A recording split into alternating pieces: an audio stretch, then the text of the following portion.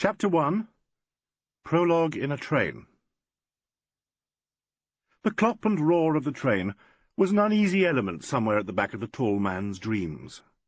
It would die away, and fantastic hurrying faces come up to claim his attention. He would think, "I'm sure I'm asleep. This is certainly a dream." Then came a jolt as they roared with a sudden increase of racket over a bridge and through a cutting. The fantastic faces disappeared. He was cold and stiff. For the 100th time he opened his eyes to see the dim carriage lamps and the rows of faces with their murky highlights and cadaverous shadows. Strange company I've got into, he thought. Opposite him was the leading man, large, kindly, swaying slightly with the movement of the long, narrow-gauge carriage, politely resigned to discomfort. The bundle of rugs in the next seat to the tall man was Miss Susan Max, the character woman.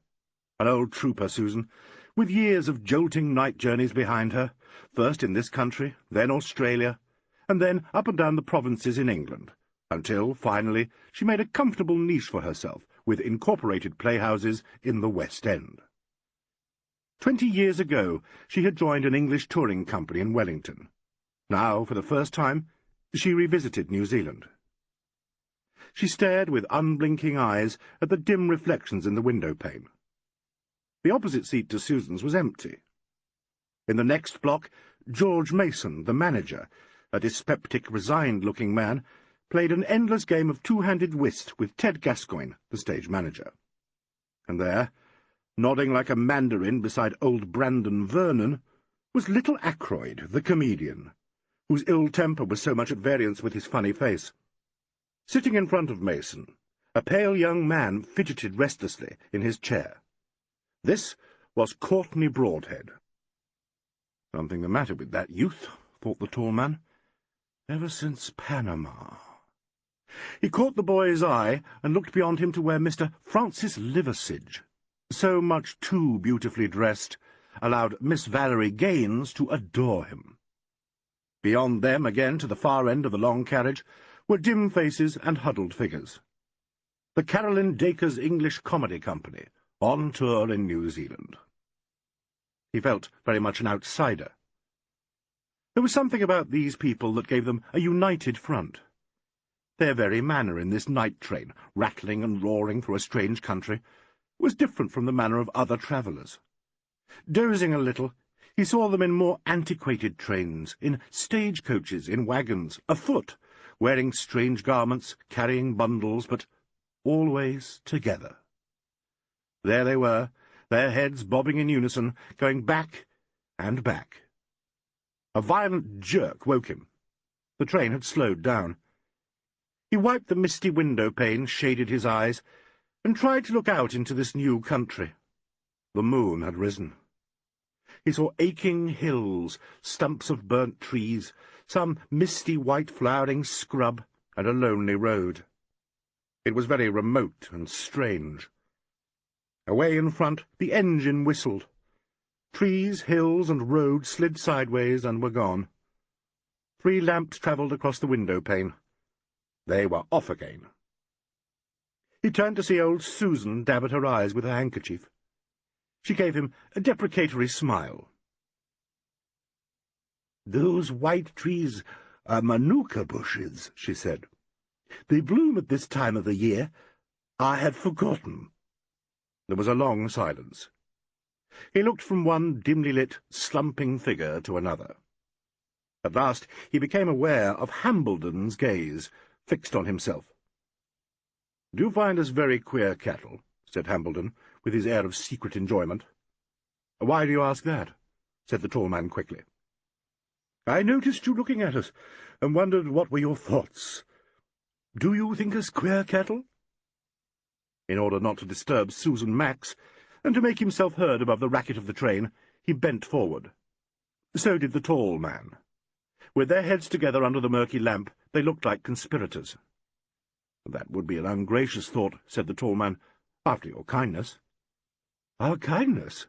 Oh, you mean George Mason's offer of a seat in our carriage?" "Yes." The alternative was a back-to-the-engine pew by a swinging door among commercial travellers, and next a lavatory. Hambledon laughed silently. "Ah, well," he said, "even queer cattle may be preferable to all that. But I didn't say I thought. If you had, it would not have been very strange. Actors are a rum lot." And the last man I heard say that was an actor. "And a murderer," said the tall man. "Really?" Hambledon raised his head. "You don't by any chance mean Felix Gardner?" "I do.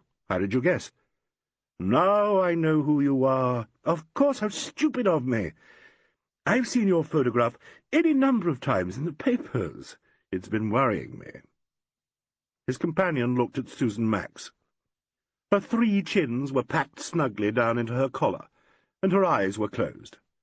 Her whole person jogged rhythmically with the motion of the train. "She knew me," he said, "but I asked her not to give me away. I'm on holiday." "I should have guessed from your name, of course, how inadequate one's memory is, and, without your rank." "Exactly. They spelt me wrongly in the passenger list." "Well, this is very interesting." "I shan't give you away." "Thank you. And at any rate we part company in Middleton. I'm staying for a few nights to see your show and look round, and then I go on to the South Island." "We may meet again," said Hambledon. "I hope so," said his companion cordially. They smiled tentatively at each other, and, after an uncertain pause, leant back again in their seats.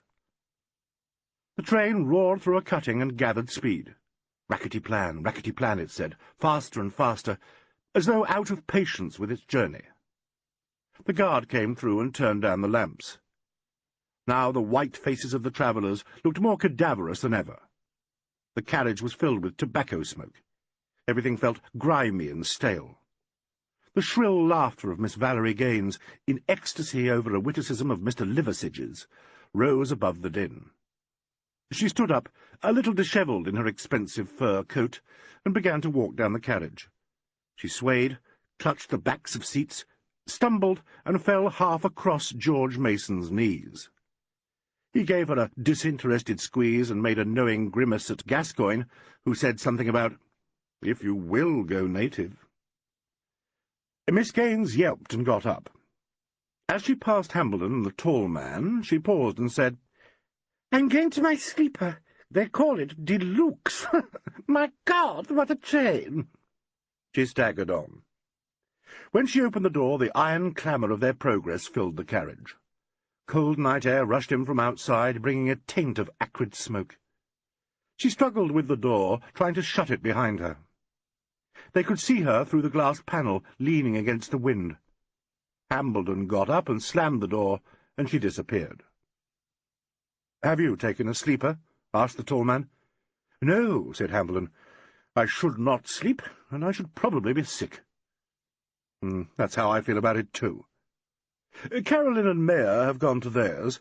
They are the only other members of the company who have risked it. That young woman has just got to be expensive. Valerie, I mean. I noticed that in the ship. Who is she? Any relation of old Pomfret Gaines, the shipping man? Daughter. Hambledon leant forward again. Academy of Dramatic Art. Lord knows how big an allowance, an insatiable desire for the footlights, and adores the word actress on her passport. Is she a good actress? Dire. Then how— Pomfret, said Hambledon. And push. It seems a little unjust in an overcrowded profession. Well, that's how it goes, said Hambledon with a shrug. The whole business is riddled with preferment nowadays. It's just one of those things. Susan Max's head lolled to one side. Hambledon took her travelling cushion and slipped it between her cheek and the wall. She was fast asleep. "There's your real honest-to-God actress," he said, leaning forward again. "Her father was an actor-manager in Australia, and started life as a child performer in his father's stock company. Susan has trouped for 45 years. It's in her blood. She can play anything from grand dame to trollop, and play it well." "What about Miss Dacres, or should I say Mrs. Mayer? I never know with married stars." Yeah, she's Carolyn Dacres all the time, except in hotel registers, of course. Carolyn is a great actress. Please don't think I'm using the word great carelessly. She is a great actress. Her father was a country parson, but there's a streak of the stage in her mother's family, I believe. Carolyn joined a touring company when she was 17. She was up and down the provinces for 8 years before she got her chance in London. Then she never looked back. Hambledon paused and glanced apologetically at his companion. In a moment you would accuse me of talking shop. Why not? I like people to talk shop. I can never understand the prejudice against it. You don't do it, I notice. The tall man raised one eyebrow. I'm on holiday. When did Miss Dacres marry Mr. Alfred Mayor? About 10 years ago, said Hambledon shortly. He turned in his seat and looked down the carriage. The Carolyn Dacres company had settled down for the night. George Mason and Gascoigne had given up their game of two-handed whist and had drawn their rugs up to their chins. The comedian had spread a sheet of newspaper over his head. Young Courtney Broadhead was awake, but Mr. Liversidge's mouth was open, and those rolls of flesh, so well disciplined by day, were now subtly predominant. Except for Broadhead, they were all asleep. Hambledon looked at his watch. "It's midnight," he said. Midnight. Outside their hurrying windows this strange country slept. Farmhouses lonely in the moonlight, sheep asleep or tearing with quick jerks at the short grass, those aching hills that ran in curves across the window-panes, and the white flowering trees that had made old Susan dab her eyes. They were all there, outside, but remote from the bucketing train with its commercial travellers, its tourists, and its actors. The fascination of a train journey, thought the tall man, lies in this remoteness of the country outside, and in the realization that it is so close. At any station one may break the spell of the train and set foot on the earth, but as long as one stays in the train, the outside is a dream country. A dream country. He closed his eyes again, and presently was fast asleep and troubled by long dreams that were half broken by a sense of discomfort. When he woke again he felt cold and stiff. Hambledon, he saw, was still awake. Their carriage seemed to be continually turning. His mind made a picture of a corkscrew with a gnat-sized train twisting industriously. He looked at his watch. "Good Lord," he said, "it's 2:10. I shall stay awake. It's a mistake to sleep in these chairs." 2:10, said Hambledon. "The time for indiscreet conversation. Are you sure you do not want to go to sleep?" "Quite sure. What were we speaking of before I dozed off? Miss Dacres?" "Yes, you asked about her marriage. It is difficult even to guess why she married Alfred Mayor. Not because he is the big noise in incorporated playhouses. Carolyn had no need of that sort of pull. She had arrived. Perhaps she married him because he was so essentially commonplace, as a kind of sit-off to her own temperament. She has the true artistic temperament." The tall man winced. Hambledon had made use of a phrase that he detested. "Don't misunderstand me," Hambledon continued very earnestly. "Alf is a good fellow. He's very much liked in the business, but, well, he's never been a romantic figure. He lives for the firm, you know. He and George Mason built it between them. I've played in IP productions for 12 years now. 8 pieces in all, and in 5 of them I've played opposite Carolyn." He had the actor's habit of giving full dramatic value to everything he said. His beautiful voice, with its practised inflections, suggested a romantic attachment. "She's rather a wonderful person," he said. "He means that," thought his companion. "He's in love with her." His mind went back to the long voyage in the ship, with Carolyn Dacres very much the star turn, but not, he had to admit, aggressively the great actress. She and her pale, plump, rather common, rather uninteresting husband had sat in deck-chairs, he with a portable typewriter on his knees and she with a book. Very often Hambledon had sat on the other side of her, also with a book. They had none of them joined in the all-night poker parties with young Courtney Broadhead, Liversidge, and Valerie Gaines. Thinking of these three, he turned to look up the dim carriage. There was young Broadhead, still awake, still staring at the blind window-pane with its blank reflections. As if conscious of the other's gaze, he jerked his head uneasily, and with an abrupt movement rose to his feet and came down the carriage. As he passed them, he said, "Fresh air. I'm going out to the platform." "Young ass," said Hambledon when he had gone through the door. "He's been losing his money. You can't indulge in those sorts of frills on his salary." They both looked at the glass door. Broadhead's back was against it. "I'm worried about that boy," Hambledon went on. "No business of mine, of course, but one doesn't like to see that kind of thing."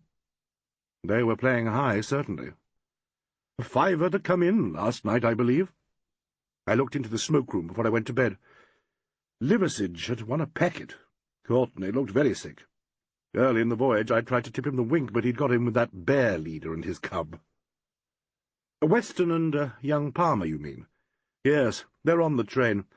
The cub's likely to stick to our heels all through the tour, I'm afraid." "Stage struck?" "What they used to call shook on the pros. He hangs round Carolyn, I suppose you've noticed. She tells me his father, he's a Sir Something Palmer and noisomely rich, has packed him off to New Zealand with Weston in the hope of teaching him sense. Weston's his cousin. The boy was sacked from his public school, I believe. Shipboard gossip." "It is strange," said the tall man, "how a certain type of Englishman still regards the Dominions either as a waste-paper basket or a purge. You are not a colonial, surely?" "Oh, no. I speak without prejudice. Hello, I believe we're stopping." A far-away whistle was followed by the sound of banging doors and a voice that chanted something indistinguishable. These sounds grew louder. Presently the far door of their own carriage opened, and the guard came down the corridor. "5 minutes at Ohakune for refreshments," he chanted, and went out at the near door. Broadhead moved aside for him. "Refreshments," said Hambledon. "Good Lord!" "Oh, I don't know. Cup of coffee, perhaps. Anyway, a gulp of fresh air." "Perhaps you're right. What did he say was the name of the station?" "I don't know. It sounded like a rune or incantation." "Ohakune," said Susan Max unexpectedly. "Hello, Susie. You've come up to breathe, have you?" asked Hambledon. "I haven't been to sleep, dear," said Susan. "Not really asleep, you know." "I'd forgotten you were an Australian." "I am not an Australian. I was born in New Zealand. Australia is a 4-day journey from—" "I know," said Hambledon, with a wink at the tall man. "Well, it is provoking, dear," said Miss Max huffily. "We don't like to be called Australian. Not that I've anything against the Aussies. It's the ignorance." A chain of yellow lights travelled past their windows. The train stopped and uttered a long, steamy sigh. All along the carriage came the sound of human beings yawning and shuffling. "I wish my father had never met my mother," grumbled the comedian. "Come on," said Hambledon to the tall man. They went out through the door. Courtney Broadhead was standing on the narrow iron platform of their carriage. His overcoat collar was turned up, and his hat jammed over his eyes. He looked lost and miserable. The other two men stepped down onto the station platform. The cold night air smelt clean after the fug of the train. There was a tang in it, salutary and exciting. "It smells like the inside of a flower shop," said Hambledon. "Moss and cold wet earth and something else. Are we very high up in the world, I wonder?" "I think we must be. To me it smells like mountain air. What about this coffee?" They got 2 steaming china baths from the refreshment counter and took them out onto the platform. "Haley! Haley!" The window of one of the sleepers had been opened, and through it appeared a head. "Carolyn!" Hambledon walked swiftly to the window. "Haven't you settled down yet? It's after 2:30, do you know that?" The murky lights from the station shone on that face, finding out the hollows round the eyes and under the cheekbones. The tall man had never been able to make up his mind about Carolyn Dacre's face. Was it beautiful? Was it faded? Was she as intelligent as her face seemed to promise? As he watched her, he realized that she was agitated about something.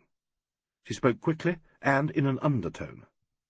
Hambledon stared at her in surprise and then said something. They both looked for a moment at the tall man. She seemed to hesitate. "Stand clear, please." A bell jangled. He mounted the platform of his carriage where Courtney Broadhead still stood, hunched up in his overcoat. The train gave one of those preparatory backward clanks. Hambledon, still carrying his cup, hurriedly mounted the far platform of the sleeper. They were drawn out of the station into the night. Courtney Broadhead, after a sidelong glance at the tall man, said something inaudible and returned to the carriage. The tall man remained outside. The stern of the sleeping carriage in front swayed and wagged, and the little iron bridge that connected the two platforms jerked backwards and forwards. Presently Hambledon came out of the sleeper and, holding to the iron rails, made towards him over the bridge. As soon as they were together, he began to shout. "Very upset! Most extraordinary! We should—" The wind snatched his voice away. "I can't hear you! It's Mayor! I can't make it out! Come over here!" He led the way across the little bridge and drew his companion into the entrance lobby of the next carriage. "It's Mayor," said Hambledon. "He says someone tried to murder him." Chapter 2. Mr. Mayor in Jeopardy.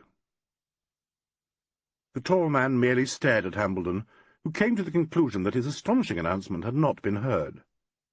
"Someone has tried to murder Alfred Mayor!" he bawled. "All right," said the tall man. He looked disgusted and faintly alarmed. "Carolyn wants you to come along to their sleeper." "You haven't told her—" No, but I wish you'd let me." The inside door of the little lobby burst open, smacking Hambledon in the rear. The pale face of Mr. Alfred Mayor appeared round the side. "Haley, do come along. What are you—" "Oh!" He glanced at the tall man. "We are both coming," said Hambledon. They all lurched along the narrow corridor, off which the two sleepers opened. They passed the first door, and Mayor led them in at the second. The deluxe sleeper was a small cabin with two narrow bunks and a wash-basin. Carolyn Dacres, wearing some sort of gorgeous dressing robe, sat on the bottom bunk. Her arms were clasped round her knees. Her long reddish-brown hair hung in a thick twist over her shoulder. "Hello," she said, looking at the tall man. "Haley says he thinks you'd better hear all about it." "I'm sure you'd rather talk over whatever has happened among yourselves. I assure you I've no desire to butt in." "Look here," said Hambledon, "do let me explain. About you, I mean." "Very well," said the tall man, looking politely resigned. "We all knew him as Mr. Alleyn on board," began Hambledon. "That's what he was in the passenger list. It was only tonight in the train that I realized he was Roderick Alleyn, E.Y.N., Chief Detective Inspector C.I.D., and full musical honours with a salute of 2 sawn-off shotguns." "By God!" said Mr. Mayor plaintively. It was his stock expression. "Why," said Carolyn Dacres, "why, then you're— Yes, of course. The handsome inspector. Don't you remember, Pooh? The Gardner case. Our photographs were side by side in the Tatler that week, Mr. Alleyn." "The only occasion," said Chief Detective Inspector Alleyn, "on which I have felt there was any compensation for newspaper publicity." "Any compensation?" broke in Mr. Mayor. "My God! Well, now, as you are an expert, will you listen to this? Sit down, for God's sake, and move up, Carol." Alleyn sat on a trunk, Hambledon on the floor, and Mayor plumped down beside his wife. His large face was very white, and his fat hands shook slightly. "I'm all upset," he said. "I'll try to explain," said Miss Dacres. "You see, Haley, darling, and Mr. Alleyn, Alfie Pooh sat up late. He had a lot of correspondence to get through, and he brought his typewriter in here. Some time before we got to the last station, he thought he would go out to that shocking little platform for a breath of fresh air, didn't you, darling?" Mr. Mayor nodded gloomily. "We were at that time travelling up or down a thing that I think they call the corkscrew. The guard, who was an exceedingly nice man and so well informed, told us all about it. It appears that this corkscrew—" Spiral, corrected Mr. Mayor. Yes, darling, this spiral is quite remarkable as railway lines go. One is continually catching one's own tail, and the guard's wagon is quite often in front of the engine. Really, Carolyn, expostulated Hambledon. Something of the sort, darling. However, that is of no real importance as far as this story goes. The only thing we must all remember is that when it is corkscrewing, the train keeps on turning round and round. What can you mean? Cut out the comedy, Carolyn, begged Mr. Mayor. This is serious. Darling, of course it is. You see, Mr. Alleyn, Alfie went out on the little platform and stood there, and all the time the train kept turning corners very fast, and it was all rather impressive. Alfie was very excited and thrilled with the view, although it was so dark he could not see much, except the other parts of the train corkscrewing above and below him. He heard a door bang, but he did not look round, because he thought it was just someone going along the train. He was holding on very tight with both hands, luckily, because otherwise, when this person pushed him, he would have— "Here," said Mr. Mayor firmly, "I'll tell them. I was on the platform facing outwards. I noticed the iron door to the steps was opened back, and there was nothing between me and God knows all. It was blowing a gale. I kind of knew people were going past me on their way through the train, but I didn't look round. We came to one of these hairpin bends, and as we swung round, someone kicked me on the behind. Hard. By God, I nearly went over. As nearly as, damn it, I tell you, I lurched out over the step. I grabbed at the door with my left hand, but I must have pulled it away from the catch on the wall, as if I was going through and shutting it after me, see what I mean? I clutched the platform rail with my right hand, just caught it close to the iron stanchion by the steps. It seemed to last a lifetime, that hanging outwards. Then the train swung round the opposite way, and I got back. Of course, when I was all right again and turned round, and the man had gone. God, I'm all to pieces. Look in that case there, Haley, there's a bottle of brandy. He turned pale, bulging eyes on Alleyn. Well, what the hell do you make of that? Oh, extremely unpleasant, said Alleyn. Unpleasant? Why, listen to him, will you? My poor Alfie, said his wife, you shall have quantities of brandy. Pour it out, Haley. There are glasses there, too. We shall all have brandy while Mr. Alleyn tells us who tried to assassinate my poor Pooh. Don't spill it, Haley. There. Now, Mr. Alleyn. She looked up with an air of encouragement at the Chief Inspector. Is she being deliberately funny, Alleyn wondered. She's not really one of those vague women who sound like fools and are as deep as you make them. Or is she? No, no. She's making a little cameo part of herself for us to look at. Perhaps she has done it for so long that she can't stop. What I want to know is, what do I do? Mayor was saying. Stop the train and tell the guard, suggested Carolyn, sipping her brandy. You pull the communication cord and pay £5, and then some woman comes forward and says you attempted to— Carolyn, do be quiet, begged Hambledon, smiling at her. What do you think, Alleyn? You are quite sure that you were deliberately kicked? Asked Alleyn. It wasn't someone staggering along the train who lost his balance and then his head when he thought he'd sent you overboard. I'll tell you I was kicked. I bet you anything you like I've got a black and blue behind. Darling, we must put you in a cage and take you on tour. What ought I to do, Mr. Alleyn? My dear Mr. Mayor, I don't quite know. I suppose I ought to tell you to inform the guard and telegraph the police from the next station. There are some very tight footballers farther along the train. I wonder— Of course, said Carolyn with enthusiasm. How brilliant of you, Mr. Alleyn. It was a drunken footballer. I mean, it all fits in so splendidly, doesn't it? He would know how to kick. Think of the All Blacks. Mr. Mayor listened solemnly to this. Hambledon suddenly began to laugh. Alleyn hurriedly lit a cigarette. It's all very well for you to laugh, said Mr. Mayor. He felt his stern carefully, staring at Alleyn. I don't know about the police, he said. That'd mean the press, and we've never gone in for that sort of publicity. What do you think, Haley? Attempted murder of well-known theatrical manager? It's not too good. It isn't as if it had been Carolyn. I should think not, indeed, agreed Hambledon with difficulty. So should I think not, indeed, said Carolyn. Mr. Mayor, said Alleyn, have you Any enemies in your company? Good God, no.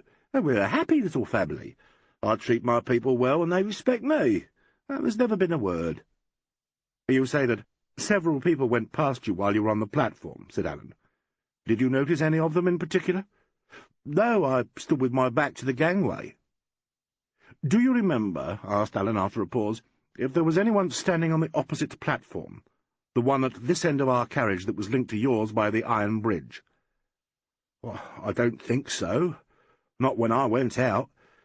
Someone might have come out later. You know how it is, all dark and noisy and windy. I had my hat pulled down and my scarf up to my eyes. I simply stood with my back half turned to that platform, looking out at the side.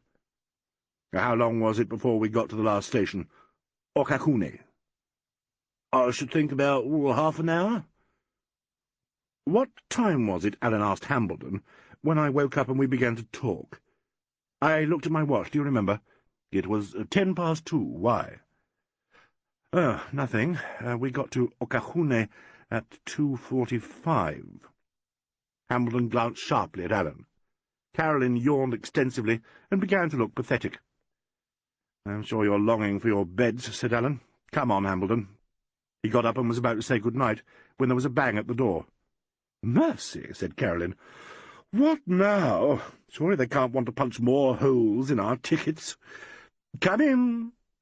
Valerie Gaines burst into the little sleeper. She was dressed in a shiny trousered garment, covered with a brilliant robe, and looked like an advertisement for negligées in an expensive magazine. She made a little rush at Carolyn, waving her hands. "I heard you talking, and I simply had to come in. Please forgive me, darling mistake, but something rather awful has happened." "I know," said Carolyn promptly. "You have been kicked by a drunken footballer." Miss Gaines stared at her. "But why? No, it's something rather awkward. I've been robbed." "Robbed? Pooh, darling, this is a most extraordinary train. Do you hear what she says?" "Isn't it too frightful? You see, after I had gone to bed—" "Valerie," interrupted Carolyn, "you do know Mr. Alleyn, don't you?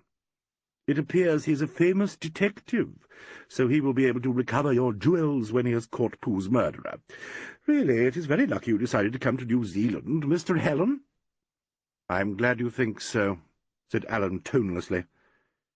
"I'd be extremely grateful," he added, "if you kept my occupation a secret. Life's not worth living if one's travelling companions know one is a CID man." "Of course we will. It will be so much easier for you to discover Valerie's jewels if you're incog, won't it?" "It's not jewels, it's money," began Miss Gaines. "It's quite a lot of money. You see, Daddy gave me some English notes to change when I got to New Zealand because of the exchange, and I kept some of them out for the ship and gave some of them to the purser, and the night before we landed I got them from the purser, and well, they were all right, and I— "Have some brandy," invited Carolyn suddenly. "Thank you. Daddy will be simply livid about it. You see, I can't remember when I last noticed I still had them. It's all terribly confusing. I put them in a leather folder thing in my suitcase when I got them from the purser." "That was a damn silly thing to do," said Mr. Mayor gloomily. "I suppose it was, but I'm awful about money. Such a fool. And you see, this morning, before I shut the suitcase, I felt the folder, and it rustled. So I thought, well, that's all right. And then, just now, I couldn't sleep in this frightful train, so I thought I'd write a letter, and I got out the folder, and it was full of paper." "What sort of paper?" asked Carolyn sleepily. "Well, that's what makes me wonder if it's just a low joke someone's played on me." "Why?" asked Alan. "Oh," said Miss Gaines impatiently, "you must be too pure and clean-minded at Scotland Yard." Hambledon murmured something to Alan, who said, "Oh, I see." "It was the brand they had in the ship. I noticed that. I call that pretty good, don't you? I mean to notice that. Do you think I'd make a sleuthess, Mr. Allen? No, but really, isn't it a bore? What ought I to do? Of course, I've got a letter of credit for Middleton, but after all, one doesn't like being burgled." "Did you look at your folder, or whatever it was, after breakfast this morning?" asked Mayor suddenly. No, I'm sure I didn't. Why?" "How much was in it?" I'm not sure, let me think. I used £5 for tips, and then I paid Frankie 10 that I lost. She stopped short, and a kind of blankness came into her eyes. Oh, what's the use anyway, she said. I suppose it was about £90. It's gone, and that's that. I mustn't keep you up, darling Miss Dacres. She made for the door. Alan opened it. "If you would like to let me see the leather case," he said. Too sweet of you, but honestly, I'm afraid the money's gone for good. "Well, I should let him see it," said Carolyn vaguely. "You may be able to trace it directly to the murderous footballer." What murderous footballer? "I'll tell you in the morning, Valerie. Good night. I'm so sorry about your money, but Mr. Allen will find it for you as soon as he has time. We've all had quite enough excitement for one night. Let us curl up in our horrid little sleepers." Good night, said Miss Gaines, and went out. Allen looked at Carolyn Dacres. She had shut her eyes as soon as Valerie Gaines had gone. She now opened one of them. It was a large, carefully made-up eye, and it was fixed on Allen. "Good night, Carol," said Hambledon. "Night, Alf. Hope you get some sleep. Not much of the night left for it. Don't worry too much about your adventure." "Sleep?" ejaculated Mr. Mayor. "Worry? We get to Middleton in an hour. Scarcely worth trying. I can't lie down with any hope of comfort, and you'd worry if someone tried to kick you off a train on the top of a mountain." "I expect I should." "Coming, Alan?" "Yes. Good night, Miss Dacres." "Good night," said Carolyn in her deepest voice. "So long," said Mr. Mayor bitterly. "Sorry you've been troubled." Hambledon had already gone out into the little corridor, and Allen was in the doorway, when Carolyn stopped him. "Mr. Allen?" He turned back. There she was, still looking at him out of one eye, like some attractive, drowsy, but intelligent bird. "Why didn't Valerie want you to see the leather writing folder?" asked Carolyn. "I don't know," said Allen. "Do you?" "I can make a damn good guess," said Carolyn.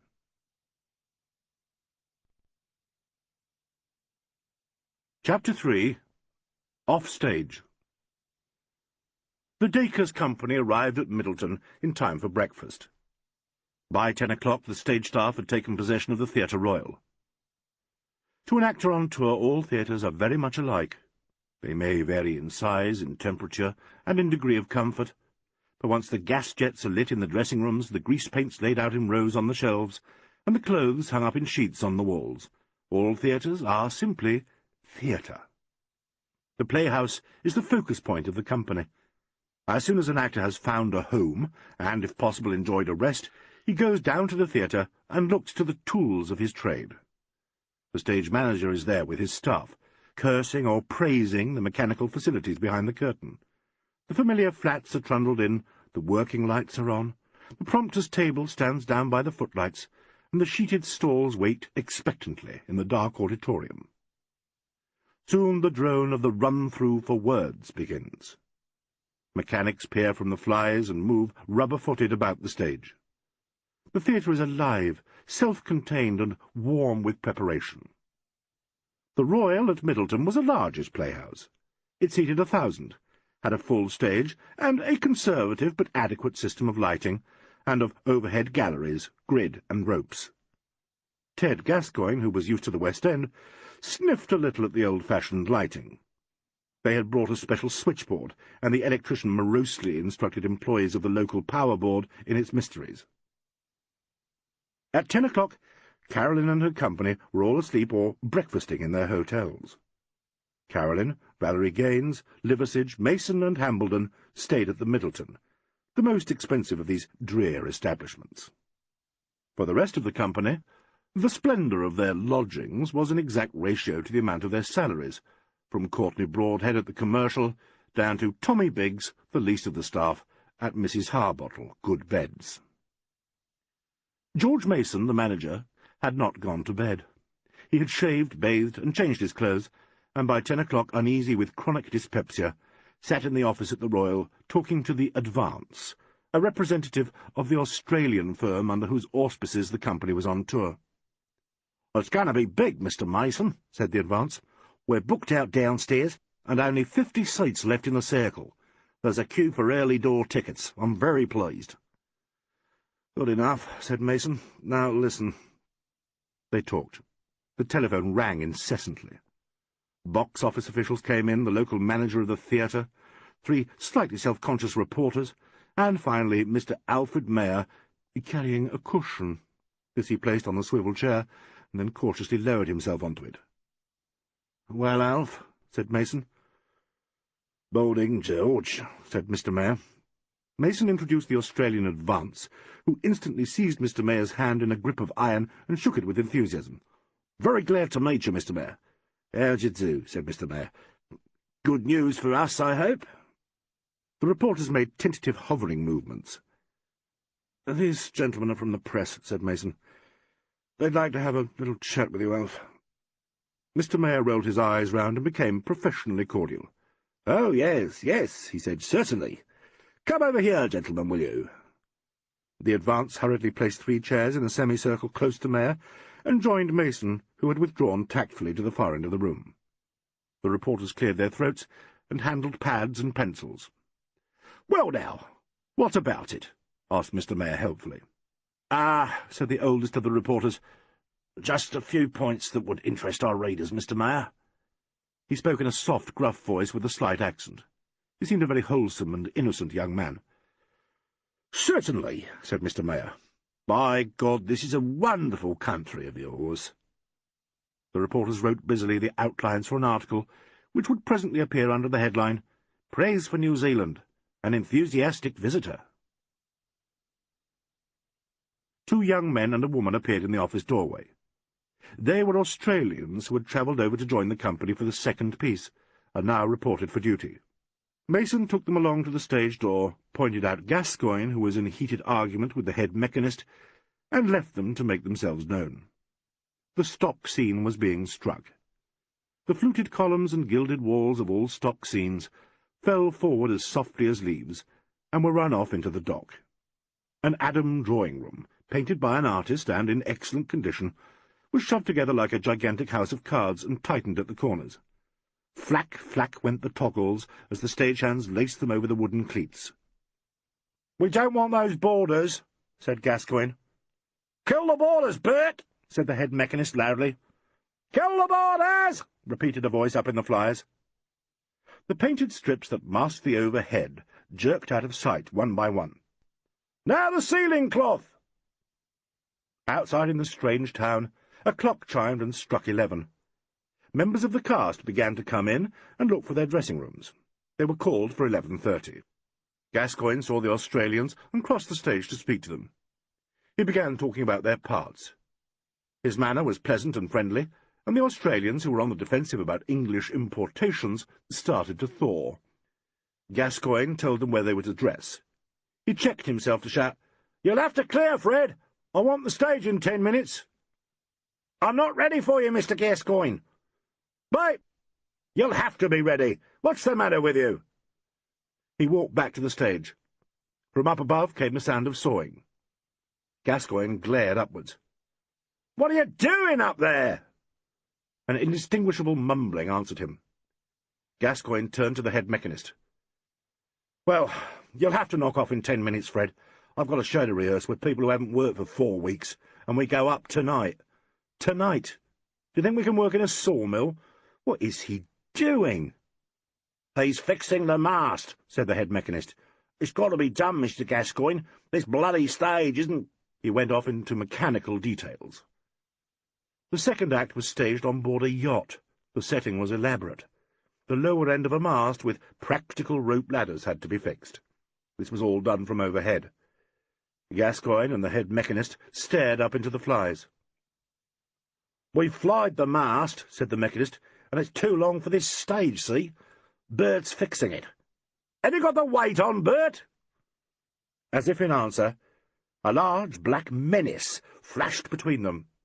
There was a nerve-shattering thud, a splintering of wood and a cloud of dust. At their feet lay a long object rather like an outsize in sash-weights. Gascoigne and the mechanist instantly flew into the most violent of rages. Their faces were sheet-white, and their knees shook. At the tops of their voices they apostrophized the hidden Bert, inviting him to come down and be half killed. Their oaths died away into a shocked silence. Mason had run round from the office. The company had hurried out of the dressing-rooms and were clustered in the entrances. The unfortunate Bert came down from the grid and stood gaping in horror at his handiwork. "God's truth, Mr. Gascoigne, I don't know how it happened. God's truth, Mr. Gascoigne, I'm sorry. God's truth."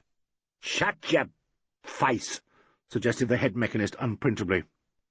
"Do you want to go to jail for manslaughter? Don't you know the first rule about working in the flies? Don't you know?" Mason went back to the office. One by one the company returned to their dressing-rooms. "And what," said the oldest of the three reporters, "is your opinion of our railroads, Mr. Mayor? How do they compare with those in the old country?" Mr. Mayor shifted uncomfortably on his cushion, and his hand stole round to his rear. "I think they're marvellous," he said. Haley Hambledon knocked on Carolyn's door. "Are you ready, Carol? It's 1:15. Come in, darling." He went into the bedroom she shared with Mayor. It looked exactly like all their other bedrooms on tour. There was the wardrobe trunk, the brilliant drape on the bed, Carolyn's photos of Mayor, of herself, and of her father, the parson in bucks. And there on the dressing-table was her complexion in its scarlet case. She was putting the final touches to her lovely face, and nodded to him in the looking-glass. "Good morning, Mrs. Mayor," said Hambledon, and kissed her fingers with the same light gesture he had so often used on the stage. "Good morning, Mr. Hambledon." They spoke with that unnatural and half-ironical gaiety that actors so often assume when greeting each other outside the theatre. Carolyn turned back to her mirror. "I'm getting very set-looking, Haley. Older and older." "I don't think so." "Don't you? I expect you do, really. You think to yourself sometimes, it won't be long before she's too old for such and such a part. No, I love you. To me you do not change. Darling, so sweet. Still, we do grow older." "Then why not make the most of what's left? Carol, do you really believe you love me? You're going to have another attack." "Don't." She got up and put on her hat, giving him a comically apprehensive look from under the brim. "Come along now," she said. He shrugged his shoulders and opened the door for her. They went out, moving beautifully, with years of training behind their smallest gestures. It is this unconscious professionalism in the everyday actions of actors that so often seems unreal to outsiders. When they are very young actors, it often is unreal. When they are older, it is merely habit. They are indeed always acting, but not in the sense that their critics suggest. Carolyn and Hambledon went down in the lift and through the lounge towards the street door. Here they ran into Chief Detective Inspector Alleyn, who was also staying at the Middleton. "Hello," said Carolyn. "Have you been out already? You are an early one." "I've been for a tram ride up to the top of those hills. Do you know the town ends quite suddenly, about 4 miles out, and you're on grassy hills with little bits of bush and the most enchanting view?" "Sounds delicious," said Carolyn vaguely. "No," said Alleyn, "it's more exciting than that. How is your husband this morning?" "Still very cross, poor sweet, and black and blue, actually, just as he prophesied. It must have been a footballer. Are you coming to the show tonight?" "I want to, but, do you know, I can't get a seat." "Oh, nonsense. Alfie Poole will fix you up. Remind me to ask him, Haley, darling." "Right," said Hambledon. "We ought to get along, Carol." "Work, work, work," said Carolyn, suddenly looking tragic. "Goodbye, Mr. Alleyn. Come round to my dressing-room after the show." "And to mine," said Hambledon. "I want to know what you think of the piece. So long." "Thank you so much. Goodbye," said Alleyn.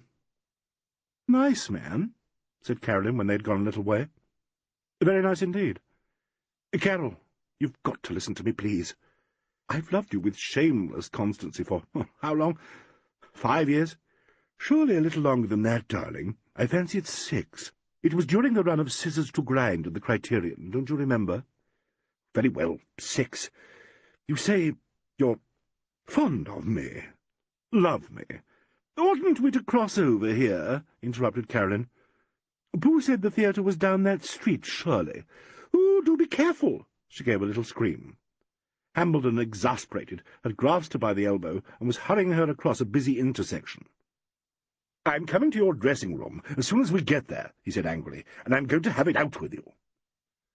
"It would certainly be a better spot than the footpath," agreed Carolyn. "As my poor Pooh would say, there is a right and wrong kind of publicity."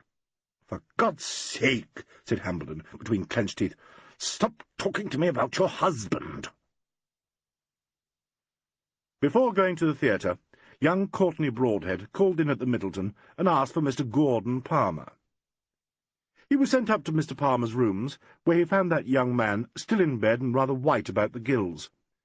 His cousin and mentor, Geoffrey West, sat in an armchair by the window, and Mr. Francis Liversidge lolled across the end of the bed, smoking a cigarette.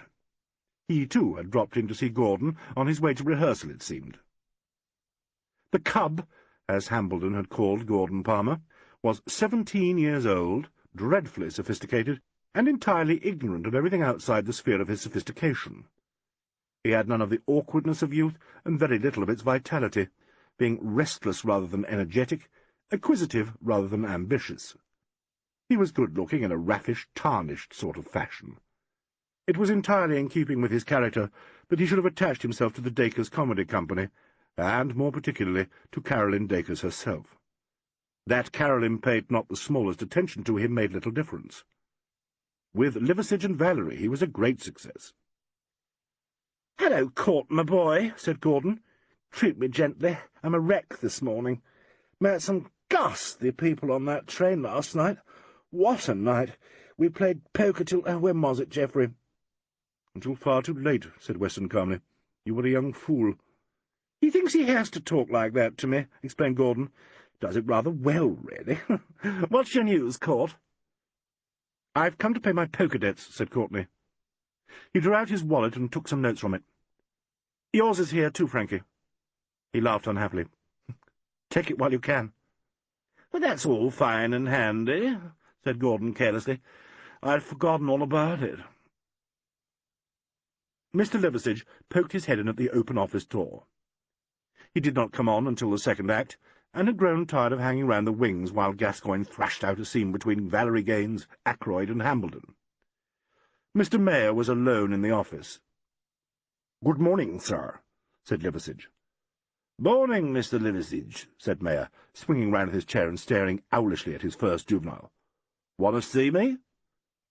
"I've just heard of your experience on the train last night," began Liversidge. "Looked in to ask how you were. It's an outrageous business. I mean to say—" "Quiet," said Mayor shortly. "Thanks very much."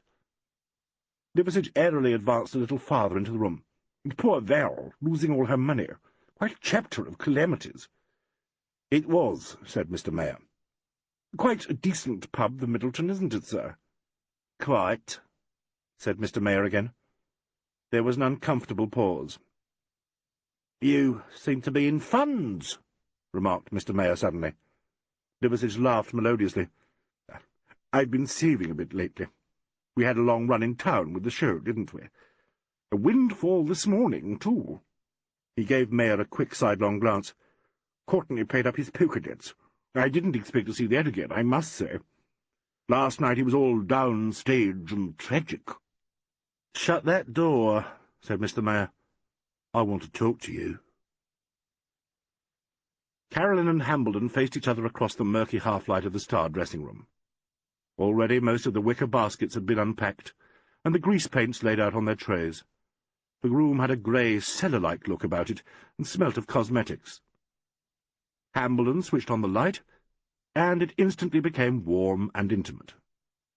"Now, listen to me," he said. Carolyn sat on one of the wicker crates and gazed at him. He took a deep breath. "You're as much in love with me as you ever will be with anyone. You don't love Alfred. Why you married him I don't believe even God knows, and I'm damn certain you don't.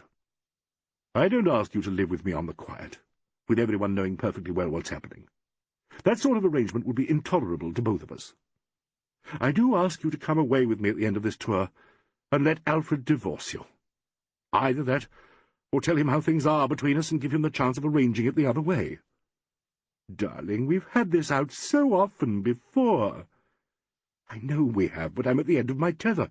I can't go on seeing you every day, working with you, being treated as though I was, what, a cross between a tame cat and a schoolboy. I'm 49, Carolyn. I'm starved. Why won't you do this for both of us? Because I'm a Catholic. You're not a good Catholic. I sometimes think you don't care twopence about your religion. How long is it since you've been to church, or confession, or whatever it is? Ages. Then why stick at this? It's my church sticking to me. Bits of it always stick. I'd feel I was wallowing in sin, darling. Truthfully, I would. Well, wallow. You get used to it. Oh, Haley. She broke out into soft laughter, but warm, soft laughter that ran like gold through every part she played. "Don't," said Hambledon, "don't." "I'm so sorry, Haley. I am a pig. I do adore you, but, darling, I can't. Simply can't live in sin with you." "Living in sin, living in sin," chanted Carolyn dreamily. "You're hopeless," said Hambledon, "hopeless." "Miss Dacres, please," called the voice in the passage. "Here." "We're just coming to your entrance, please, Mr. Gascoigne says." "I'll be there," said Carolyn. "Thank you." She got up at once. "You're on in a minute, darling," she said to Hambledon. "I suppose," said Hambledon, with a violence that, in spite of himself, was half whimsically rueful, "I suppose I'll have to wait for Alf to die of a fatty heart. Would you marry me then, Carol?" "What is it they all say in this country? Too right?" "Too right I would, darling." "But poor Pooh! A fatty heart!" "Too unkind." She slipped through the door. A moment or two later he heard her voice, pitched and telling, as she spoke her opening line. "Darling, what do you think? He's asked me to marry him." And then those peals of soft, warm laughter. End of Side 1. Side 2. Chapter 4. First appearance of the tiki. The curtain rose for the fourth time. Carolyn Dacres, standing in the centre of the players, bowed to the stalls, to the circle, and, with the friendly special smile, to the gallery. 1,000 pairs of hands were struck together over and over again, making a sound like hail on an iron roof. New Zealand audiences are not given to cheering. If they are pleased, they sit still and clap exhaustively. They did so now, on the third and final performance of Ladies of Leisure.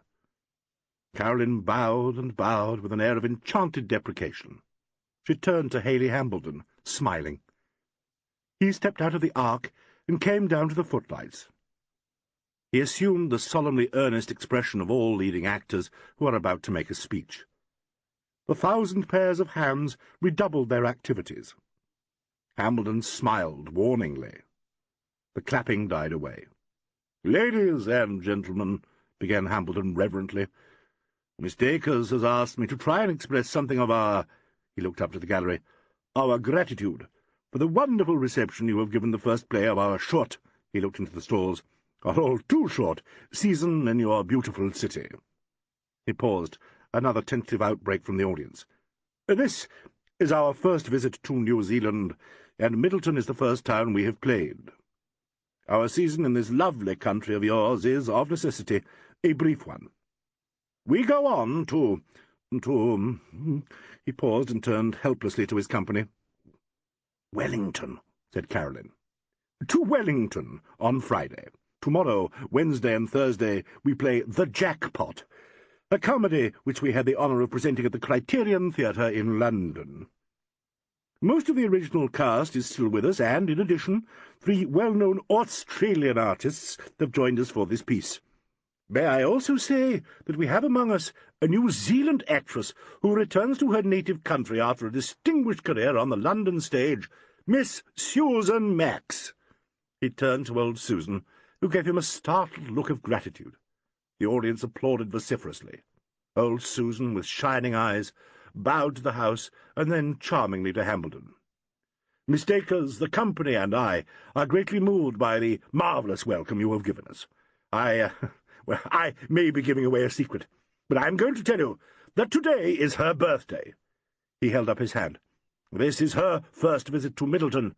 I feel we cannot do much better than wish her many happy returns.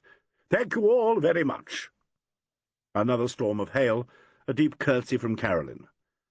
Hambledon glanced up into the O.P. corner, and the curtain came down.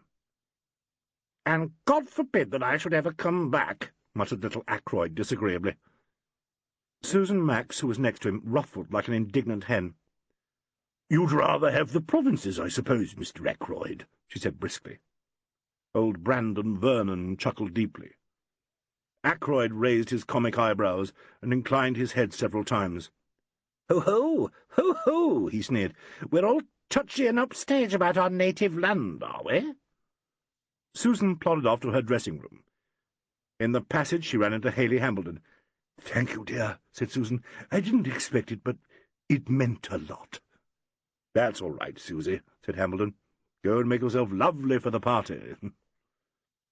Carolyn's birthday was to be celebrated. Out on the stage the hands put up a trestle table and covered it with a white cloth. Flowers were massed down the centre. Glasses, plates, and quantities of food were arrayed on lines that followed some impossible standard set by a Hollywood super-spectacle, tempered by the facilities offered by the Middleton Hotel, which had undertaken the catering. Mr. Mayor had spent a good deal of thought and more money on this party. It was, he said, to be a party suitable to his wife's position as the foremost English comedienne, and it had been planned with one eye on the press and half the other on the box office. The pièce de résistance was to be in the nature of a surprise for Carolyn and the guests, though one by one he had taken the members of his company into his confidence. He had brought from England a Jeroboam of champagne, a fabulous, a monstrous bottle of a famous vintage. All the afternoon Ted Gascoigne and the stagehands had laboured under Mr. Mayor's guidance and with excited suggestions from George Mason. The giant bottle was suspended in the flies with the counterweight across the pulley. A crimson cord from the counterweight came down to the stage and was anchored to the table. At the climax of her party, Carolyn was to cut this cord. The counterweight would then rise, and the Jeroboam slowly descend into a nest of maidenhair fern and exotic flowers that was to be held by Mr. Mayor himself in the centre of the table. He had made them rehearse it 12 times that day, and was in a fever of excitement that the performance should go without a hitch. Now he kept darting onto the stage and gazing anxiously up into the flies, where the Jeroboam hung invisible, awaiting its big entrance. The shaded lamps used on the stage were switched on, with the heavy curtain for the fourth wall, the carpet, and the hangings on the set. It was intimate and pleasant. A little group of guests came in from the stage door. A large, vermilion-faced, pleasant-looking man, who was a station-holder 20 miles out in the country. His wife, broad, a little weather-beaten, well-dressed, but not very smart. Their daughter, who was extremely smart, and their son, an early print of his father.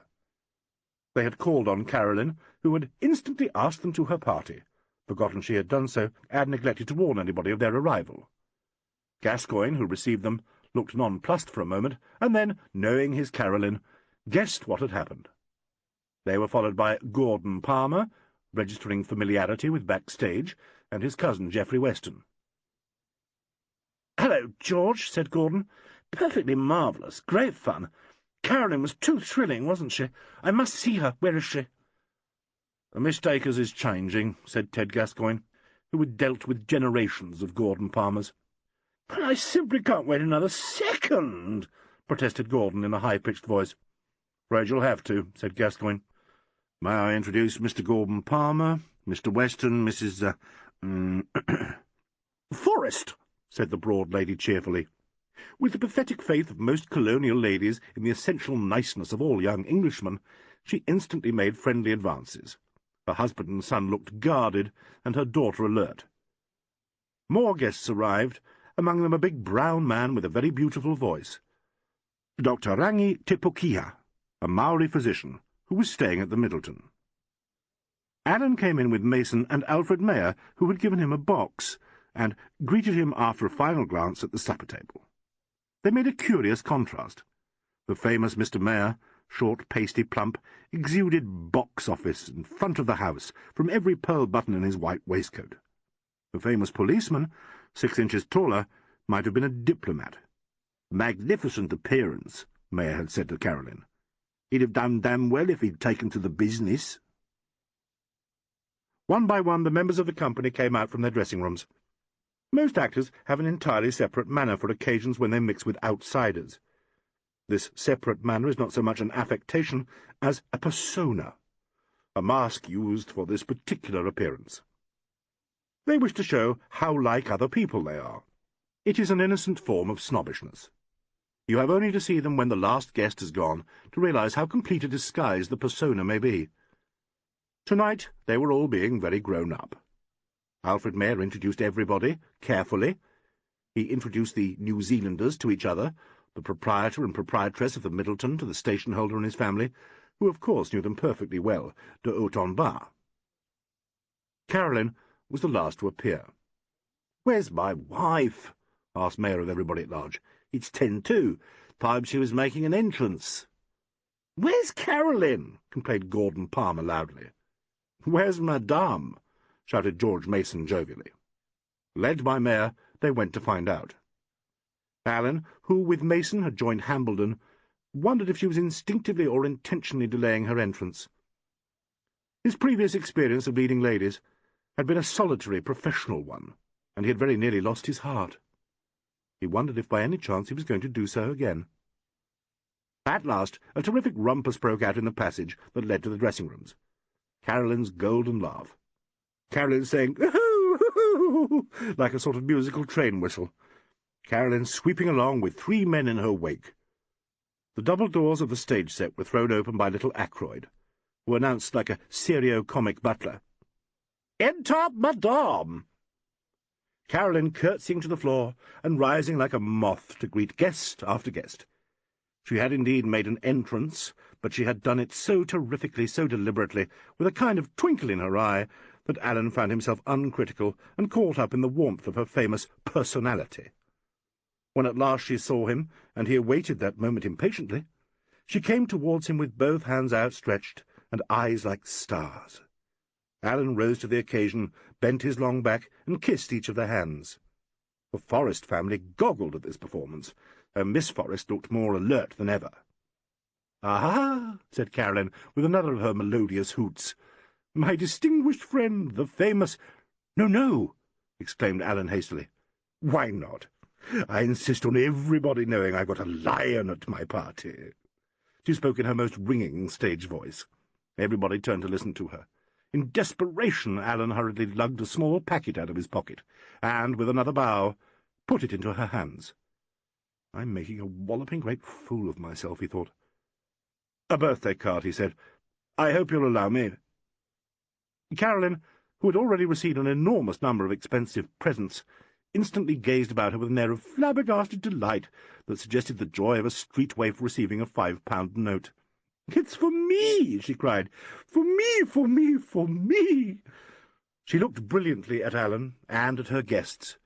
"You'll all have to wait. It must be open now. Quick, quick!" She wriggled her fingers and tore at the paper with excited squeaks.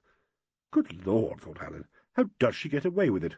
In any other woman it would be nauseating. His gift was at last freed from its wrappings. A small green object appeared. The surface was rounded and graven into the semblance of a squat figure with an enormous lolling head and curved arms and legs. The face was much formalized, but it had a certain expression of grinning malevolence. Carolyn gazed at it in delighted bewilderment. "But what is it? It's jade. It's wonderful, but it's greenstone," said Alleyn. "It is a tiki, mistakers," said a deep voice. The Maori, Lotorangi Topokiha, came forward smiling. Carolyn turned to him. "A tiki?" "Yes, and a very beautiful one, if I may say so." He glanced at Alleyn. "Dr. Topokiha was good enough to find it for me," explained Alleyn. "I want to know all about it," insisted Carolyn. Topokiha began to explain. He was gravely explicit, and the forests looked embarrassed. And the tiki is a Maori symbol. It brings good fortune to its possessor. It represents a human embryo, and is the symbol of fecundity. In the course of a conversation with Tupokiha at the hotel, Alleyn had learned that he had this tiki to dispose of for a Pakea, a white man who was hard up. Tupokiha had said that if it had been his own possession he would never have parted with it, but the Pakea was very hard up. The tiki was deposited at the museum, where the curator would vouch for its authenticity. Alleyn, on an impulse, had gone to look at it, and had bought it. On another impulse, he had decided to give it to Carolyn. She was enthralled by the story, and swept about showing the tiki to everybody. Gordon Palmer, who had sent up half a florist's shop, glowered sulkily at Alleyn out of the corners of his eyes. Mayer, obviously delighted with Allen's gift to his wife, took the tiki to a lamp to examine it more closely. "It's lucky, is it?" he asked eagerly. "Well, you heard what he said, Governor," said old Brandon Vernon. "Symbol of fertility, wasn't it? If you call that luck." Mayer hastily put the tiki down, crossed his thumbs, and began to bow to it. "Oh, tiki, tiki, be good to little Alfie," he chanted. "No funny business now, no funny business." Ackroyd said something in an undertone. There was a guffaw from one or two of the men. Ackroyd, with a smirk, took the tiki from Mayer. Old Vernon and Mason joined the group. Their faces coarsened into half-smiles. The tiki went from hand to hand, and there were many loud gusts of laughter. Alleyn looked at Tupokiha, who walked across to him. "I half regret my impulse," said Alleyn quietly. "Oh," said Tupokiha pleasantly. "It seems amusing to them naturally." He paused and then added, "So may my great-grandparents have laughed over the first crucifix they saw." Carolyn began to relate the story of Mayer's adventure on the train. Everybody turned to listen to her. The laughter changed its quality and became gay and then helpless. Mayer allowed himself to be her foil, protesting comically. She suddenly commanded everyone to supper. There were place cards on the table. Alleyn found himself on Carolyn's right, with Mrs. Forrest, for whom a place had hurriedly been made, on his other side.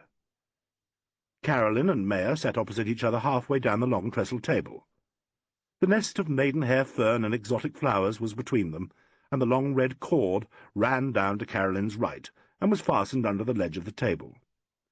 She instantly asked what it was there for, and little Mayer's fat white face became pink with conspiracy and excitement. It was really a very large party.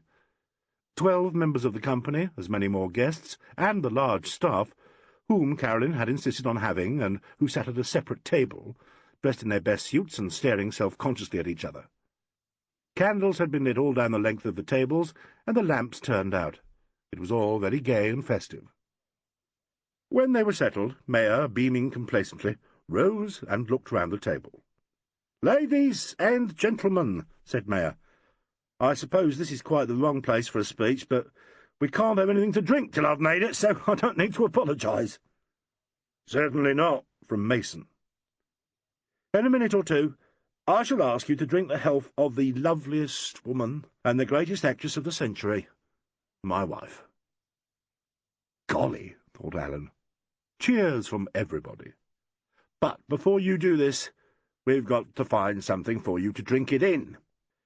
"There doesn't appear to be anything on the table," said Mayer with elaborate nonchalance, "but we are told that the gods will provide, so I propose to leave it to them.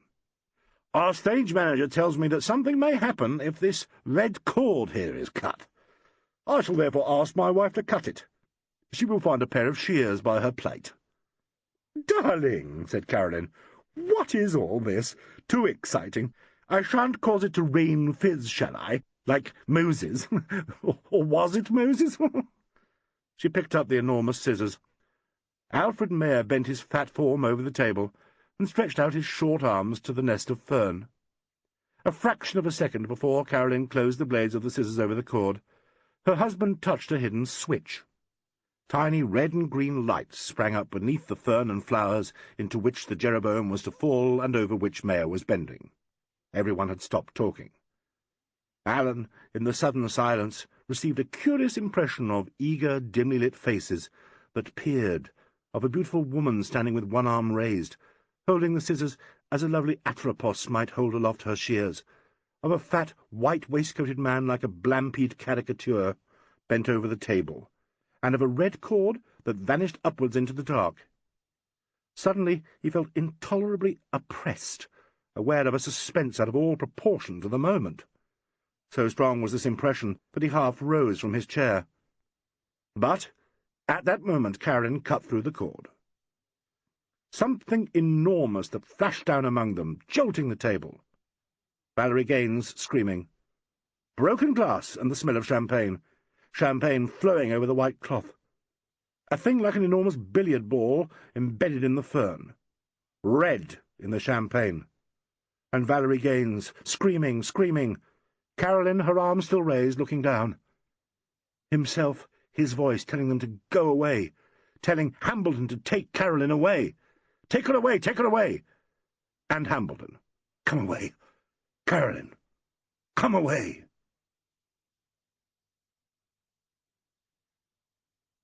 Chapter 5. Intermezzo. "No, don't move him," said Alan. He laid a hand on Hambleton's arm. Dr. Tupukia, his bronze fingers still touching the top of Mayer's head, looked fixedly at Alan. "Why not?" asked Hambleton. George Mason raised his head. Ever since they had got rid of the others, Mason had sat at the end of the long table, with his face buried in his arms. Ted Gascoigne stood beside Mason. He repeated over and over again, "It was as safe as houses. Someone's monkeyed with it. We rehearsed it 12 times this morning, I'll tell you. There's been some funny business, George, my God, there's been some funny business." "Why not?" repeated Hambleton. "Why not move him?" "Because," said Alan, "Mr. Gascoigne may be right." George Mason spoke for the first time. "But who'd want to hurt him? Old Alf. He hasn't an enemy in the world." He turned a woe-begone face to Tupukia. "You're sure, Doctor, he's gone?" "You can see for yourself, Mr. Mason," said Tupukia. "The neck is broken." "I don't want to," said Mason, looking sick. "What ought we to do?" asked Gascoigne. They all turned to Alan. "Do I exude CID?" wondered Alan to himself. "Or has Hambleton blown the gaff?" "I'm afraid you must ring up the nearest police station," he said aloud. There was an instant outcry from Gascoigne and Mason. "Good God, the police? What the hell? But it was an accident. That'd be finish." "I'm afraid Mr. Allen's right," said Tupukia. "It is a matter for the police. If you like, I'll ring up. I know the superintendent in Middleton."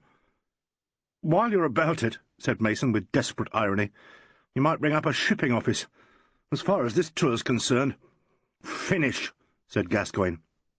"We've got to do something about it, Ted," said Hambleton quietly. "We built it up between us," said Mason suddenly. "When I first met Alf, he was advancing a No. 4 company in St. Helens. I was selling tickets for the worst show in England. We never looked back. We've never had a nasty word, never. Look at the business we've built up." His lips trembled. "My God, if someone's killed him—" "You're right, Haley. I'm all anyhow. You fix it, Ted. I'm all anyhow." Dr. Tupukia looked at him. "How about joining the others, Mr. Mason? Perhaps a whisky would be a good idea. Your office." Mason got to his feet and came down to the centre of the table. He looked at what was left of Alfred Mayer's head, buried among the fern and broken fairy lights, wet with champagne and with blood. The two fat white hands still grasped the edges of the nest. "God," said Mason, "do we have to leave him like that?" "It will only be for a little while," said Alan gently. "I should let Dr. Tupukia take you to the office."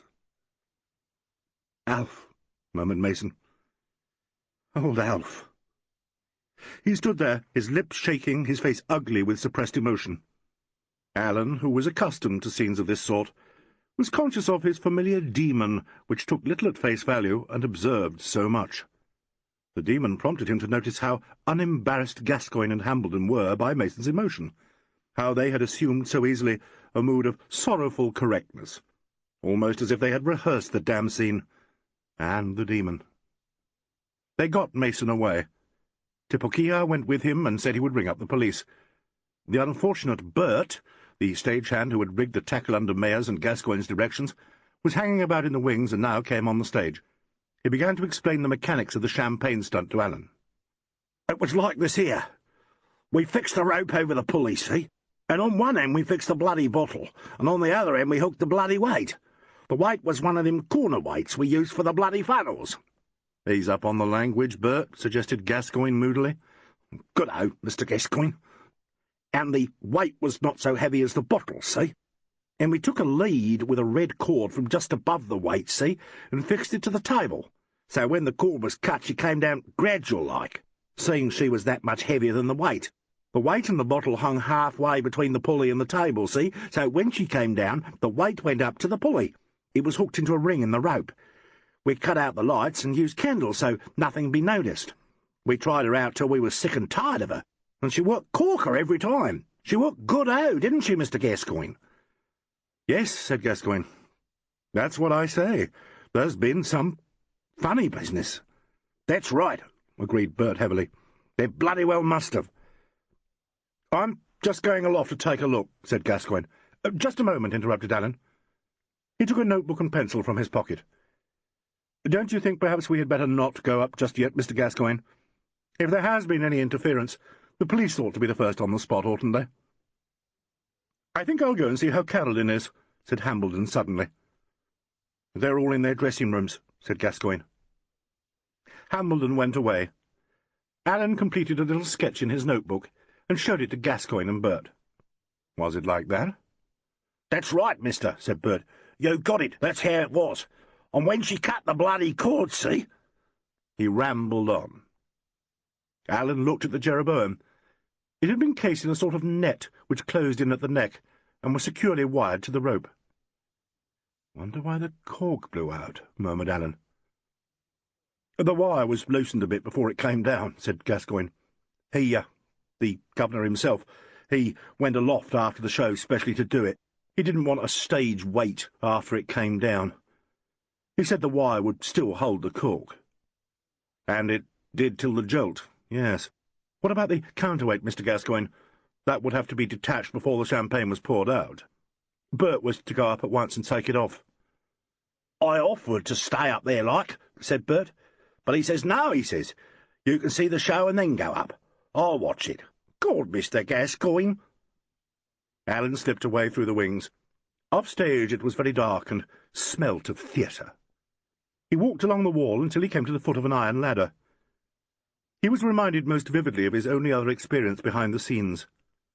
"Is my mere presence in the stalls," he thought crossly, "a cue for homicide?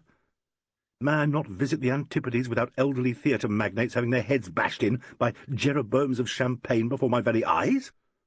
And the answer being no to each of these questions, can I not get away quickly without nosing into the why and wherefore?" He put on his gloves and began to climb the ladder. Again, the answer is no. The truth of the matter is I'm an incurable nosy Parker. Detect I must, if I can. He reached the first gallery and peered about him, using his electric torch, and then went on up the ladder. I wonder how she's taking it. And Hambledon. Will they marry each other in due course, provided... After all, she may not be in love with Hambledon. Ah, here we are. He paused at the top gallery and switched on his torch. Close beside him a batten, slung on ropes, ran across from his gallery to the opposite one. Across the batten hung a pulley, and over the pulley was a rope. Looking down the far length of the rope, he saw it run away in sharp perspective from dark into light.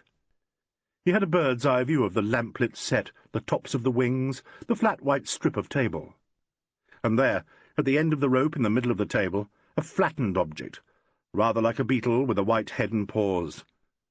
That was Alfred Mayer. The other end of the rope, terminating in an iron hook, was against the pulley. The hook had been secured to a ring in the end of the rope, and the red cord which Carolyn had cut was also tied to the ring. The cut end of the cord dangled in mid-air. On the hook he should have found the counterweight. But there was no counterweight. He looked again at the pulley. It was as he had thought, A loop of thin cord had been passed round the near end of the batten and tied to the gallery. It had served to pull the batten 18 inches to one side, so that when the bottle dropped, it was slightly to the right of the centre of the table. "Stab me and sink me," said Alleyn, and returned to the stage. He found Ted Gascoigne by the stage door. With him were two large, dark men wearing overcoats, scarves, and black felt hats, a police officer, and a short, pink-faced person who was obviously the divisional surgeon. Do they call them divisional surgeons in this country? Wondered Alleyn. They were some time at the stage door. Gascoigne talked very fast and most confusedly. At last he took them onto the stage, where they were joined by Tupokia. From the wings Alleyn watched them make their examination. It gave him a curious feeling to look on while other men did his own job. They examined the end of the rope which was still knotted into the net enclosing the bottle, and the piece of red-bound wire cord that lay on the table. Gascoigne explained the mechanism of the descending Jeroboam. They peered up into the grid. Gascoigne pointed out the other end of the red cord. "When Miss Dacus cut it, it shot up," he explained. "Yes," said the detective. "Yes, that's right, yes." "Out comes the old notebook," said Alleyn to himself. "Hello," said a voice at his elbow. It was Hambledon. "Carolyn wants to see you," he whispered. "What's happening out there?" "A police doing their stuff." "Wants to see me, does she?" "Yes, come on." He led the way into the usual dark wooden passage. The star dressing-room was the first on the left. Hambledon knocked on the door, opened it, and led the way in. Carolyn sat at her dressing-table. She still wore the black lace dress she had put on for the party. Her hair was pushed back from her face, as though she had sat with her head in her hands. Old Susan Max was with her. Susan sat comfortably in an armchair, radiating solid sense, but her eyes were anxious. They brightened when she saw Alleyn. "Here he is, dear," she said. Carolyn turned her head slowly. "Hello," she said. "Hello," said Alleyn. "Hambledon says you want me?" "Yes, I do." Her hands were trembling violently. She pressed them together between her knees. "I just thought I'd like you here," said Carolyn. "I've killed him, haven't I?" "No," said Hambledon violently. "My dear," said Susan. "Well, I have. I cut the cord. That was what did it, wasn't it?" She still looked at Alleyn. "Yes," said Alleyn, in a very matter-of-fact voice. "That was what set the thing off. But you didn't bring the apparatus, did you?" "No. I didn't know anything about it. It was a surprise." She caught her breath, and a strange sound, something like laughter, came from her lips. Susan and Hambledon looked panicky. "Oh!" cried Carolyn. "Oh! Oh!" "Don't," said Alleyn. "Hysterics are a bad way of letting things go. You feel awful afterwards." She raised one of her hands and bit on it. Alleyn picked up a bottle of smelling salts from the dressing-table and held it under her nose. "Sniff hard," he said. Carolyn sniffed and gasped. Tears poured out of her eyes. "That's better. You're crying black tears. I thought that stuff was waterproof. Look at yourself." She gazed helplessly at him, and then turned to the glass. Susan gently wiped away the black tears. "You're a queer one," sobbed Carolyn. "I know I am," agreed Alleyn. "It's a pose, really. Would you drink a little brandy, if Hambledon got it for you?" "No." "Yes, you would." He looked good-humouredly at Hambledon, who was standing by her chair. "Can you?" asked Alleyn. Yes, I'll get it." He hurried away. Alleyn sat on one of the wicker baskets and spoke to old Susan. "Well, Miss Max, our meetings are to be fraught with drama, it seems." "Oh," said Susan with a sort of grunt. "What do you mean?" asked Carolyn. She turned to the mirror and, very shakily, dabbed at her face with a powder puff. "Mr. Alleyn and I have met before, dear," explained Susan. "Oh, that dreadful business with Felix Gardner, you know." "Yes, we spoke about it that night on the train." Carolyn paused, and then she began to speak rapidly, urgently, and with more command over her voice. "That's why I wanted to see you. That night on the train. You remember what he said? Someone had tried to kill him. Have you thought of that?" "I have," said Alleyn. "Well, then, I want you to tell me, please, is this anything to do with it? Has someone, the same someone, done tonight what they failed to do on the train? Mr. Alleyn, has someone murdered my husband?" Alleyn was silent. "Please answer me." "Oh, that's a question for the police, you know." "But I want you to tell me what you think. I must know what you think." She leant towards him. "You're not on duty. You're in a strange country, like all of us, and far away from your job. Don't be official, please, don't. Tell me what you think." "Very well," said Alleyn after a pause.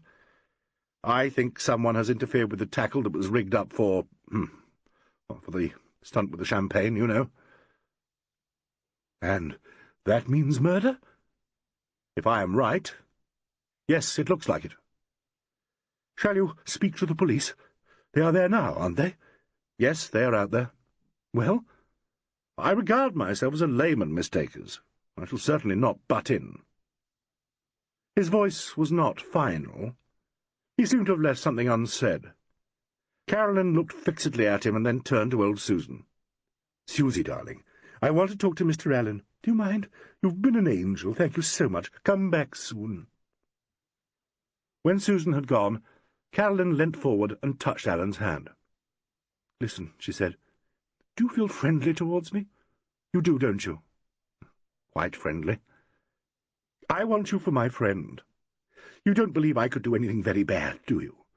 Or that anything very bad be done without making some effort to stop it?" "What is in your mind?" he asked. "What are you trying to say?" "If I should want your help, yes, that's it, would you give it me?"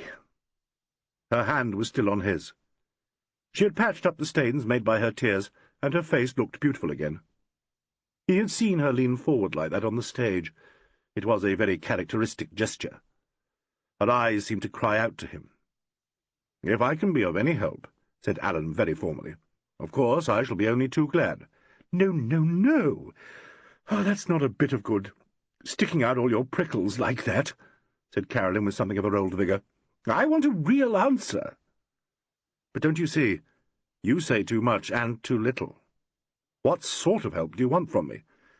I don't know. I don't know." "Come," said Alleyn. "I'll promise to stay in Middleton a little longer. When do you go on to Wellington?" "When? Oh, we were to open there next week, but now I don't know." "Listen to me. I give you one piece of advice. Don't try and keep anything in the dark, no matter what it is. Those fellows out there will want to talk to you. They'll have to ask you all sorts of questions. Answer them truthfully, no matter what it means, no matter how painful it may be, no matter where you think their questions are leading you. Promise me that, and I'll pledge you my help for what it's worth." Carolyn still leant towards him, still looked straight at him. But he felt her withdrawal as certainly as though it had been physical. "Well?" he asked. "Is it a bargain?" But before she could answer him, Haley Hambledon came back with the brandy. "The detectives want us all to wait in the wardrobe room," he said. "I don't know about you, Alleyn." "You haven't given me away to anyone, have you?" asked Alleyn. "No, no. Only we three realize you're a detective." "Please let it stay like that, will you?" asked Alleyn. "I'm most anxious that it should be so." "I'll promise you that," said Carolyn. Their eyes met. "Thank you," said Alleyn quietly. "I'll join you later."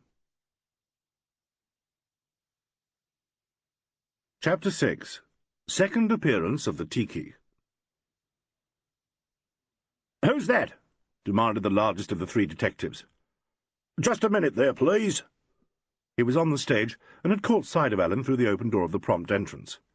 "It's me," said Alleyn in a mild voice, and walked through. The detective, Tipokia, and the police doctor were all standing by the table. "Who's this gentleman, Mr. Gascoigne?" continued the detective. It's Mr. Alleyn, Inspector." "Member of the company?" "No," said Alleyn, "just a friend." "I thought I said no one was to come out here." "What were you doing, sir? Didn't you understand?" "Well, I just thought," began Alleyn with that particular air of hurt innocence that always annoyed him when he met it in his official capacity. I just thought—" "I'll have your full name and address, if you please," interrupted the inspector, and opened his notebook. Alleyn, you said. First name? Roderick. How do you spell—" The inspector stopped short and stared at Alleyn. A-L-L-E-Y-N, Inspector. Good God! New Scotland Yard, London, added Alleyn apologetically. By cripes, sir! I'm sorry. We'd heard you out. We didn't know. I mean— I shall call at headquarters when I get to Wellington, said Alleyn. I've got a letter somewhere from your chief. Should have answered it. Very dilatory of me. I'm very, very sorry, sir.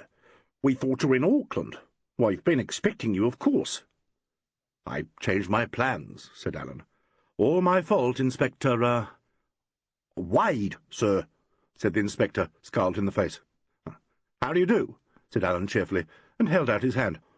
I'm very, very pleased to meet you, Chief Inspector, said Inspector Wade, shaking it relentlessly. Very, very pleased.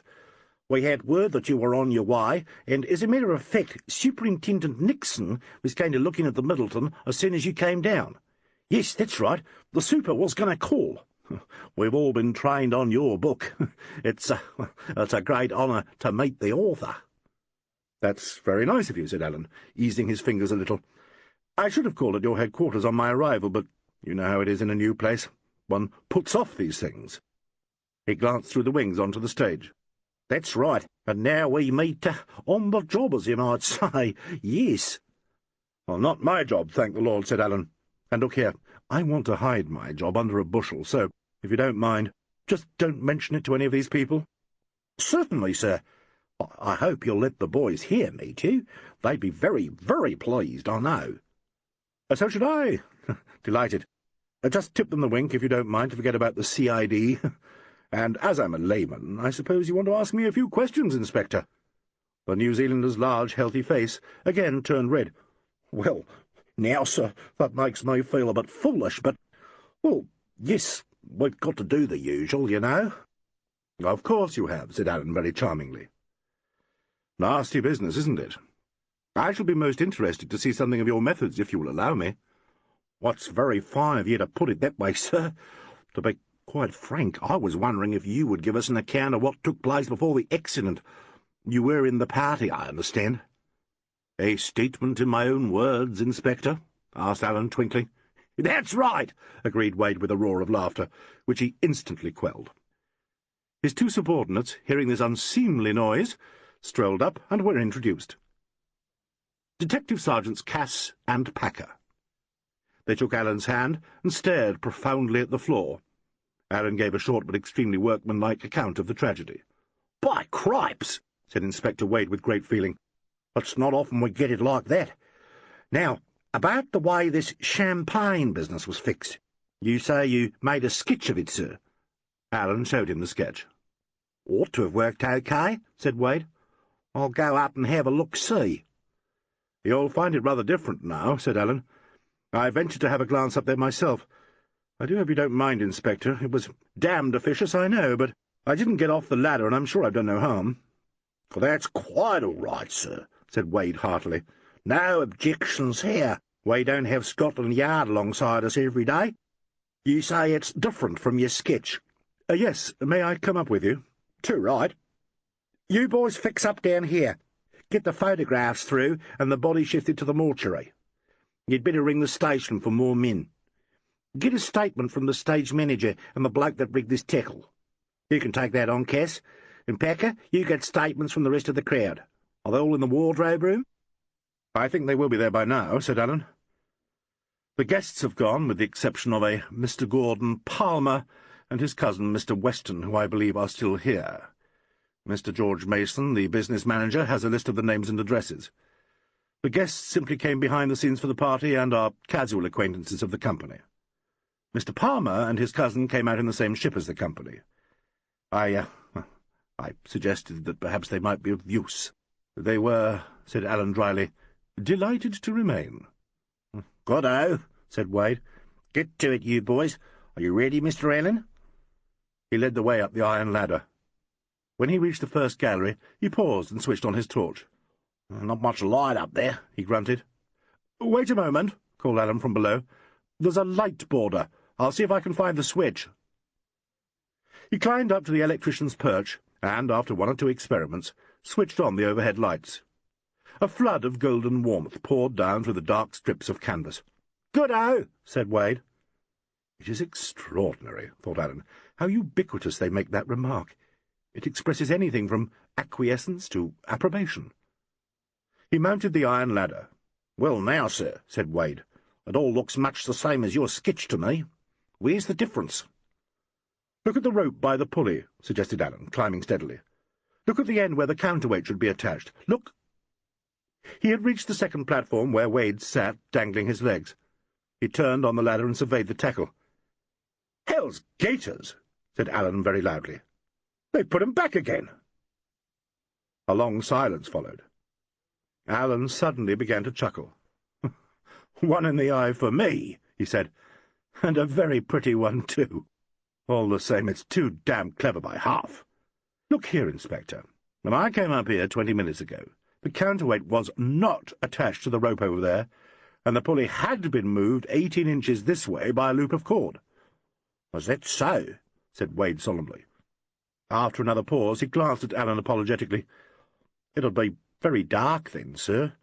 No lights at all, I take it. I suppose—" "I'll go into the box and swear my socks off and my soul pink," said Alan. "And I had a torch once more. No, it's been put right again. It must have been done while I was in the dressing-room. By George, I wonder if the fellow was up here on the platform when I came up the ladder. You had just got to the theatre when I went down."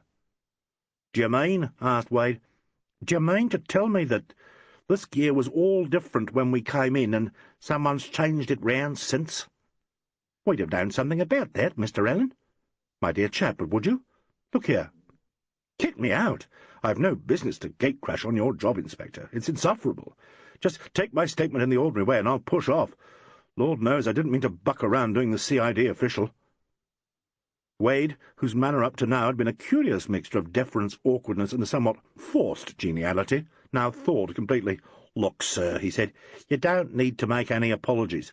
I reckon I know a gentleman when I meet one. We've read about your work out here, and if you like to interest yourself, well, we'd be only too pleased. Now, only too pleased." "Extraordinarily nice of you," said Alan. "Thank you so much for those few nuts and so on. All right. Didn't you stay by the stage door for a bit when you came in?" "Yes, that's right, we did. Mr. Gascoigne met us there and started some long story. We didn't know what was up. Simply got the message there'd been an accident at the theatre. It took me a minute or two to get the rights of it, and another minute or two to find out where the body was. You know how they are." "Exactly. Well, now, while that was going on, I fancy our gentleman was up here and very busy. He came up under cover of all the hoo-ha on the stage some time after the event. He was just going to put things straight when he heard me climbing up the golden stair, as you might say. That must have given him a queasy turn. He took cover somewhere up here in the dark, and as soon as I went down again he did what he had to do. Then, when you were safely on the stage and shut off by the walls of scenery, down he came, pussyfoot, by the backstage ladder, and mixed himself up with the crowd. Conjecture, perhaps." "I've just been reading your views on conjecture, sir," said Wade.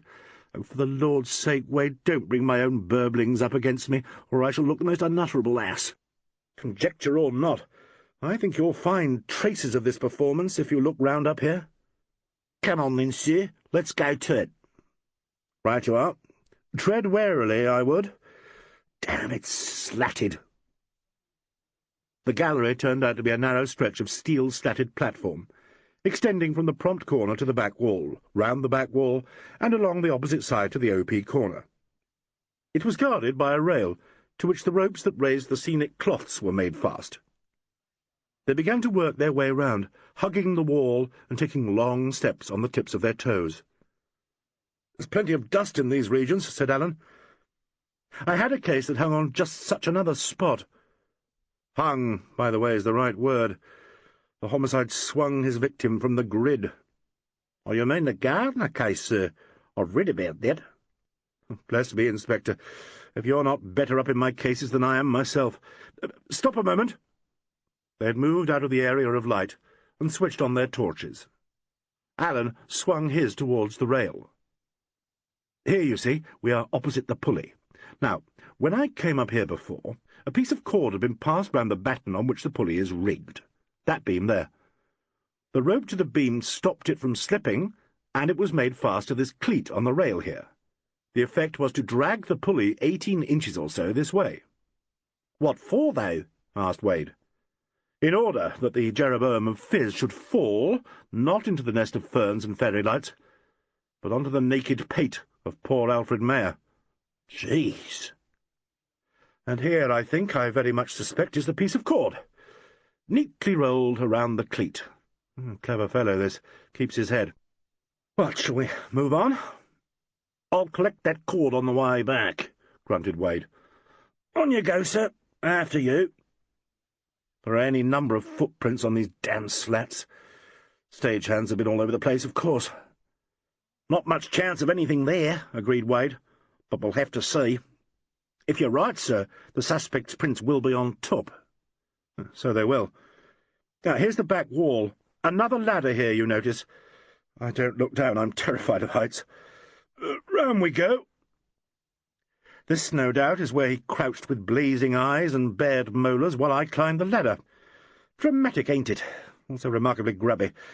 Bang goes the old boiled shirt. Hello? Another ladder, going down to the back of the stage.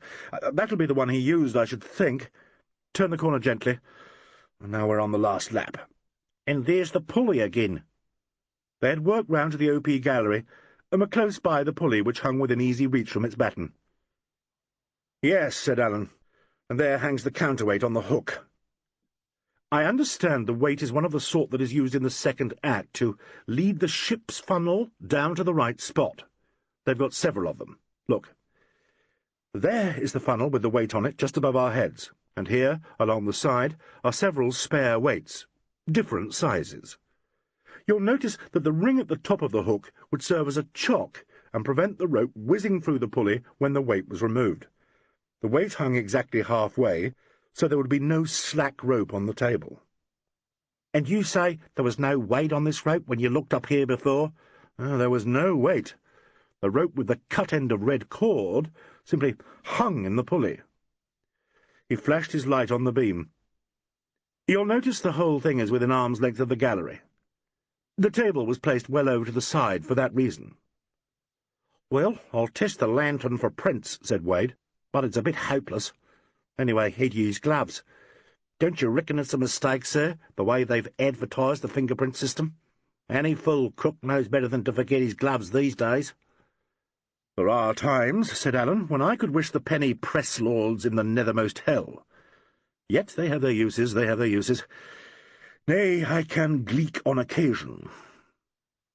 Sensing Wade's bewilderment, he added hurriedly, "You're right, Inspector, but of course they have to come out in evidence. Prints, I mean. Oh, I grow confused. Must be the smell of fizz." "It was certainly a high-class way of murdering anybody," said Wade dryly. "Donging one with a gallon of champagne. Good-o." "I doubt if I shall enjoy even the soundest vintage years for some time to come," said Alan. "The whole place reeks of it. You can even smell it up here. Great hopping fleas! What's wrong, sir?" Alan was staring from the counterweight on the rope to those on the platform. "My dear Wade, we have come within an ace of making the most frightful fools of ourselves. Look at that weight." "I am," said Wade. "Well, my dear chap, what's keeping it there?" "The weight of the—" "Cripey, sir! The cork blew out and half the champagne with it. That weight ought to be on the stage. It ought to be heavier than the half-empty bottle." "Exactly. Therefore it is very much lighter than the full bottle. Therefore it is not the weight they rehearsed with. And what's more, the original weight must have hung hard by the lower gallery, halfway down to the stage, within easy reach. He didn't come up here for the first visit. He did his stuff from the lower gallery." "You're right, sir, and if you hadn't come up the first time, it would have looked more like an accident and less like homicide." Alan pulled in the rope and grasped it above the weight. "Nothing like heavy enough," he said. "It must have been one of the big ones.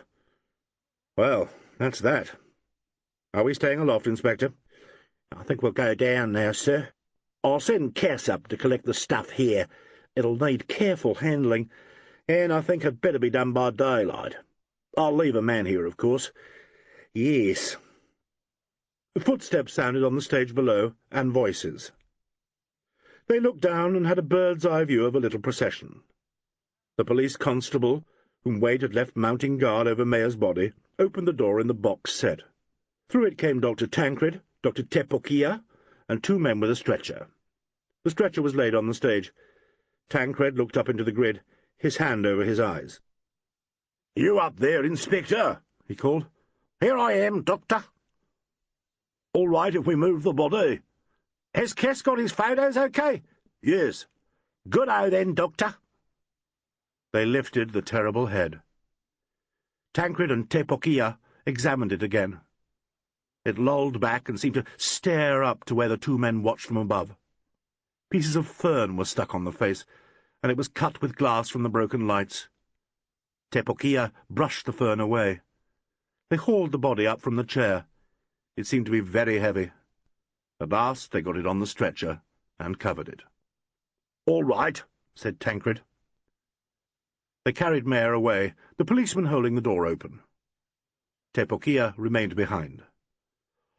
"Well, we may as well go down," said Wade. Alleyn did not answer. Wade turned to look at him. He was in the act of stooping. His long fingers reached for something that lay between 2 of the steel slats at his feet. His fingers edged at this little object, coaxed it up, and grasped it. He straightened, glanced down beneath him to where Tepokia stood, and then made a slight gesture of warning. "What's up?" asked Wade softly. Alleyn stretched out his hand into the light. On the palm lay a small green object of a singular shape. Its head lolled over to one side, and it seemed to be grinning. "Are you coming down?" called Tepokia from the stage. End of Side 2. Side 3. Chapter 7. Wardrobe Room Muster. "That's a tiki," said Wade. "Yes, maybe of some importance. Wait a moment." Alleyn pulled a handkerchief from his pocket, dropped the tiki on it, and folded it over carefully. "There you are, Inspector. I'll give you the history when we get down. In the meantime, if I may make a suggestion, keep it under your hat." They climbed down the OP ladder to the stage. Tepokia waited for them. "If you've no further use for me, Mr. Wade, I think I'll clear out," he said. "It's 1 o'clock. "Righto then, Doctor," agreed Wade. "We'll want you for the inquest." "I suppose so." He turned to Alleyn. "I had no idea you were the famous Roderick Alleyn," he said in his warm voice. "It's strange that this should be your introduction to New Zealand. I have read—" "Have you?" said Alleyn quickly. "I'm supposed to be on a holiday for my health. And by the way, I particularly don't want my identity made public. As far as this affair goes, I'm a layman, Dr. Tepokia. Inspector Wade very kindly allowed me to have a look at the pulley up there." "Has it been interfered with?" asked Tepokia. "We're going to make a thorough examination by daylight, Doctor," said Wade. "I'll just see these other people now." Tepokia's dark eyes gleamed in his dark face. "I'll wish you good night, then. Good night, Mr. Alleyn. You seem to be interested in my people. If you would care to come and see me while you're here, I should be delighted," said Alleyn cordially. "Dinner tomorrow? Splendid. It's not far out, 20 miles. I'll call for you at 6. Alleyn shook the thin brown hand that Tepokia extended and watched the Maori go out. "Very, very fine fellow, Rangi Tepokia," said Wade. "Fine athlete, and brainy too. Best type of Maori." "I met him at the hotel," said Alleyn, "and found him very interesting. There is no colour prejudice in this country, apparently." "Well, not in the way there is in India, for instance. Mind, there are Maoris and Maoris. Tepokia's high caste. His mother was a princess, and his father a fine old chief. The doctor's had an English college education. He's 90% civilised. All the same, sir, there's the odd 10%. It's there, no matter how civilised they are.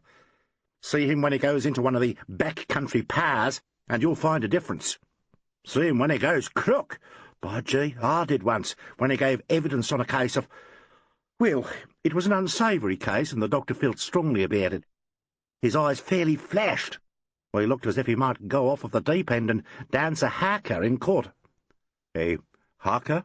What, war dance? They pull faces and yell. Great affair it is.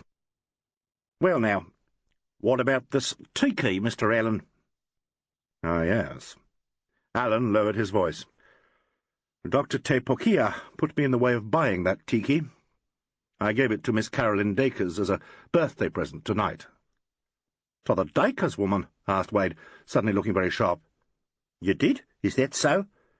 She's not the Dacres woman so far, you know, said Alleyn. The tiki passed from hand to hand. Maybe of interest to find out where it fetched up. Of interest? I should say so. I'll see these people now. Cass? Detective Sergeant Cass opened the door in the set and looked in. I'm going to the office, Cass. Send these people along one by one. You haven't left them alone, I hope. No, sir. We've got them all together in one room now. Packer's in there. All right. He turned to Alleyn. Are you sticking to it a while longer, Mr. Alleyn? I think I'll wander in and join the party for a bit, if you've no objections. That's quite all right, sir. That's quite all right. You just please yourself, said Wade in his heartiest voice. Alleyn knew that the inspector was at once relieved to think that he would be left alone for examination of the others, and slightly disappointed at losing his chance of exhibiting his ability before the representative of Scotland Yard. I suppose, thought Alleyn, I must give him an inferiority complex. He feels I'm criticising him all the time. If I don't remember to be frightfully hearty and friendly, he'll think I'm all English and superior. I know he will. I would myself, I suppose, in his shoes. He's been damn pleasant and generous, too, and he's a very decent fellow. Dear me, how difficult it all is. He found his way along the dressing-room passage, and, guided by the murmur of voices, knocked at the last door. It was opened by Detective Sergeant Packer, who came half through the door. He was a fine specimen, was Packer, tall, magnificently built, with a good head on him. When he saw Alleyn, he came to attention. Sergeant Packer, said Alleyn, your inspector tells me I may come in here if I behave nicely. That all right?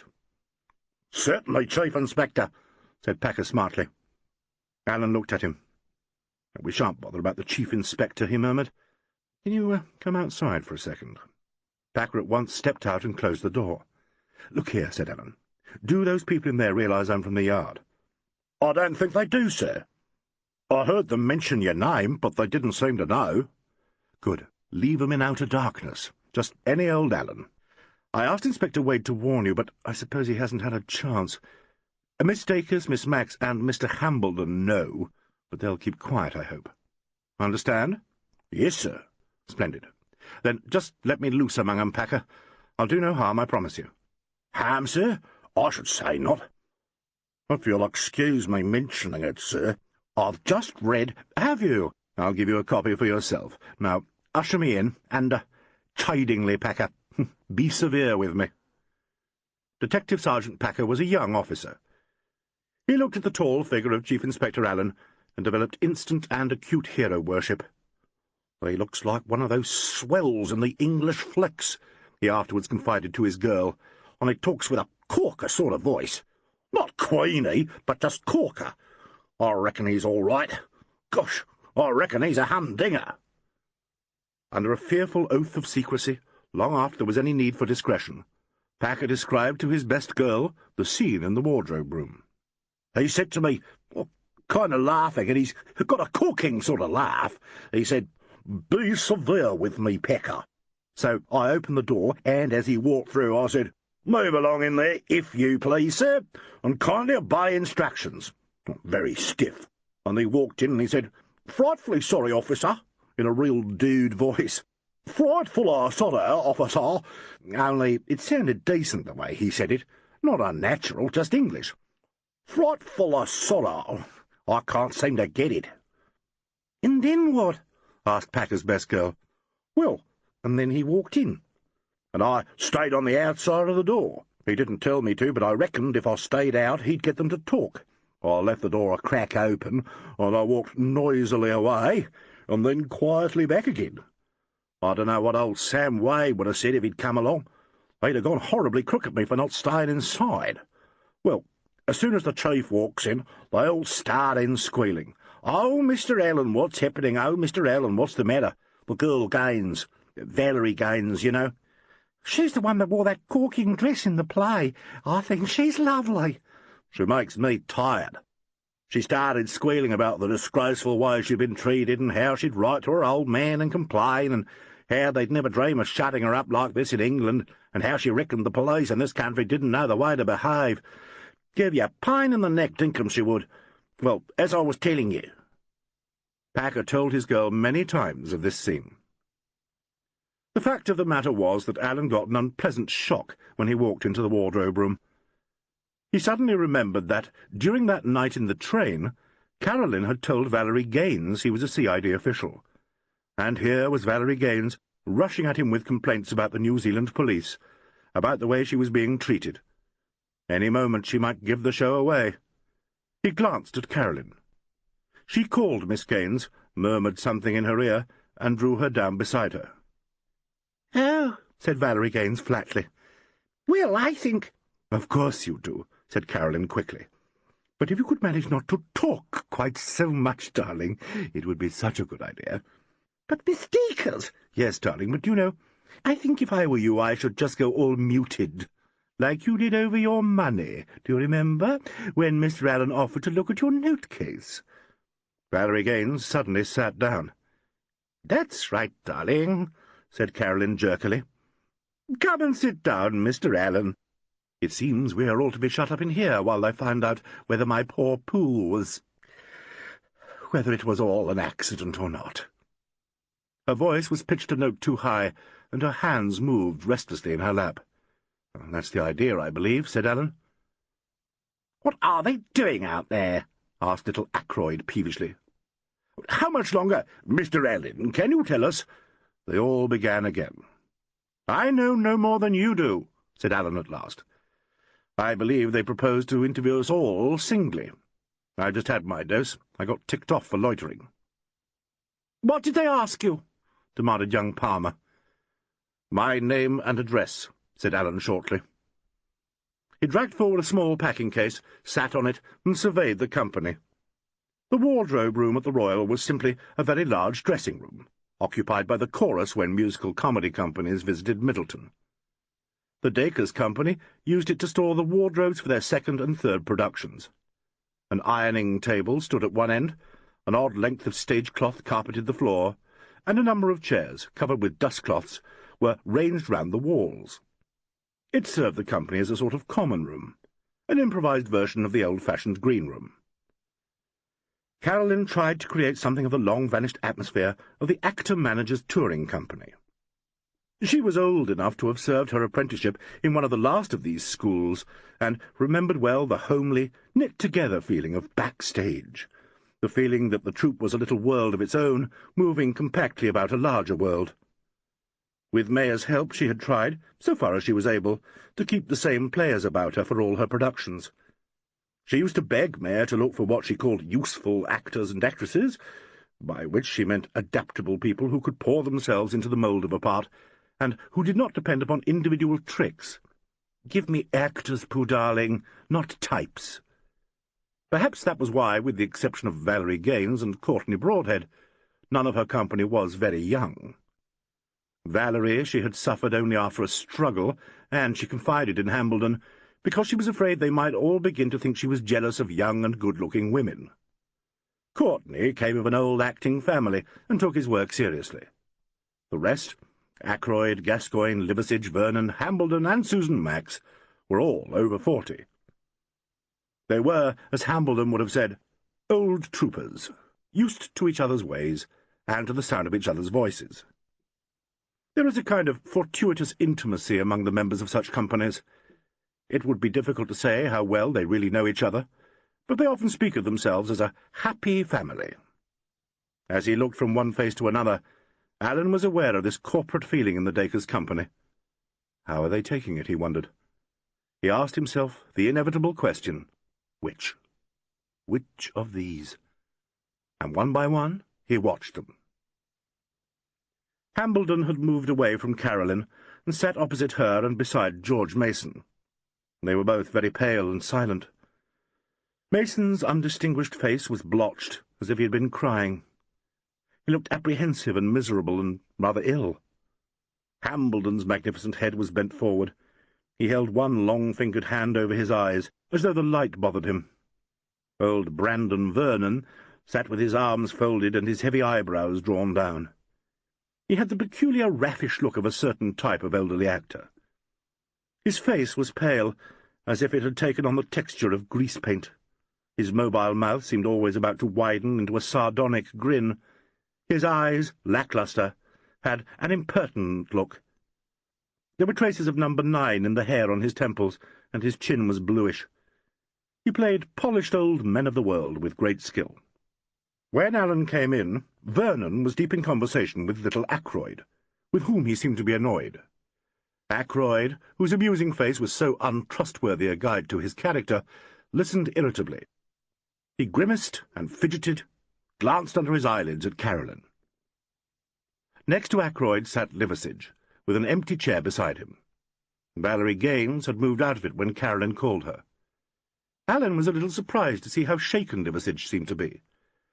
His too full, too obviously handsome face was very white. He was unable to sit still, and when he lit one cigarette from the butt of another, his hands shook so much that he could scarcely control them. Young Courtney Broadhead, on the other hand, looked solemn, but much less unhappy than he had appeared to be that night in the train. They have changed their roles, thought Alan.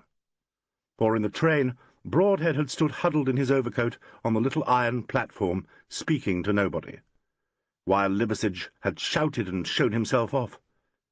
Alan's thoughts returned persistently to the night in the train. Ted Gascoigne had joined young Gordon Palmer and his cousin Geoffrey Weston. The stage manager was describing the mechanism of the pulley and the bottle.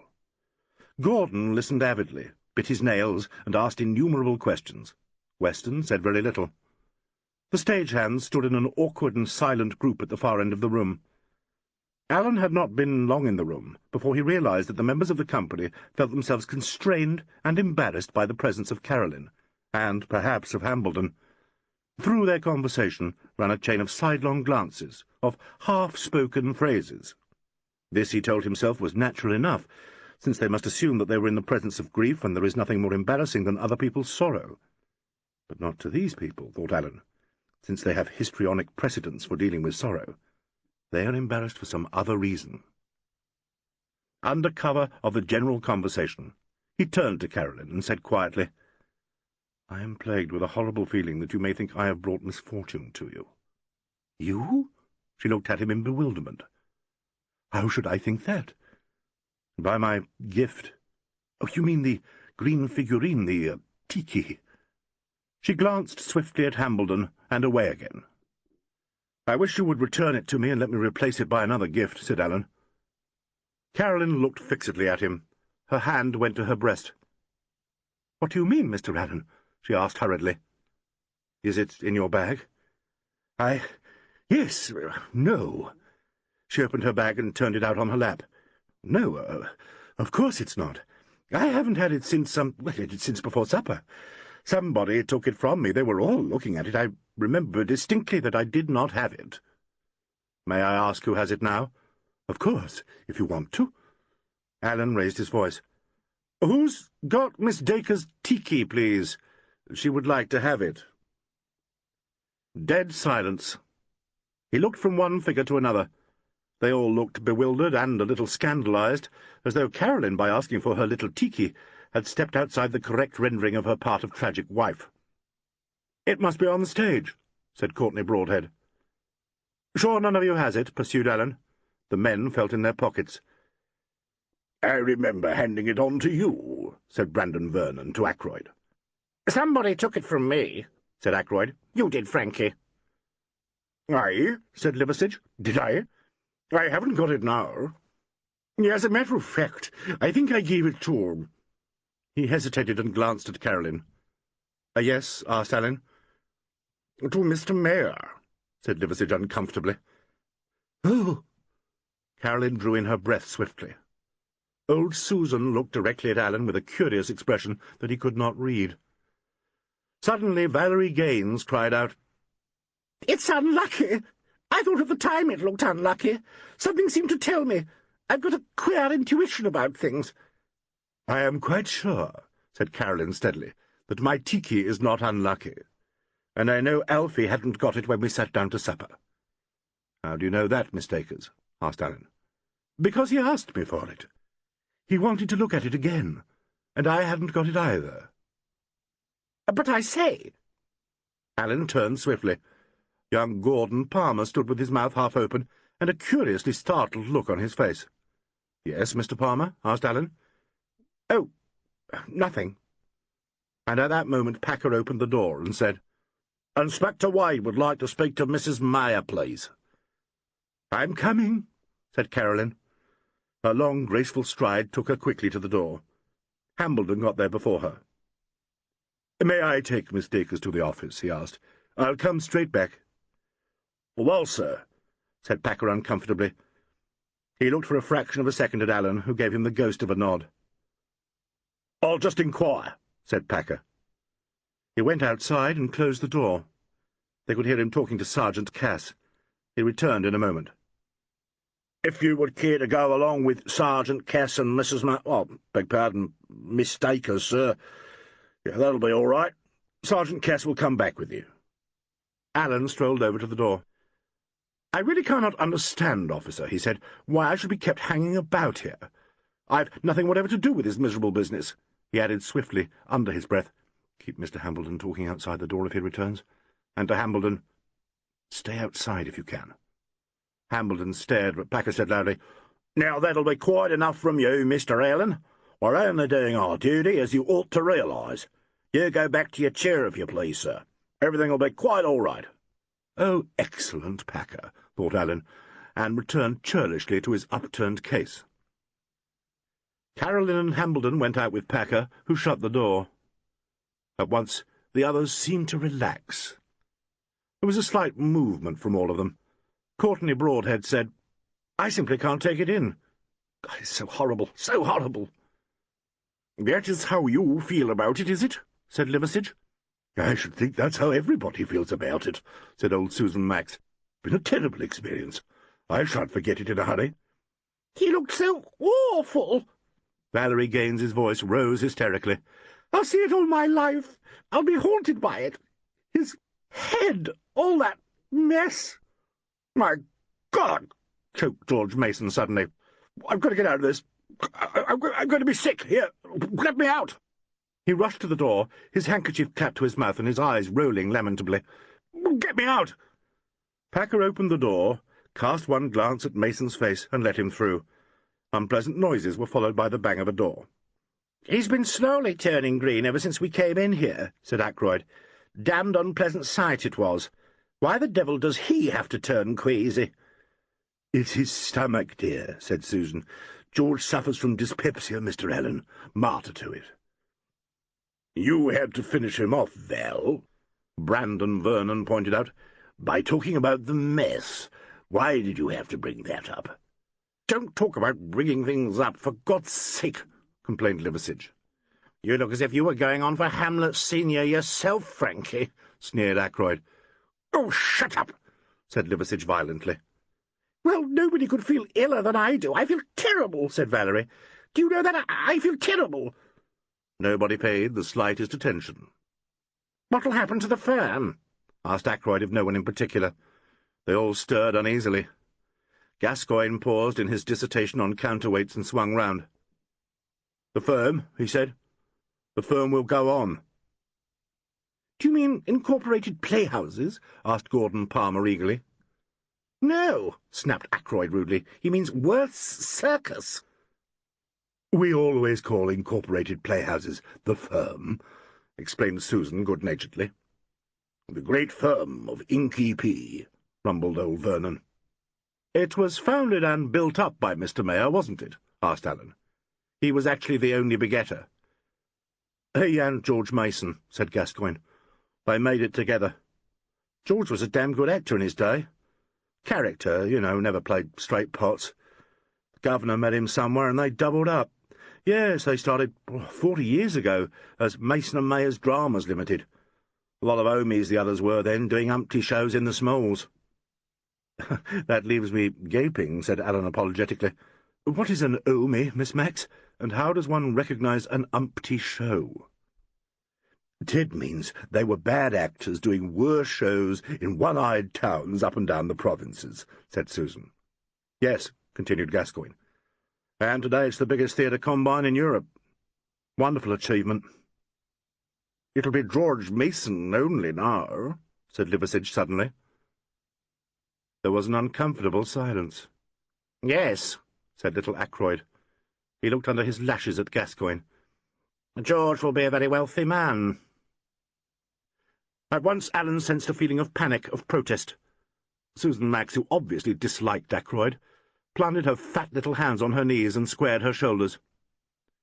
George Mason, she said loudly, would rather be back advancing the worst woman in London than have this happen. Certainly. Gascoigne backed her up emphatically. I've stage managed for the firm for 25 years, and it's been a happy little family for every day of it, because they've gone on taking a personal interest. They run their own shows. Of course, this is just a holiday, but look at the way they've kept with the crowd. Mr. Mayer was down in the office every morning, and make no mistake, he came down to work. He was honest, and by God, you can't say that for many of them. He and George were the whitest men in management. Ah, said Susan, ruffling her plumage, and looking with approval at Gascoigne. Well, rumbled old Vernon, I've no quarrel with Inky P, and I hope to God George keeps me with him. All right, protested Ackroyd. I'm not saying George isn't the curly-headed boy, am I, even if he hasn't always been quite. What do you mean by that? Demanded Vernon. I seem to remember hearing something about a company left stranded in America in the good old days, said Ackroyd. Just one of those stories, you know, just one of those stories. Then why repeat it? Snapped Vernon. Hear, hear, said Gascoigne. Oh, dear, how I do get myself in wrong, don't I? Cooed Ackroyd. He turned to Gascoigne. You keep on yammering about this bloody champagne stunt, Ted. You say it was foolproof, accident-proof, all the rest of it. Well, if it was, somebody's murdered Alfred Mayer. Now. Valerie Gaines screamed and rushed across the room to the empty chair by Liversidge. Frankie, she sobbed. Frankie, not that. It's not true what they're saying. Not true. There, Kitty, there, crooned Mr. Liversidge, stroking her arm and looking unpleasantly protective. The door opened, and George Mason returned. His round face was still very white. I'm very sorry, everyone, he said simply, and returned to his seat. Better, Mr. Mason? Asked Susan. Yes, thanks, Susie. Ashamed of myself. Where's Carolyn and Haley? Still out there. While we're all together, said Mason quietly, I'd just like to say that whatever happens, I think I'd better call the company for midday tomorrow. I'll try and work out what's best to be done. Everyone on the stage at 12, please, Mr. Gascoigne. Certainly, Mr. Mason, said Ted Gascoigne. 12 o'clock tomorrow morning, please, ladies and gentlemen. Packer came in. The chief would like to see the stage staff. The little group at the far end of the room came forward and filed out through the door. Just a moment, said Mason suddenly. Where are Miss Dacres and Mr. Hambledon? I think they've gone, sir. Gone? They've arrested them, screamed Valerie Gaines. My God, they've arrested them! Christ! Said Mason savagely. Can no one keep that girl quiet? They've just gone home, miss, said Packer.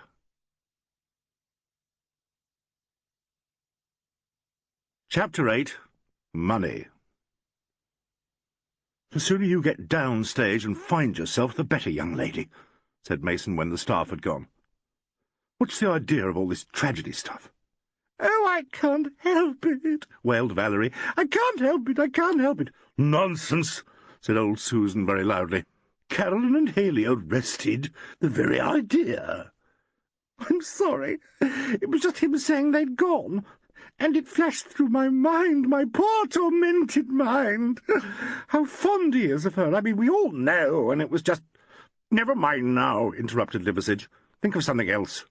"That's a suggestion," said Allen cheerfully. "Think of all the money you've lost, Miss Gaines. It's never turned up, I suppose?" This had a salutary effect. Valerie stopped sobbing and caught her breath. "No, it hasn't, but Mr. Mayor was awfully sweet. He advanced it to me, the same amount.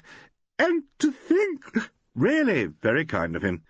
"Yes, he said he felt responsible as I was under his wing. He said the firm wouldn't let its people be out of pocket. And to think he's—" "Do you mean he gave it to you?" asked Ackroyd. "Well, yes, he made me take it. I said it didn't matter, but he made me, and now he's lying there. "That's just like him," said Courtney Broadhead. "He was wonderfully generous." "You've experienced his generosity, have you, Court?" asked Liversidge. "Yes." Broadhead looked straight at him. "I have indeed." "Tell us about it, Court," invited Gordon Palmer. "Shut up, Gordon," said Mr. Weston, speaking for the first time since Allen had been in the room. "Don't nosy Park." "Well," said Liversidge, who seemed to have recovered a good deal of his composure. "Well, it's nice to have an extra quid or two in your pocket. Thanks to you, Court, old boy. I've got one or two. I'll take you on again at Two's Wild whenever you like." "You were lucky at poker, were you, Mr. Liversidge?" asked Allen lightly. "I was, and poor old Court couldn't hold a court card." He laughed. "Must you?" said little Ackroyd. "Oh, must you?" "I think it's awful to make jokes," began Valerie. "When you think—" "We're making epitaphs," said Gordon Palmer. "Or courtiers, at any rate." He glanced defiantly at Weston, and then turned to Broadhead. "I've got a particular reason for asking it." "What is it?" said Broadhead. "It's this. Where did you get the money to pay your poker debts?" In the shocked silence that followed this amazing sentence, Allen watched Liversidge. Liversidge himself watched Courtney Broadhead. "I haven't the smallest objection to telling you," said Broadhead. His face was scarlet, but he faced young Palmer collectedly. "Mr. Mayor lent it to me." "Oh," said Gordon. He glanced sheepishly at Liversidge. "Gordon," Geoffrey Weston remarked dispassionately, "you're a bounder." "Carruthers, you cad, you have disgraced the old-school tie," jeered Gordon. "Really, Jeff, you're too superb." "You're asking for a hiding," continued Mr. Weston, "and I've a damn good mind to give it you." "I shall run away. I run faster than you." "Don't be a ninny, Jeff. I said I had a reason for asking my question. I had. Damn good reason. The day we left the ship, Courtney asked me if I'd mind waiting for my winnings till he began to draw his money. I said no, that was all right. He said he'd been a fool and was in the soup. That night in the train, Val found she'd been robbed of 100 quid.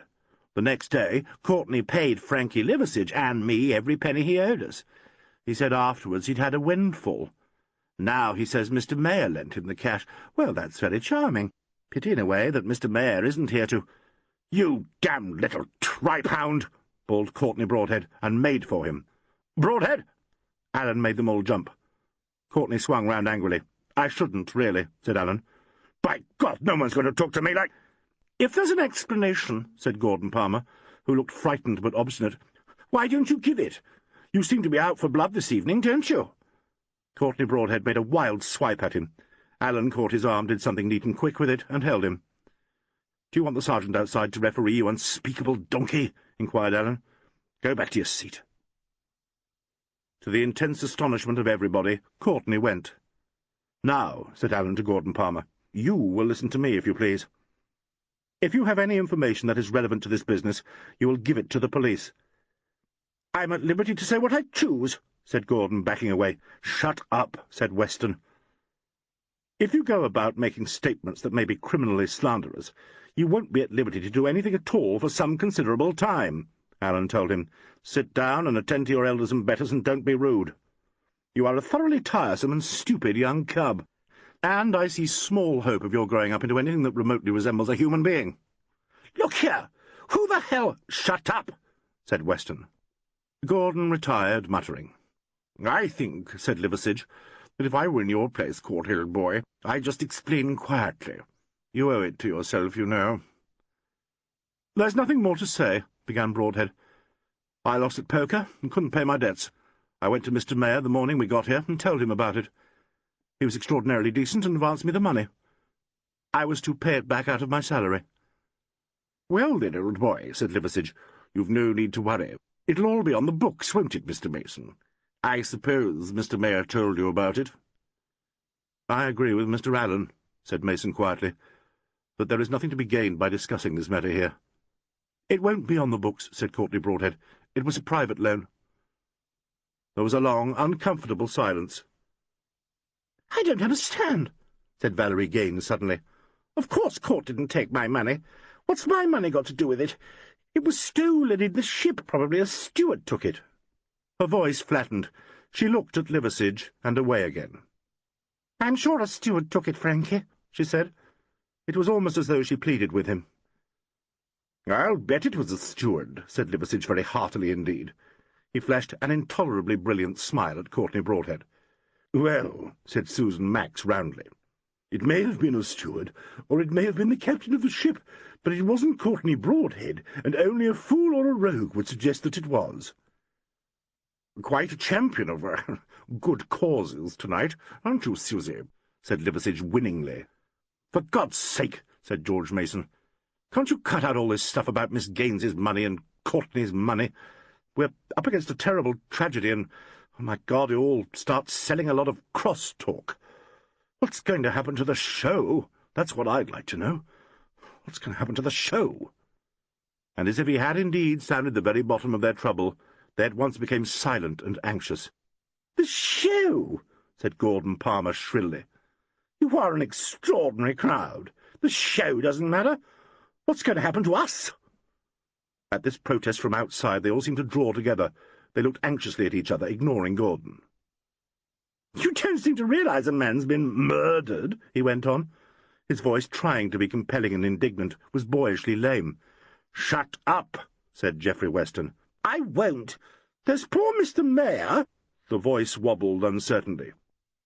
"If Alfred Mayor can think at all where he's gone," said little George Mason surprisingly, "he's thinking about the show. The firm came first with Alfred. Always." There was a short silence. "I'm very sorry it happened, ladies and gentlemen," added Mason. "Very sorry for your sakes, I mean. We've brought you all this way. I can assure you you'll be looked after. My partner wouldn't have wanted it otherwise. We're old friends, all of us. I can't just sort things out in my own mind, but if I've got anything to do with it, there'll be no difference." He looked solemnly at his company. There was a little stir among them as they were touched by his sudden assumption of formality, and by the illusion of security that his words had given to them. And as he watched them, it seemed to Allen that of all things, security is most desired by actors, since it is the one boon that is never granted them. Even when they are in great demand and command absurdly large salaries, he reflected, few of them contrive to save much money. It is almost as though they were under the compulsion of some ancient rule of their guild, never to know security, but often to desire it.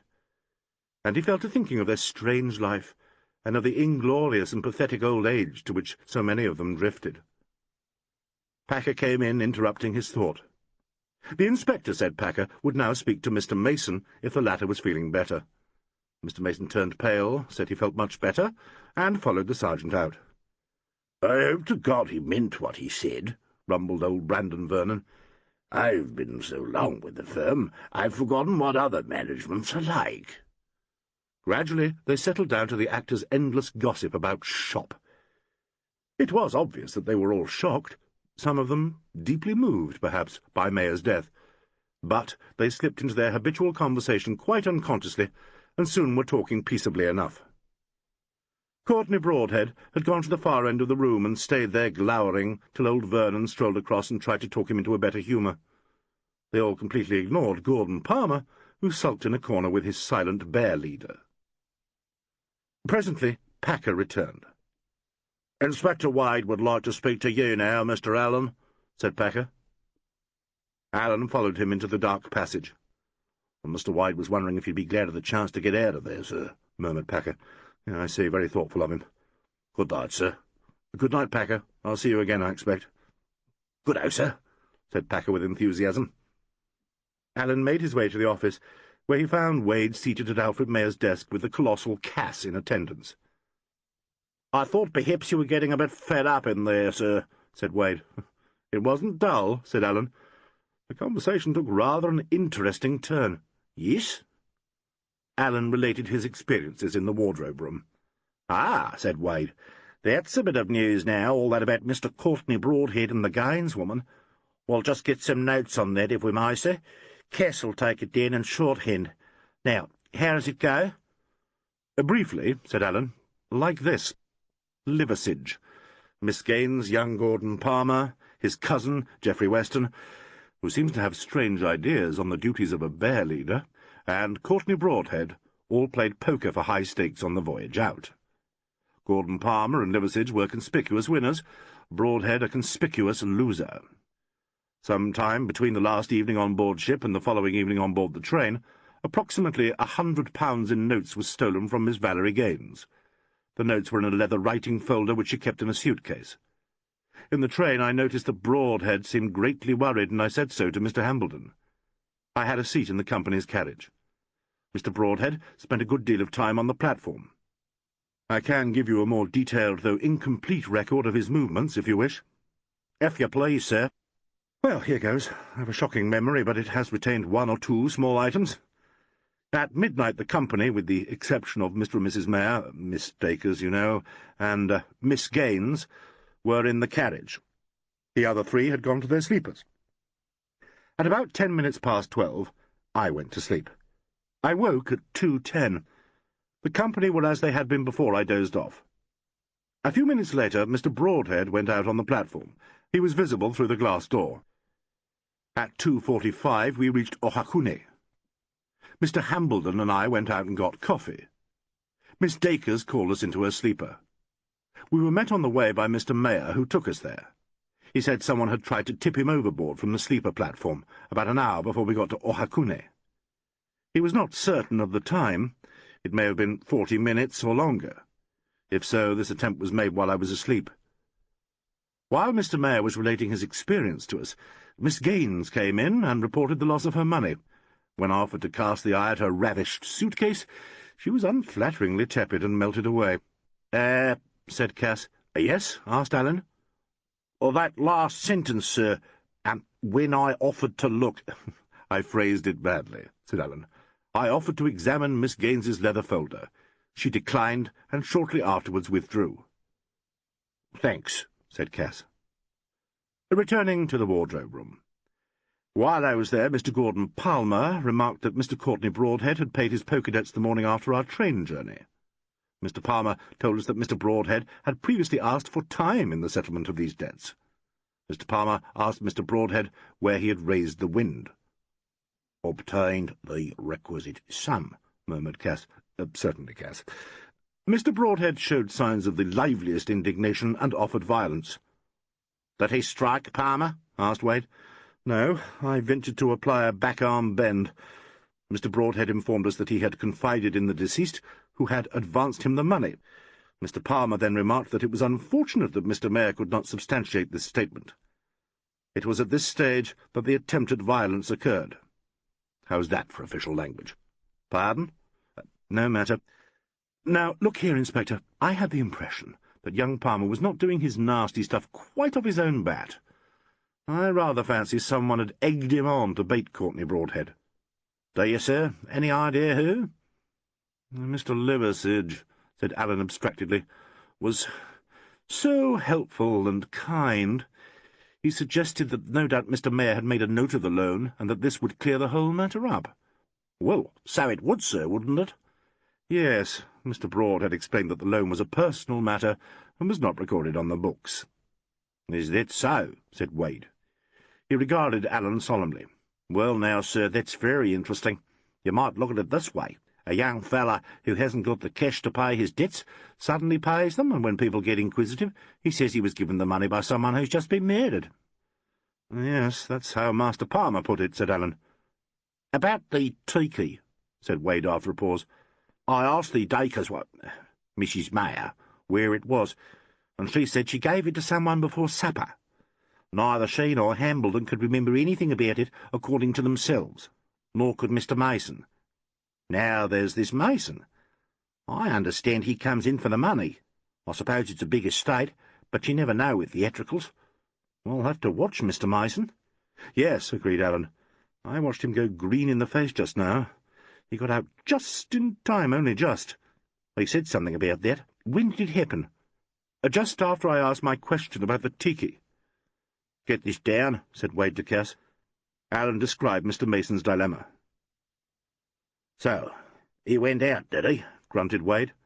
"I'll have something to say to young Packer about that, too right I will. Let him out just because he kidded he felt crook. These blasted youngsters, it may have been one big bluff. What if Mason was the one who had the tiki last and suddenly remembered it? Say he kidded he was crook so's he could see if he had it in his pockets. I'll talk to young Packer."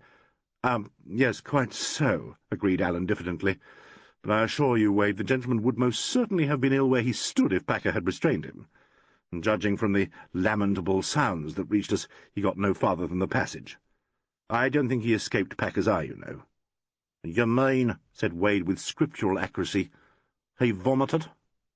"I do," said Alan, "and to some purpose." "Then he wasn't kidding, he was crook." "Well, he may be a crook, but why should he—" No, I mean he wasn't making out he felt crook." I beg your pardon. No, I should say definitely not." "Ah," grunted Wade. "Of course," said Alan mildly. "He may have palmed a piece of soap and eaten it on the sly in order to make himself sick, but no, he didn't foam at the mouth." "I wonder what's the strength of this firm of theirs, Incorporated Playhouses, or whatever they call it. Any ideas, sir?" When Mason went out, they all began talking about it. One of them, Ackroyd, I think, remarked that Mr. Mason would be a very wealthy man. "Did he, though? Well, there's motive, sir." "Oh, rather. Money. The first motive, I always say," agreed Alan. "He's just gone. Mason, I mean. I asked him about this Incorporated Playhouses. He said, quite frank, that he'd be the whole works now Mayer was out of it. Of course he would be frank about that. We'd find out anyway. He made no trouble about our looking at the books either, though I must say he didn't seem too pleased when I sat down here and started going through the drawers." "That was Mr. Mayer's desk, wasn't it?" asked Alan. "Yes, that's right.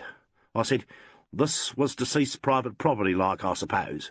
And he just nodded, and I must say he did look a bit sick. Kind of annoyed, too, as if he might go crook at me any moment." What, oh what, wondered Alan, is the fine shade of meaning attached to this word crook? Aloud he asked, "Have you been through the desk?" "Not yet, sir. There's a whale of a lot of stuff, all very neat and businesslike, though. He actually carted round the desk itself. Can you beat that? Couldn't do without it, Mason said. It's not much of an affair, either. Seems deceased had it for years and reckoned it brought him luck. Very superstitious gang, theatricals. It's a rickety old show, too." Wade reached down to a lower drawer and pulled at the knob. "Real old-timer," he said, and gave it a vigorous jerk. The drawer shot out suddenly. He looked down. "Hello," said Wade. "What's this? What's this?" "It looks rather like a will," said Alan. Chapter 9. Courtney Broadhead's Scene. "By cripes, that's just what it is," said Wade, with the liveliest satisfaction. He opened out his find and laid it on the desk. "Quite short, too, it seems to be. Look here, sir." Alan read over his shoulder. Cass, with heavy nonchalance, moved a step or two nearer. A long silence followed, broken occasionally by a stertorous whispering noise made by Inspector Wade when he came upon a passage of involved legal phraseology. At last Alan straightened his long back, and Wade brought his palm down with a slap on the open will. "Money," he said. "We've got it here all right. Yes. Notice the date. 2 years ago, and 3 months. Seems Mr. Mason is a principal legatee. Can you beat that? Mayer fixed the wife up with a whacking big lump sum, and leaves the rest to his partner in, how's it go, in recognition of his lifelong devotion to the firm of Incorporated Playhouses, and in memory of a friendship that only death can sever." "Pleasantly Victorian," remarked Alan, "and rather charming." "Well, they certainly hit the right note when they said Mason would be a rich man," said Wade. "They did, didn't they?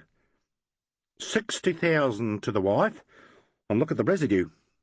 40,000. 40,000, his share in the business, all to Mason. By gosh! Well, I'd better get on with the job, I suppose. I think we'll see this young Broadhead next. Looks to me as if there might be something in that, though it's too early to speculate. I reckon you'd say it's always too early to do that, wouldn't you, sir?" "I say so, Mr. Wade, but I'd do it just the same." Wade gave his great shout of laughter. "That's human nature," he said. "Wondering. People spend half their time wondering about each other. That's what sells this detective fiction, I reckon." "I think you're right," said Allen. "It's what made policemen out of both of us, I wouldn't mind betting. Are you keen on your job, Wade?" "Well, now, that's a bit of a power, that is." And Wade stared solemnly at Allen. "Yes, taking it all round, I'd say I was. Not but what it doesn't give you a pain in the neck sometimes, making the usual inquiries, following up information received. In the first 2 or 3 years are enough to break your heart, they're that slow. Police constable duty, I mean. Of course, you didn't have any of that, sir." "Did I not?" asked Allen grimly. "Why, I reckoned you'd be kind of—" He hesitated. "You came at it from college, didn't you, sir? I mean, you were kind of—" "I went into the force before the days of Lord Trenchard's scheme. I came down from Oxford, and after 3 years soldiering and a brief sojourn in the Foreign Office, signed on in the usual way, and went on night duty in Poplar." "Is that so? Is that so?" Wade stared at Allen's fastidiously ironical face, and looked as if he was trying to picture it beneath a helmet. "How about Mr. Broadhead?" said Allen. "That's right. Get him, Cass." "Hadn't I better disappear?" suggested Allen when Cass had gone. "It'll look a little odd if I don't." "I've been thinking about that, sir. Now, you say you don't want this crowd to know you're what you are. Well, now, if you feel that way, it's up to us to respect your wishes. That's just for you to say, and I'm very, very glad to have had your report on what you've heard. Still, it seems to me that with 4 of these theatricals, knowing you're a chief inspector from the yard, it's not going to be a secret for long." "You're perfectly right," groaned Allen. "Well, now, sir, what if I was to tell them who you are? Mind, if you want to keep out of it, you've only to say so, and we'll respect your wishes, but if you're interested, we'd be only too pleased. I had a chat just now over the phone with the super, and I told him you were helping us anonymously, and he said he'd call on you in the morning, as maybe you'd be wanting to get home to bed shortly. He said we were to show you every courtesy, sir, and I'm sure we want to, but if you feel like sitting in, official-like, well—" And here Inspector Wade, having wound himself up into a sort of struggling verbal cocoon, gave up the unequal contest and stared rather helplessly at Allen. "My dear fellow," said Allen quickly, "of course I'll sit in if you'd like me to. It's extraordinarily nice of you to ask me. Tell them I'm a busy by all means if you think it'll serve any useful purpose. There comes young Broadhead now." Courtney Broadhead was ushered in by Cass. His face looked white and drawn in the harsh light shed by the office lamp. He stopped short just inside the door, stared unhappily at Wade, and then saw Allen. "Hello, Mr. Allen," he said. "You still up?" "Yes," said Allen. "This is Inspector Wade, Mr. Courtney Broadhead." "Good evening, Mr. Broadhead," said Wade, with a kind of official heartiness. "I'd just like a word with you, if you don't mind. You may be able to help us with 1 or 2 points." "Oh," said Broadhead, still staring at Allen. Wade glanced at the notes before him on Alfred Mayer's old desk. "Now, Mr. Broadhead, there are a few details I'd like to have from you about your journey down from Auckland in the Limited on Friday night." "Oh," said Broadhead again. His mouth shaped itself into a curious half-smile, and still he looked at Allen. "I understand," continued Wade, "that up to a few minutes before the train reached Okahuni, you were in the reserved carriage with the rest of the company. That is correct?" "I think so. I really don't remember. You were in our carriage that night, weren't you, Mr. Allen?" "I was, yes," said Allen. Broadhead laughed unpleasantly. "Perhaps you remember where I was before the train got to wherever it was?" "I think I do." "Did you go out on the platform before the train reached Okakuni, Mr. Broadhead?" asked Wade with rather unconvincing airiness. "I believe I did." Ask Mr. Alleyn. Wade looked blandly at Alleyn. I believe he did, said Alleyn. At what time? Pursued Wade. Ask Mr. Alleyn. About 2:35, said Alleyn cheerfully. Wonderful memory you've got, remarked Broadhead. Do they pay you for this? Now, Mr. Broadhead, said Wade, was Mr. Mayor on the opposite platform to the one on which you stood, the sleeper platform? Doesn't Mr. Alleyn know that, too? Asked Broadhead. Chief Detective Inspector Alleyn, said Wade with a certain amount of relish, has been kind enough to make his own statement. Courtney Broadhead looked bewildered, then flabbergasted, and then, strangely enough, relieved. Unexpectedly he burst out laughing. "Oh, no," he said, "not really. A genuine sleuth and in at the death. I got you wrong. I thought you were being the helpful little amateur. Sorry." He examined Alleyn with interest. "Good Lord! You're the man with the marvellous press. The Daily Sun ran you in the Gardner case, didn't it?" "Spare me," said Alleyn. "The handsome sleuth, or the man who never gives up." "I thought your name was spelt—" "It is," said Alleyn. "The passenger list got it wrong." Broadhead was silent. He seemed to be turning over this new piece of information in his mind. Something of his former manner appeared when he spoke again. "Are you interested professionally in this case?" "We hope that the Chief Inspector," said Wade, "will very kindly give us the benefit of his advice." "Do you?" said Broadhead.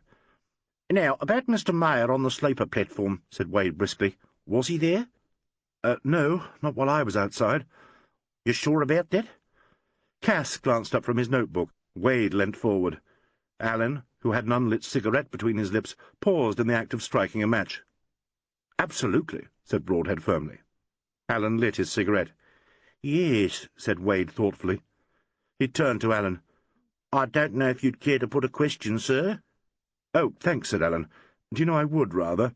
Mr. Broadhead, did you fall asleep in the carriage before we got to Okakune?" Broadhead stared.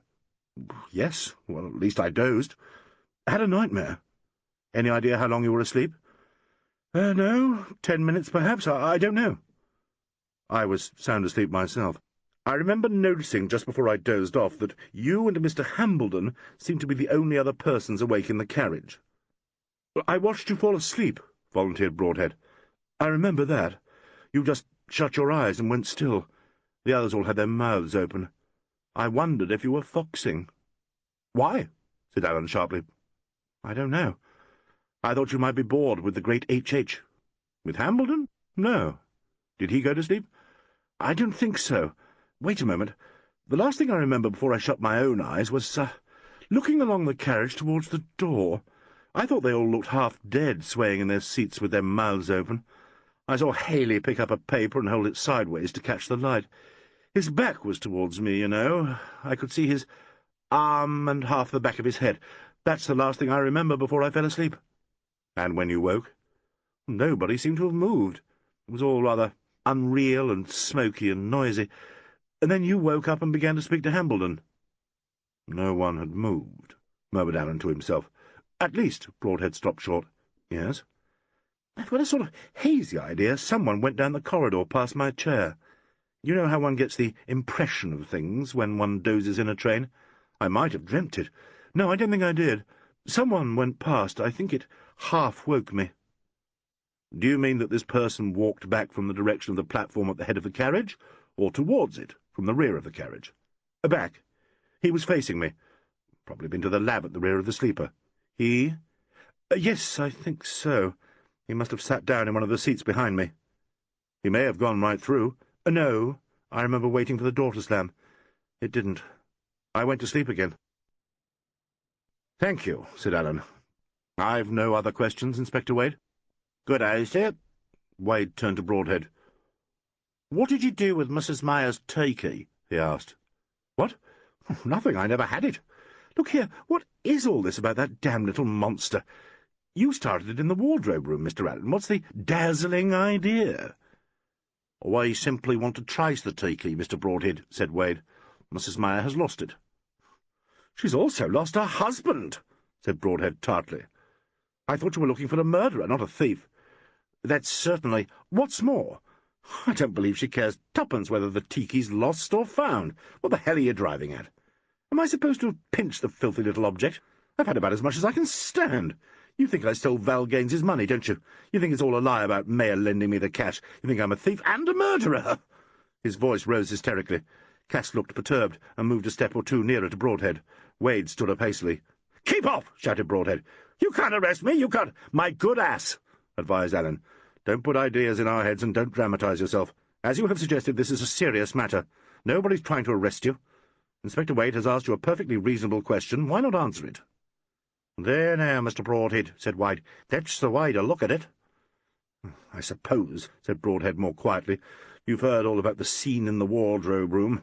I suppose your distinguished colleague has told you what that little stinker Palmer said about me." "And all about your subsequent attempt upon the stinker," murmured Alleyn. "Yes. Don't you think it was a pretty foul thing to sit there as if you were one of us, playing the spy, all agog to report to the police, don't you? Don't you think it would have been the decent thing to say, suggested Alleyn hopefully, "I'm a detective, so if one of you killed this very honest little gentleman whom you all profess to admire so much, don't do anything to give yourself away." "No, Mr. Broadhead." "My God, I was as fond of him as any of them. He was a damn good friend to me."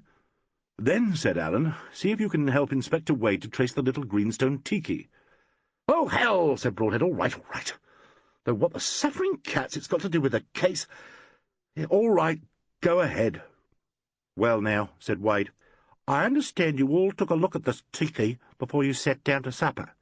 Did you handle it, Mr. Broadhead?" Yes, I had it in my hand for a moment. Someone took it from me." "Who?" "I think it was Frankie Liversidge. I'm not sure. It was passed round." "Yes. Now, Mr. Broadhead, I want you to go back to the end of the performance last night. Were you acting right up to the finish?" "Acting?" said Broadhead distastefully. "No, I wasn't acting. I finished just before Miss Dacre's big scene." "What did you do then?"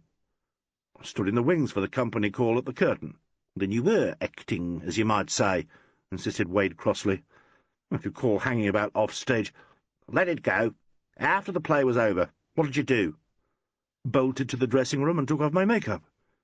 "Anyone with you?" "Yes, Vernon and Frankie Liversidge."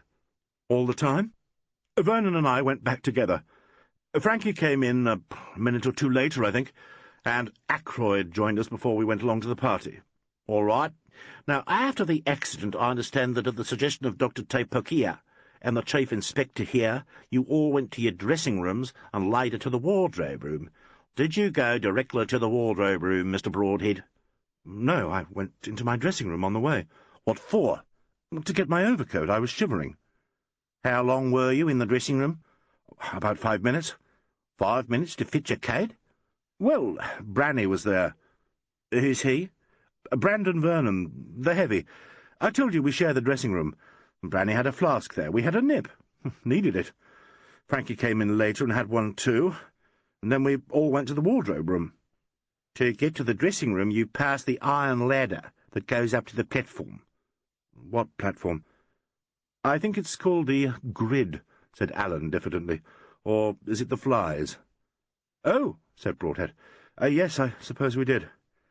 It's just by the dressing-room passage, isn't it?" Wade shifted his position and became elaborately casual. "You didn't happen to glance up towards the platform at all, I suppose?" "Good Lord, I don't know. Well, why should I?" "You didn't get the impression anyone was up there?" "I didn't get any impression at all." "Did you all leave the stage together? The whole company, I mean, and the guests?" "Pretty well. Everyone was very quiet. The guests just petered away as soon as they could. We stood for a moment by the entrance to the passage to let Miss Dacres go first, and then we followed." "All together?" "We didn't make a football scrum of it," said Broadhead crossly. "It's a narrow passage." "When you got to the wardrobe room, was everyone there?" "I wasn't the last." "Who came in after you, Mr. Broadhead?" "Oh, Lord," said Broadhead again. "Let's see. Well, Gascoigne was after me, and Mr. Mason. Susan and Haley Hambledon came in just before that, I think, with Miss Dacres. I'm not sure. No, by George, Mr. Allen was last." "Quite right," agreed Allen. "I was a bad last." "Well," said Wade, "I think that'll be all, sir. If you've no objection, I'll get you to sign these notes later on when they've been put into longhand. We've got your address. Perhaps you'd look in some time tomorrow morning at the station." "Where is it?" "Hill Street, Mr. Broadhead, top of Ruru Street. Anyone will direct you." "I suppose so. I could ask a policeman. At least he would know that." "Good night, Mr. Broadhead," said Wade coldly. End of Side 3. Side 4. Chapter 10. The case is wide open. "I wish I knew," said Allen, when Broadhead had gone, "whether to give myself a kick in the neck or a slap on the back." "How's that, sir?" asked Wade. After the main body had retired to the dressing-rooms, Mr. Mason, Mr. Gascoigne, Dr. Tepokia, the chief mechanist, and I were left on the stage with the body. Until then I had imagined the whole show was simply a ghastly accident, but almost automatically I had suggested that none of the company left the theatre. The official mind must have functioned. Reaction to sudden death or something. If I had suspected homicide, I should have done my best to keep them all on the stage. I don't think I would have succeeded without producing the yard. But at that stage I didn't actually suspect, although I suppose I asked myself the routine question, homicide or accident. Well, as soon as we were alone, the unhappy Bert gave tongue. He protested many times, and with sanguinary monotony, that there had been some funny business. So did Mr. Gascoigne. They were all for going up aloft to take a look at the tackle. From being almost official, I now became quite officious. I said, "No, no, gentlemen, we must leave this for our wonderful police. Scale not the heights," the old man said, and they heeded and gave over. Quite right, too. But was it? Suppose they had gone aloft. They would have found the tackle as it was when the bottle fell. They would have found it as I found it a few minutes later when I snooped up the ladder. Now, what would have been the effect of this discovery on the murderer? If the murderer is not Mr. Mason or Mr. Gascoigne or Tepokia or Bert, he would presumably have come out of his hole, found the stage empty, heard voices on the grid, and gone back into his hole. He would never have tidied up. "That's so, but we've got your evidence anyway," objected Wade. "Well, yes, we have. We've caught him out in a bit of elaboration," agreed Allen. If. He rubbed his nose vexedly. "I usually welcome elaborations. Beware of fancy touches should be neatly printed and hung above every would-be murderer's cot. But this time I felt that, as far as we're concerned, there's a catch in it. Well, now, if our man is Tepokia or Mason or Gascoigne or Bert, he would still have been unable to tidy up. By preventing the inspection of the tackle, I made possible the alteration." "Well, sir, according to your way of looking at it, that's all to the good. The alteration was a blunder, as it turned out." "And we should never have found the tiki." "That's two blunders." "Is it?" said Allen. "I've got my doubts about that." "I don't get you there, sir. Surely we ought to trace the tiki." "Oh, yes," agreed Allen, screwing up one side of his face. "We'll have to try. What did Hambledon and Mason have to say about it?" "Ah, same story as young Broadhead. Mr. Hambledon said he took it from Mrs. Mayer soon after you gave it to her. He says he had a look at it and handed it on to someone else. Thinks it was old Mr. Vernon, but isn't sure. Mr. Mason says he can't say who gave it to him, but he handled it and remembers giving it back to Mrs. Mayer just before you all sat down to supper." "And Mrs. Mayer?" "Thinks she remembers he gave it to her, and fancies she put it down on the table somewhere. There you are." "Yes," said Allen, "it's wide open." "Mrs. Mayer—" began Wade, and stopped abruptly. "Look here, sir, what do I call the lady? Mrs. Mayer or Miss Dacres?" "Miss Dacres, I fancy." "Seems hardly nice in some ways. Well, then, Miss Dacres seemed a bit surprised when I asked her about the tiki. She gave me a look. That's because I had already spoken to her about it." "Is that so? Did you get the same answer?" "More or less. She looked in her bag and then said she didn't know what had become of it. All the same—" "Well, there it is," said Wade, without noticing Allen's hesitation. "Better get a move on, I suppose. Who'll we take next, sir?" "If I might suggest, I think it would be as well to ask Gascoigne, the stage manager. if he knows who was the last person officially to examine the apparatus. "Good enough," said Wade, and sent for Gascoigne. Gascoigne said that the last official inspection took place just before the end of the third act. Mr. Mayor came round from the front of the house. "He was as fussy about it as if it had been a first night in town," said Gascoigne. "He asked me if everything was all right. I'd been up myself and seen it, and we'd rehearsed it God knows how often. But to humour him, I sent Bert up again, and I'm blessed if the governor didn't climb up after Bert. It was then that he loosened the wire, I think. He was in a great flutter. By God, you'd almost think he knew something would happen. That was actually just before the last curtain. I remember they came down the ladder after we'd run down." "Which of them came first?" "Bert. He came to me in the prompt box and said it was all okay. Mr. Mayor went off to the front of the house, I think." "And what did you do?" "Me?" said Gascoigne, looking surprised. "I got the staff to work setting the stage for the party. Bert and the local men did it." "Did you notice anyone go up the ladder after that?" asked Wade without hope. "Of course I didn't. Wouldn't I be asking you to go after them if I had? Look here, Inspector. Had that gear been interfered with, I'd like to go up and take a look at it." "You'll find no difference, Mr. Gascoigne," said Wade. "But I tell you," said Gascoigne violently, "there must have been some funny business. Oh, there must have been." "Now listen, sir," said Wade. "When everybody left the stage at Chief Inspector Alleyn's suggestion—" "What? Chief Inspector how much?" ejaculated Gascoigne. Wade explained. "Here," said Gascoigne. "Is there anything fishy about our company? Have you been tailing round after us, Mr. Alleyn? What's the idea of all this?" "I'm on a holiday," explained Alleyn apologetically, "and I've not been tailing anybody at all, Mr. Gascoigne." "So you say," muttered Gascoigne. "It's true," said Alleyn. "So help me." "Now, Mr. Gascoigne," continued Wade doggedly, "when they all left the stage after the accident, what did you do?" "I stayed put. I wanted to go up and look at the gear, but Mr. Inspector Alleyn said wait for the police."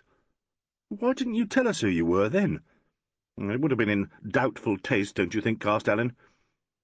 "You remained on the stage until the arrival of the police, I think." "Yes, I did," said Gascoigne. Wade glanced at Alleyn. "Well, Mr. Gascoigne, I think that's all I want to know just now. You're staying where?" "The Railway Hotel." "Good-o, sir. Perhaps you'd look in at the station tomorrow.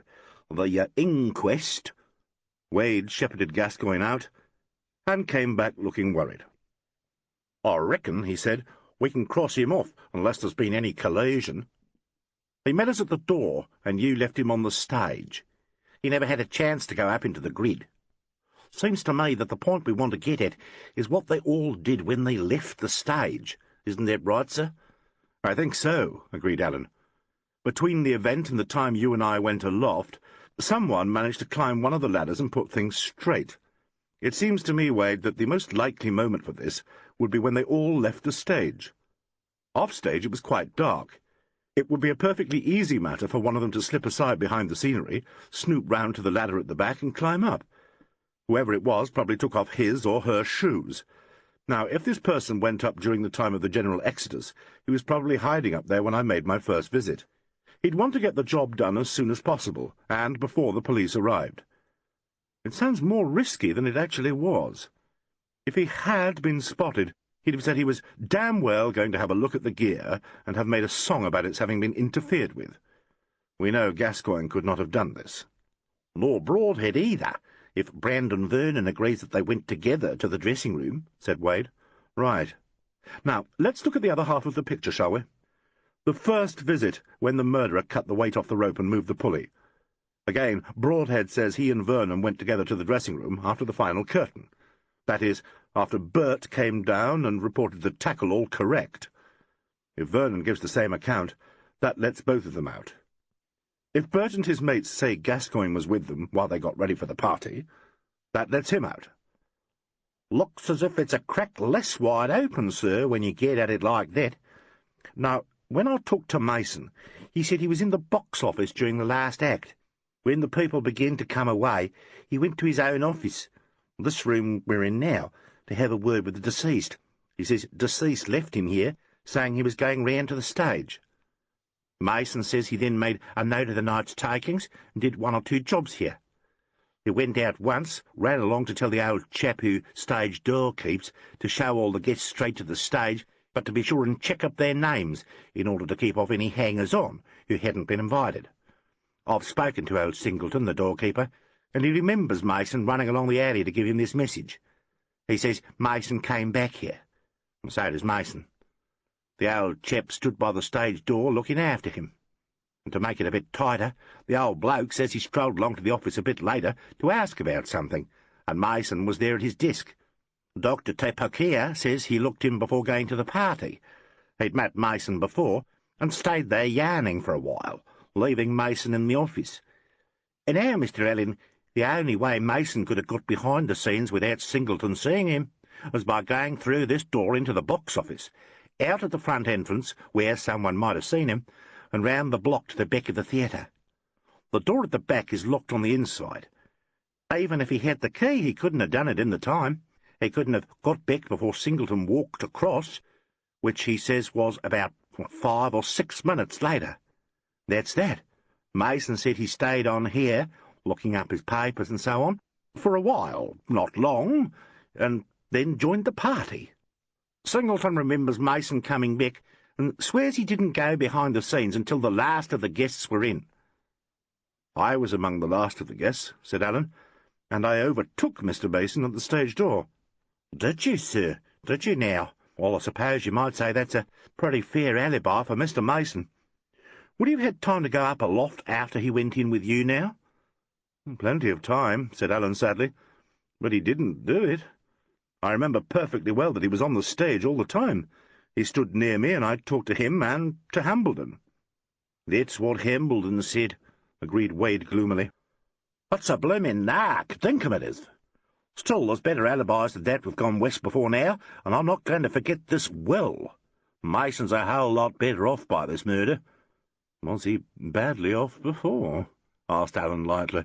"That's what I reckon we'll have to find out, sir. Do you think the Yard?" "Oh, yes, they'll do it for you if it can be done. We call it making tactful inquiries.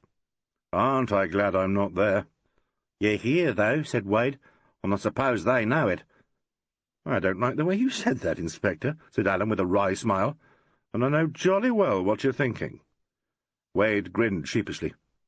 "Well, sir," he said, "it looks as if it's an English case more than a New Zealand one, now doesn't it?" "Wait and see," said Alleyn. "What about your tiki? And talking about the tiki, did you ask Mr. Mason where he went with Dr. Tepokia after the event? He was very much shaken, and Tepokia took him off somewhere to give him a drink. The doctor brought him here. There's a bottle of whisky and a couple of glasses in that cupboard there. I put him away to get Mason's prints. I seem to have taken it neat." "So Dr. Tepokia felt a bit groggy too," said Alleyn. "He seemed so very sedate and professional at the time." "What happened when they'd had their neat whiskies?" "The doctor rang us up and left Mason here with his grog when we arrived. Mason says he was still here when we went past. I remember noticing that door was open on the alleyway and the lights in here were up. I fancy I caught sight of him. Anyway, the doorkeeper says he mooched along the yard after we'd come in, saw Mason in the office and talked to him. He says he went along as soon as he'd let us in and stayed until Mason went to the wardrobe room. They walked along together." "That's right too, sir," said the silent Cass unexpectedly. "I was just inside the stage door when he came through. I sent him along. He was looking horribly crook." "Ill?" asked Alleyn cautiously. "Too right, sir." "Crook or not," said Wade, "I'm not taking anything for gospel where Mr. George Mason's concerned, by cripey I'm not. And now the Miss Dacres hasn't got even half an alibi for the first stunt, fixing the gear before the murder. She says she went to her dressing-room and was alone there till she came to the party."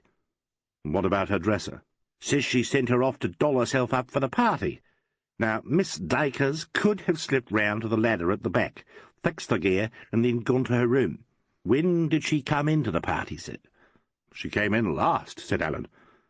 And up through his mind welled the memory of Carolyn hooting melodiously as she came down the passage, of Ackroyd opening the door onto the stage, of Carolyn making her entrance, of himself going to meet her.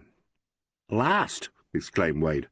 "Last of the lot, and alone. No, not alone. Haley Hambledon, Mr. Mason, and Mr. Mayor went and fetched her.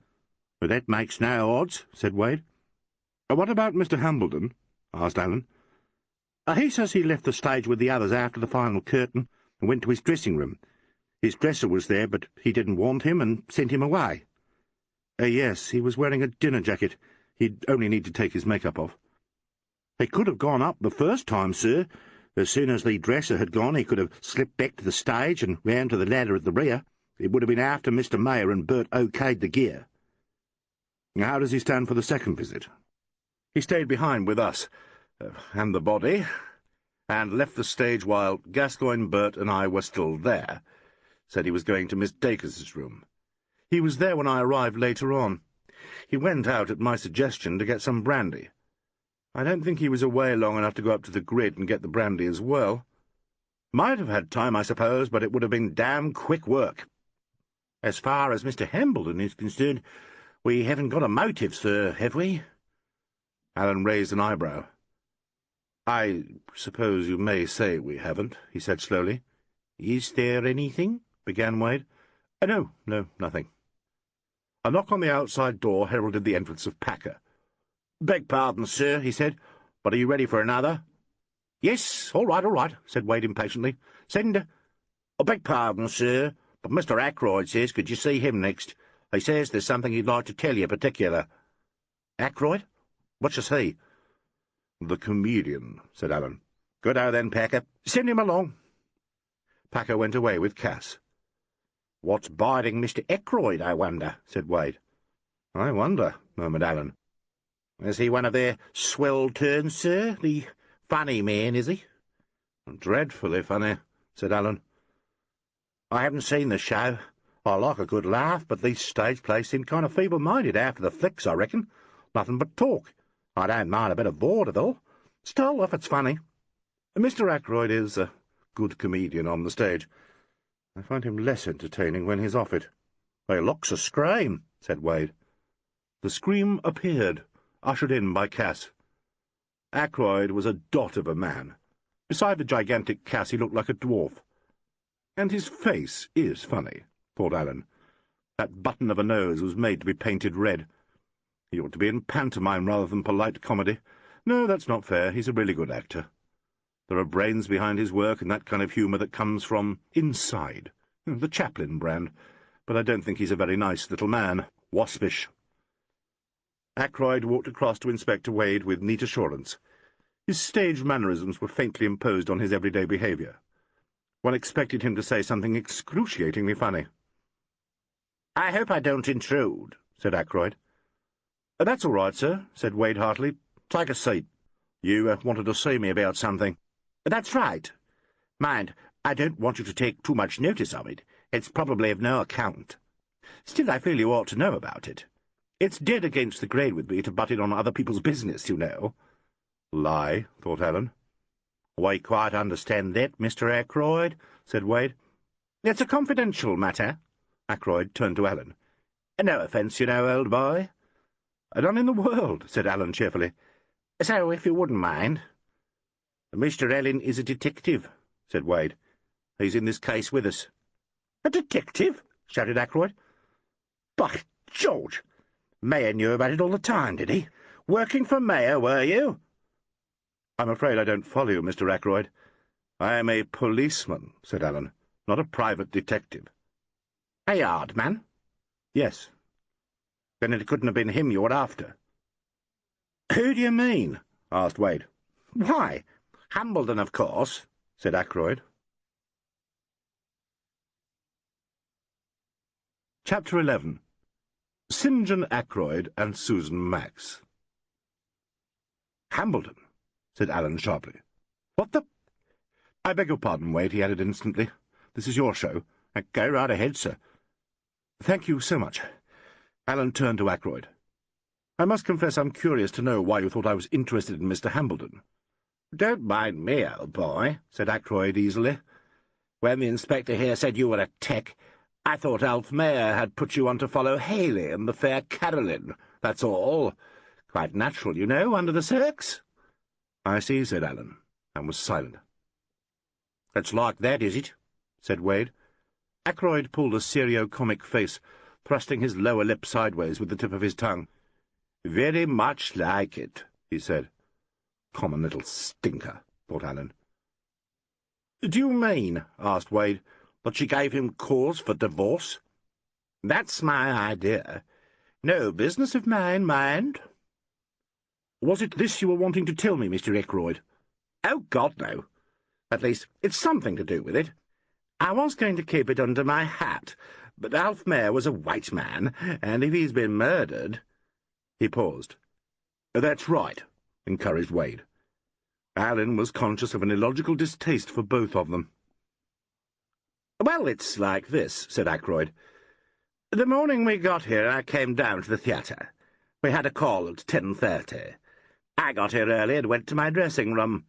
It's round the corner of the passage and up a right-angled one, so that actually it backs onto the Star dressing-room. Well, in these wooden buildings of yours, you can hear each other thinking. The walls are only thin partitions in this show. I was getting my stuff out when I heard Haley and the great actress talking in the Star room. Mr. Hambledon and Miss Dacres. None other. Haley was in the devil of a temper trying to get her to say she'd levant with him at the end of this tour. Fact! And she said she wouldn't because she's a Catholic and doesn't believe in divorce. She was doing her little devil stuff. Seemed to be big with Haley. He got all he-man and violent. Woof! Then he said something like, 'Would you marry me if Alf was dead?' And the great actress said she would. That took her off. She went out on the stage, and a minute later I heard her give her opening line." "Yes," said Wade after a moment. "Thanks, Mr. Ackroyd. Doesn't sound exactly as if she was Hambledon's mistress, though, do you reckon?" "God knows what she is. She'll be his wife before long, I don't mind betting you. Well, that's that. Probably nothing in it. I'll be off." "If you don't mind waiting a minute longer, sir, there are one or two formal questions." Wade asked Ackroyd what he did after the final curtain. He went straight to his dressing-room, it seemed. He was alone there until he came out for the party.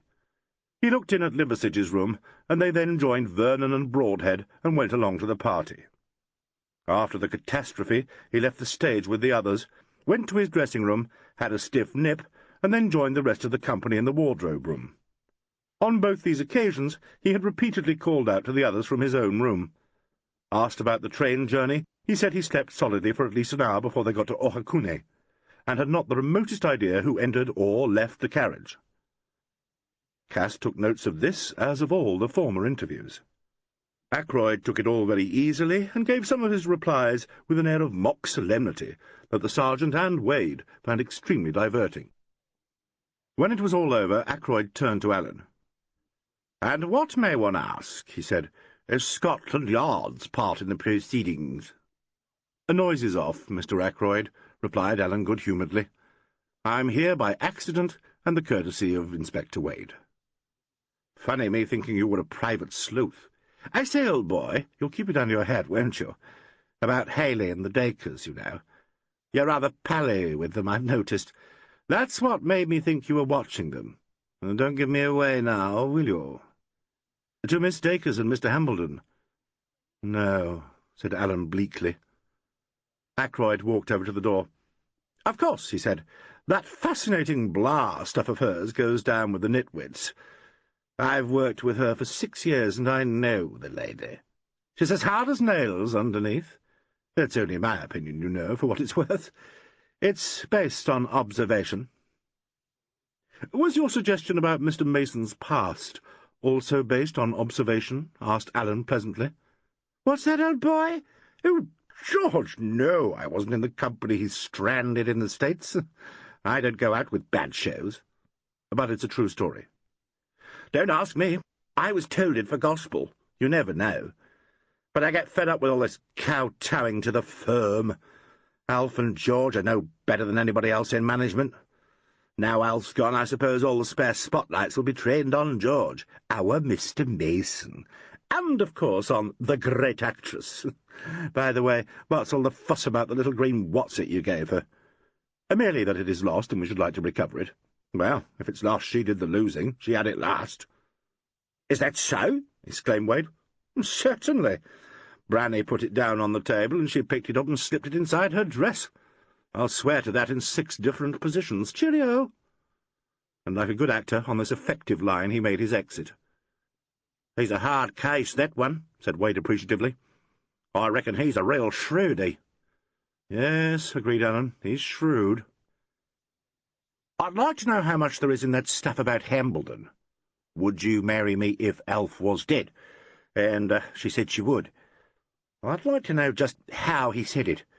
And by gum, I'd like to know if there's a free passage from the top of Miss Dacre's dress downwards." "And I," said Alan, "would like to know when Miss Dacres found occasion to snub Mr. Ackroyd, and why." "Hullo," said Wade. "Where'd you get that notion, sir?" "From the funny gentleman's behaviour. He radiated a peculiar malevolence that I associate with snubs from the opposite sex." "Still, sir, he'd hardly want to involve her in a murder charge now, would he? And that statement about the tiki, well—" "It is Hambledon, I fancy, whom he would like to involve." Wade chewed this over, eyeing Alan with a sort of guarded curiosity. "Well," he said at last, "I'd better get on. Let's see. There's that old lady, Miss Mex, and Miss Gaines, Mr. Loversich, Mr. Weston, who's not a member of the company, his cousin, young Palmer, ditto, and Mr. Brandon Vernon. Suppose we see the old girl first, Cass." Cass went off. "Miss Max is an old acquaintance of mine," said Alan. "She was in the Felix Gardner show." "Is that so, sir? Well, perhaps you would talk to her." "I'd like to listen to your methods, sir. We've got our own little ideas here about interviews, and it'd be very interesting to compare them." "Bless me, Wade. I'm afraid you won't find much to analyse in my remarks, especially to Miss Max. I'll talk to her if you like, only don't, for the Lord's sake, expect fireworks. Here she comes." In came old Susan Max. Her roundabout figure was neat in its velveteen evening dress. Her faded blonde hair had been carefully dressed for the party. Her round, honest face, with its peculiar pallor, induced by years of grease-paint, had been delicately powdered but not made up. She looked what she was, an actress of the old school. She waddled forward, her face lighting as she saw Alan. "Well, Miss Max," said Alan, pushing a chair up to the fire, "I'm afraid you've had a long wait in the wardrobe room. Sit down by the fire and cheer us up." "Me cheer you up," said Susan. "I like that." She gave a cackle of laughter, but when she looked up at him, her faded blue eyes were anxious. "I never thought we'd meet again. Like this," said old Susan. "I know," said Alan. "It's strange, isn't it?" "You'll be calling me a Jonah," she said. The pudgy old hands moved restlessly in her lap. "You a Jonah? Not a bit of it." "You've met Inspector Wade, haven't you?" Susan gave Wade a grand nod. "He's asked me to have a talk with you about this beastly affair. Do the others still think I'm a harmless civilian?" "Would you credit it, dear," said Susan indignantly, "that just before I came along here, that girl blurted it all out." "Miss Valerie Gaines?" "Little idiot. I've no patience, doing her emotional act all over the room. What business is it of hers?" "None at all, I should have thought," said Alan comfortably. "Have a cigarette and tell me some scandal. How did she get her job?" "Who? Gaines? Oh, my dear, through influence like everybody else nowadays. Her father's a lessor of our theatre in town. The girl knows nothing about the business. No poise, no charm, no personality. You were in front, weren't you? Well, what a naughty performance!" "I wonder Miss Dacres puts up with it." "My dear, she has too. Some leading women don't mind poor supports, of course. Selfish. But Carolyn Dacres is an artist. Different type altogether," said Susan, settling her chins. "Anything between Liversidge and Valerie Gaines?" asked Alan. "Somebody ought to tell that girl to look after herself," said Susan darkly. "Not that they'd get any thanks for it. I've known Frankie Liversidge a good many years, and I wouldn't care for any daughter of mine to be on those terms with him." "Anything in particular wrong with him?" asked Alan. "Well, dear, he's not quite straight, shall we say, especially where women are concerned. But I mustn't sit here gossiping. It's all hours of the night as it is. Now, what can I tell you?" Alan asked her about her movements before and after the catastrophe. Like everyone else, she had spent the 2 significant periods in her dressing-room. At the end of the play, she had gone straight there, removed her makeup and changed her dress. Miss Dacre's dresser had, at old Susan's invitation, also used the room to smarten herself up for the party. She's a nice woman, been with Miss Dacre's for years, and she helped me with my change. The dress I wear in the last act is a beast to get out of. I was only just ready when the last of the guests arrived. After the catastrophe, Susan had gone to the door of the star-room with Carolyn Dacres and had offered to go in with her. She said she'd rather be by herself, so I went on to my own room, dear. Minna, the dresser, you know, came in a little later. Miss Dacres had sent her away, too. After a little while, Minna said she couldn't bear to think of her there alone, so she went back, and in a minute or 2 she came for me. The poor child, I mean Miss Dacres, for to me she seems a child, had thought she would like my company. She was sitting there quite quietly, staring in front of her. Shock. Couldn't talk about it, or weep, or do anything to ease her mind. Then she suddenly said she'd like to see you. Haley Hambledon had come in and went to fetch you. How long had you been there, Miss Max? Oh, let me see. He came in soon after I did. About 10 minutes, I should say. Ah, said Alan with a sort of satisfied grunt. After a moment he leant forward. What sort of a fellow was Alfred Mayer? He asked. One of the very best, said Susan energetically. The right type of manager, and there aren't many of them left in the business. Always the same to everybody. Devoted to her. Alan remembered the pale, commonplace little man who had been so quiet in the ship and so frightened on the train. And she to him? He asked. Old Susan glanced at Cass and Wade. Very, she said dryly. We've got to learn the truth, you know, said Alan gently. We'll have to pry and pry. It's one of the most revolting aspects of a murder case, and the victim is sometimes the greatest sufferer. Then it is murder? I'm afraid so. There was a long silence. Well, said old Susan at last, it's no good making mysteries where there are none. She was very fond of Mayer. Not perhaps in a romantic fashion exactly. He wasn't a figure for romance, but she was fond of him. You might say she felt safe with him. And, Hambledon? Asked Alan quietly. Susan squared her fat shoulders and stared straight in front of her. If you mean anything scandalous, my dear, there's not a word of truth in it, not a morsel. Mind, I don't say Haley isn't devoted to her. He is, and has been for years, and he makes no bones about it. I've been with the firm off and on for a long time, and I know. But there's been no funny business between them, and don't let anybody tell you there has. They've been trying, said Alan. Susan suddenly slapped her hands on her lap. Ackroyd, she cried. Well, it was, but don't say so. I'll be bound. Little beast! Oh, he's never forgiven her, never. For what? It was when he rejoined us for the revival of Our Best Intentions, a year ago it was. He's the type that always hangs round the leading woman and tries to go big with the management. You can smell him a mile off. Well, he tried it on with Carolyn Dacres, and believe me, it took him right off, said Susan, becoming technical.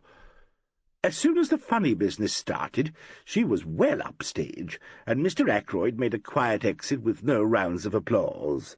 He's a spiteful little beast, and he's never forgiven her or Haley. Haley actually spoke to him about it, you know. I believe George Mason did, too. He's never forgotten it. You heard how he spoke about George tonight, dragging in that American business. Nothing in it? My dear, said Susan resignedly, I dare say something did happen. I rather think it did, but if we knew all the circumstances, I've no doubt we'd find faults on both sides. George Mason started in a small way, and he's not the only one by a long chalk that's got an incident of that sort to live down. My advice to you is forget all about it. Whatever happened in the early days, he is an honest man now. I've worked for him for a good many years, and you can take my word for it. And what's more, I wouldn't say the same for Ackroyd. I see, said Alan. Anything more? Asked Susan. I don't think so. Thank you so much. Perhaps Inspector Wade?" No, thanks, sir, no, thanks," said Wade, getting up from the desk where he had sat in silence. "Unless, the train?" Miss Max sat opposite me. She slept all the time, I fancy." "The train?" ejaculated Susan. Alan explained. "Yes," said Susan. "I was asleep. Do you mean you think that business on the train had something to do with this?" "Who can tell?" murmured Alan vaguely. "You're longing to get home to your bed, aren't you?" "Well, I am." She hitched herself off the chair and waddled to the door. Alan opened it. She stood, a roundabout and lonely little figure, looking up at him very earnestly.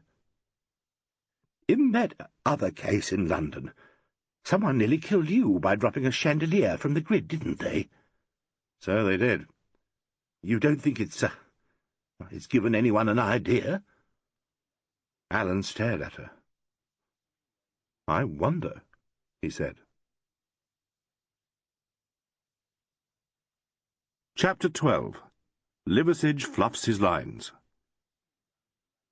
"What was she driving at?" asked Wade when Susan had gone. "Oh, the Gardner case. A neurotic property man dumped half a ton of candelabra on the stage in a childish attempt to distract my attention. Later on he became victim number 2, poor booby. Knew too much. It all came out in the evidence. I imagine they take a lot of trouble when men are working aloft. I remember the stage manager told me the hands always have their tools tied to their wrists in case of accidents. Also, you got some nice little bits out of the old lady. Of course, her being a friend made a difference." "Of course," agreed Alan cordially. "Do you reckon there's anything in this story of Ackroyd's about Mason stranding a company in America?" "I am inclined to agree with Miss Max's opinion of Ackroyd as a witness, but we'd better look into Mr. Mason's history, of course. I'll get them to do that at the Yard." "Ackroyd means Mason walked out and left his company cold?" "Yes. Not an unusual proceeding with small companies, I fancy, in the old days. Dirty trick, of course." "Too right. And if he's that sort, well, still, it doesn't mean every manager that strands a company would do in his partner." "Indeed not. The routes of touring companies would have been strewn with managerial corpses, I'm afraid." "There's the motive, though.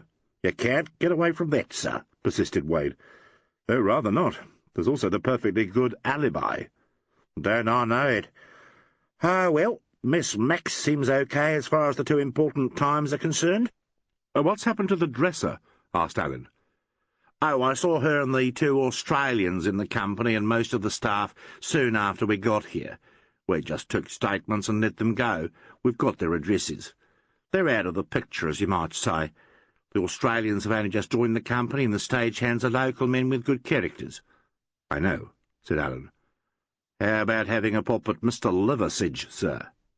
"Who, me?" "That's right. Will you, sir?" "At your service, Inspector." So Cass was dispatched to the wardrobe room and returned with Mr. Frank Liversidge, who came in looking very beautiful.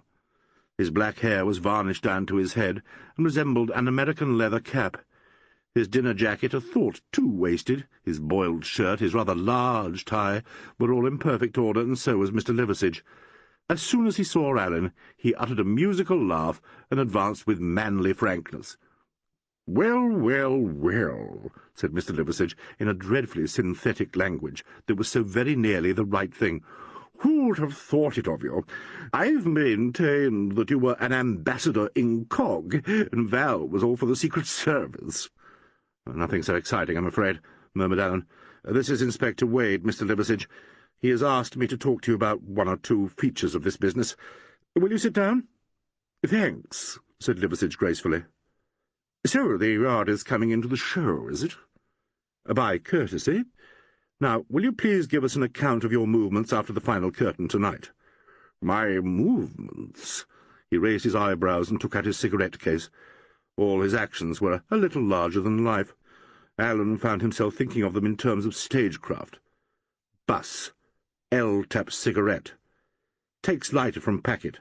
Lights cigarette with deliberation. "My movements," repeated Liversidge, wafting smoke rings in Alan's direction. "Let me see. Oh, I went to my dressing-room and demolished the war paint."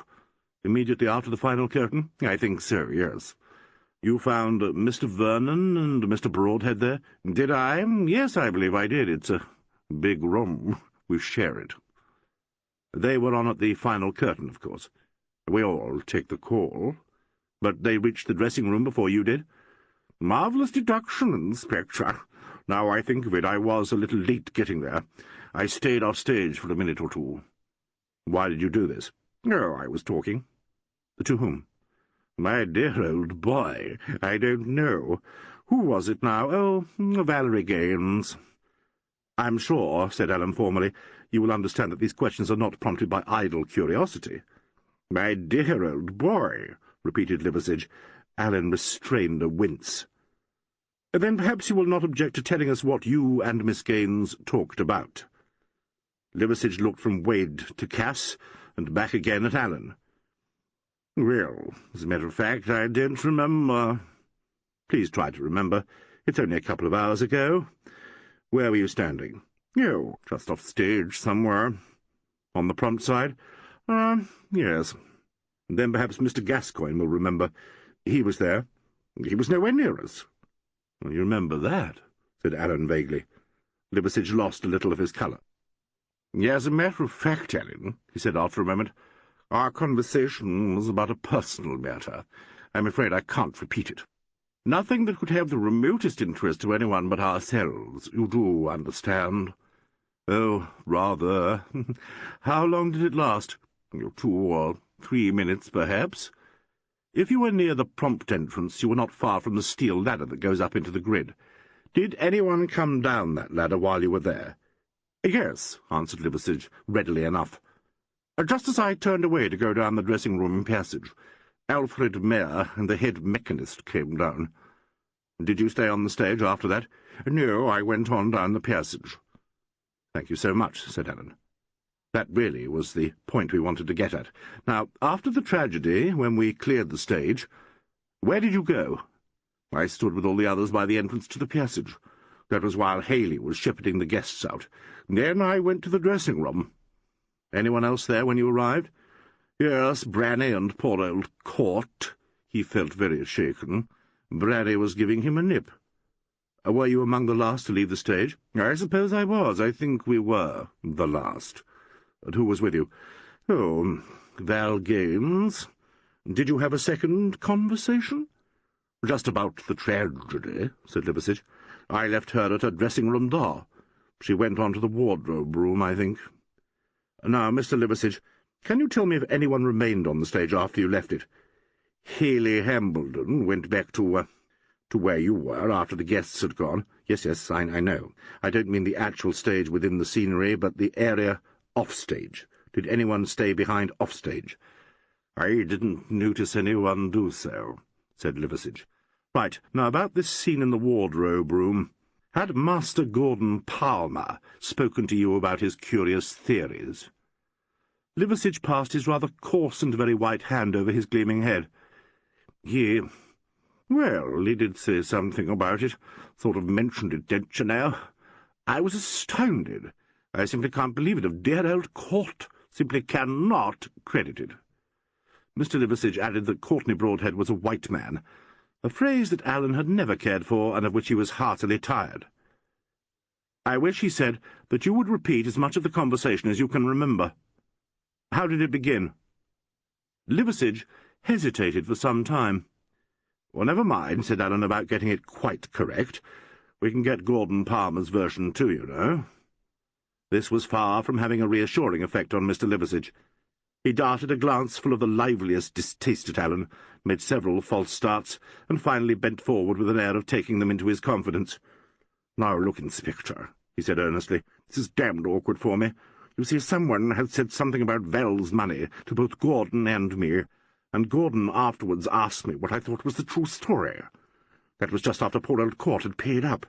Well, I said, not meaning Gordon to take it up seriously, or just a joke. I mean, I never dreamt he'd think for a moment. Mr. Liversidge waved his hands. Yes, said Alan. Gad, I wouldn't have had it happen for the world. I said, laughing, something about, well, Court suddenly flush, perhaps he's the dirty dog. Something like that. I mean, never dreaming. Did you pursue this joke? asked Alleyn. "Well, don't you know, chaffingly," explained Liversidge. "What?"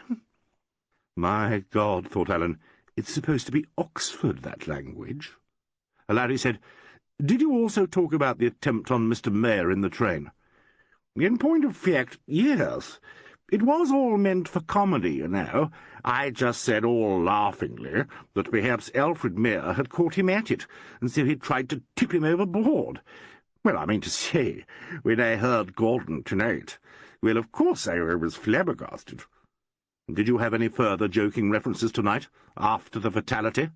inquired Alleyn evenly. "My dear Mr. Alleyn," expostulated Liversidge, greatly shocked. "No reference of any sort?" "Actually, do you know, Gordon did say something to me in the passage. I don't remember what it was. I was too shocked and grieved to pay attention. I think he just said something about, did I remember what we had talked about?" "I see," said Alleyn. "Mr. Liversidge, do you know at what time during our train journey the attempt on Mr. Mayor was made?" Let me see. Do I remember? Yes, it was some time before we got to that place where we stopped for refreshments, isn't that right? I remember the dear old governor telling us about it." "Poor old governor. It's hard to realize. Frightfully hard, isn't it? Now, before we reached that station, Ohakune, the guard came through the train, chanting an announcement." "So he did." "Were you awake, or did he wake you?" "He woke me." "Had you been asleep for long?" "Oh, ages. I dropped off soon after Val went along to her sleeper." "Do you remember that you were disturbed by anyone getting up and leaving the carriage before the guard went through?" "Didn't Court Broadhead go out to the platform? I seem to remember— Oh, good God, old man, I don't mean— You can't mean— "I don't mean anything at all, Mr. Liversidge," said Alleyn. "Nobody else?" "I don't think so, no." "Thank you. Now, about the greenstone tiki, we are anxious to trace it if possible. Miss Dacres has lost it." "Is it valuable?" "It is rather, I imagine." "Well, you ought to know," said Liversidge. "Quite so. Do you remember handling it?" "Certainly," said Liversidge with huffy dignity. "I also remember returning it." "To whom?" To Branny, I think. Yes, it was, to Branny. And he gave it to Carolyn, and she put it on the table. I remember that quite well." "Whereabouts on the table?" "At the end on the O.P. side. It was before we sat down. Funny me remembering." "Do you remember anyone picking it up from the table?" "No. No, I don't." "Have you any theory," asked Alleyn abruptly, "about the disappearance of Miss Gaines's money?" "I? Lord, no. I should think very likely a steward pinched it." "It's happened before," agreed Alleyn. "She seems to have been pretty casual about her cash." "Casual? God, she's hopeless. Fancy leaving a packet of tenors in an open suitcase. Well, of course." "All in tenors, was it?" asked Alleyn absently. "I think so. She told me so." Wade cleared his throat. "I seem to remember," continued Alleyn vaguely, "that she said something about paying you a tenner she'd lost at poker. When did she do that?" "On the last night we were in the ship, after we'd finished playing. Actually, it was about 1 o'clock in the morning." "She still had her money then, evidently." "Yes." "She got this tenner from the hoard in the suitcase, did she?" I think so. Yes, she did." "You saw her, did you, Mr. Liversidge?" "Well, not exactly. I walked along to her cabin and waited outside in the corridor. She came out and gave me the tenner. I didn't know then where she got it from." "You couldn't see her?" "No, I couldn't. Damn it all, Alleyn, what's the idea of all this?" "No offence in the world. Good night, Mr. Liversidge." "Eh?" "Good night," repeated Alleyn cheerfully. Liversidge stared uncomfortably at him, and then got to his feet. Wade made a movement and was checked by a glint in Allen's eye. "Well, so long," said Mr. Liversidge, and went away. "Let him go," said Alleyn when the door had slammed. "Let him go. He's so uncomfortable and fidgety. You can get him again when he's spent a beastly night. He'll do very nicely for the time being. Let him go." Chapter 13. Miss Gaines Goes Upstage. "Now, Miss Gaines," said Alleyn patiently, "it's a very simple question. Why not let us have the answer to it?" Valerie Gaines lay back in the office armchair and stared at him like a frightened kitten. At the beginning of the interview she had been in good histrionic form and, it seemed to Alleyn, thoroughly enjoying herself. She had accounted for her whereabouts during the two crucial periods. She had taken the tiki in her stride, with many exclamations as to its ill-omened significance. She had discoursed at large on the subject of her own temperament, and she had made use of every conceivable piece of theatrical jargon that she could haul into the conversation in order to show them how professional she was. Alleyn had found all this inexpressibly tedious and quite barren of useful information, but he had listened with an air of polite interest, chosen his moment, and put the question that had so greatly disconcerted her.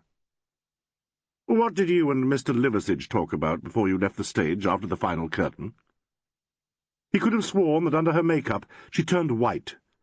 Her enormous brown eyes blinked twice, exactly as though he had offered to hit her. Her small red mouth opened, and literally her whole body shrank back into the chair. Even after he had spoken again, she made no attempt to answer him, but lay there, gaping at him. "Come along," said Alleyn. When she did at last muster up her voice, it was almost comically changed. "Why, nothing in particular," said Miss Gaines. "May we just hear what it was?" She moistened her lips. "Didn't Frankie tell you? What did he say?" "That's the sort of question we particularly never ask a policeman," said Alleyn. "I want you to tell me." But it was just about poor Mr. Mayor, nothing else." "Nothing else?" "I tell you I don't remember. It was nothing." "It wasn't something very private and personal between you and Mr. Liversidge?" "No, of course not. We haven't anything like that to say." "Funny," said Alleyn. "Mr. Liversidge told us you had." Miss Gaines burst into tears. "Look here," said Alleyn after a pause. "I'm going to give you a very hackneyed bit of advice, Miss Gaines. It's extremely good advice, and you may land yourself in a very uncomfortable position if you don't take it. Here it is. Don't lie to the police when there's a murder charge brewing. Nobody else can make things quite as awkward for you as they can. Nobody.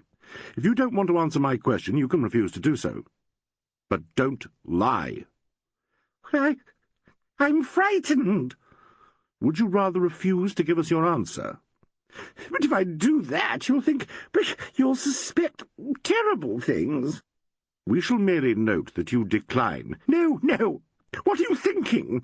You're suspecting me. I wish I was out of it all. I wish I'd never told him.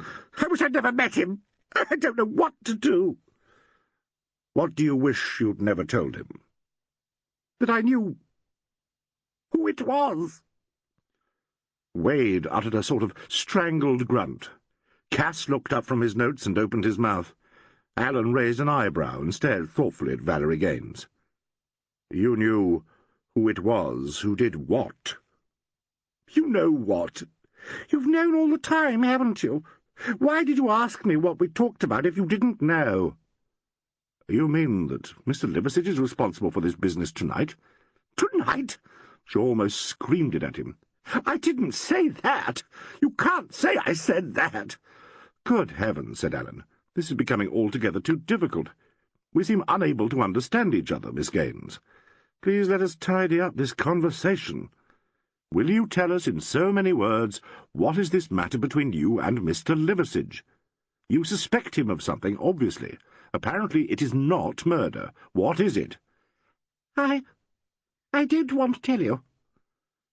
"Very well," said Alleyn coldly. He stood up. "We must leave it at that and go elsewhere for our information." She made no attempt to get up. She sat there staring at him, her fingers at her lips and her face disfigured with tears. She looked genuinely terrified. "I have to tell you," she whispered at last. "I think it would be wiser," said Alleyn, and sat down again. "It's the money," said Miss Gaines. "I think Frankie took my money. I didn't believe it at first when Mr. Mayor spoke to me about it. Lummy, thought Alan. Now we're getting it. He began to question her systematically and carefully, taking pains not to alarm her too much, so that gradually she became more composed, and out of her disjointed half-phrases an intelligible sequence of events began to appear. It seemed that on the last evening in the ship, when she paid her poker debts, Liversedge actually went into her cabin with her. She took the money from her suitcase while he was there, and gave him the £10 she owed him. At the same time, she took out a £10 note, which she subsequently changed at the first saloon bar, and paid out in tips. Liversedge told her that she was a fool to leave her money in an unlocked suitcase. She told him she had lost the key of the suitcase, and said she was not going to bother about it now, at the end of the voyage. He repeated his warning, and left her. Next morning, when she returned from breakfast to pack her luggage, she prodded the leather note-case, felt the thick wad of paper, and fastened the suitcase without making any further investigation. It was not until she opened the note-case in the train that she knew she had been robbed. It was then that she paid her dramatic call on the Mayors, and found Alleyn in their sleeper. "And you suspected Mr. Liversedge when you began to tell us about paying your debt to him?" She said yes. The thought of Liversedge's possible complicity occurred to her at that moment. The next morning Mayor had taken her aside and questioned her closely about the money. He seemed to suspect Frankie. I don't know why, but he seemed to suspect him. It was then that Mayor had insisted on paying her the amount that had been stolen. He had not made any definite accusation against Liversedge, but had warned her against forming any attachment that she might afterward regret. "Did Miss Dacres speak to you about Mr. Liversedge?" But it appeared Carolyn had said nothing definite, though Miss Gaines had received an impression that Carolyn, too, had something up her sleeve. "And have you yourself said anything about this matter to Mr. Liversedge?" Here a renewed display of emotion threatened to appear. Alan steered her off it, and got her back to the conversation that took place off-stage. She said that, guessing at Mayer's view of the theft, all sorts of dreadful thoughts came into her mind when he was killed. "Then you thought at the outset that it was a case of murder?" "Only, it seemed, because Gascoigne kept saying there must have been some hanky-panky with the gear. After a great many tedious false starts, she at last told Alleyn that, when they were all hustled away from the scene of the disaster, she had blurted out a single question to Liversedge. 'Has this got anything to do with my money?' And he had answered, 'For God's sake, don't be a bloody little fool. Keep quiet about your money.' Then he had kept her back, and had said hurriedly that for Courtenay Broadhead's sake she had better not mention the theft. "I'd never thought of Court until then," said Miss Gaines. "But after that I got all muddled, and of course I remembered how hard up Court was, and then I began to wonder. And now, I simply don't know where I am, honestly I don't. If Frankie was trying to help Court, and I've betrayed him." "Nonsense," said Alan very crisply. "There's no question of betrayal. You have done the only possible thing. And tell me, please, Miss Gaines, are you engaged to Mr. Liversedge?" She flushed at that, and for the first time showed a little honest indignation. "You've no business to ask me that." "I can assure you I am not prompted by idle curiosity," said Alan equitably. "The question is relevant. I still ask it." "Very well, then. I'm not actually engaged." "There is an understanding of some sort, perhaps?" "I simply haven't made up my mind." A trace of complacency crept into her voice. Alan thought, "She is the type of young woman who always represents herself as a fugitive before the eager male. She would never admit lack of drawing power in herself." "But now," she was saying, "I wish we had never thought of it. I want to get away from all this. It's all so hateful.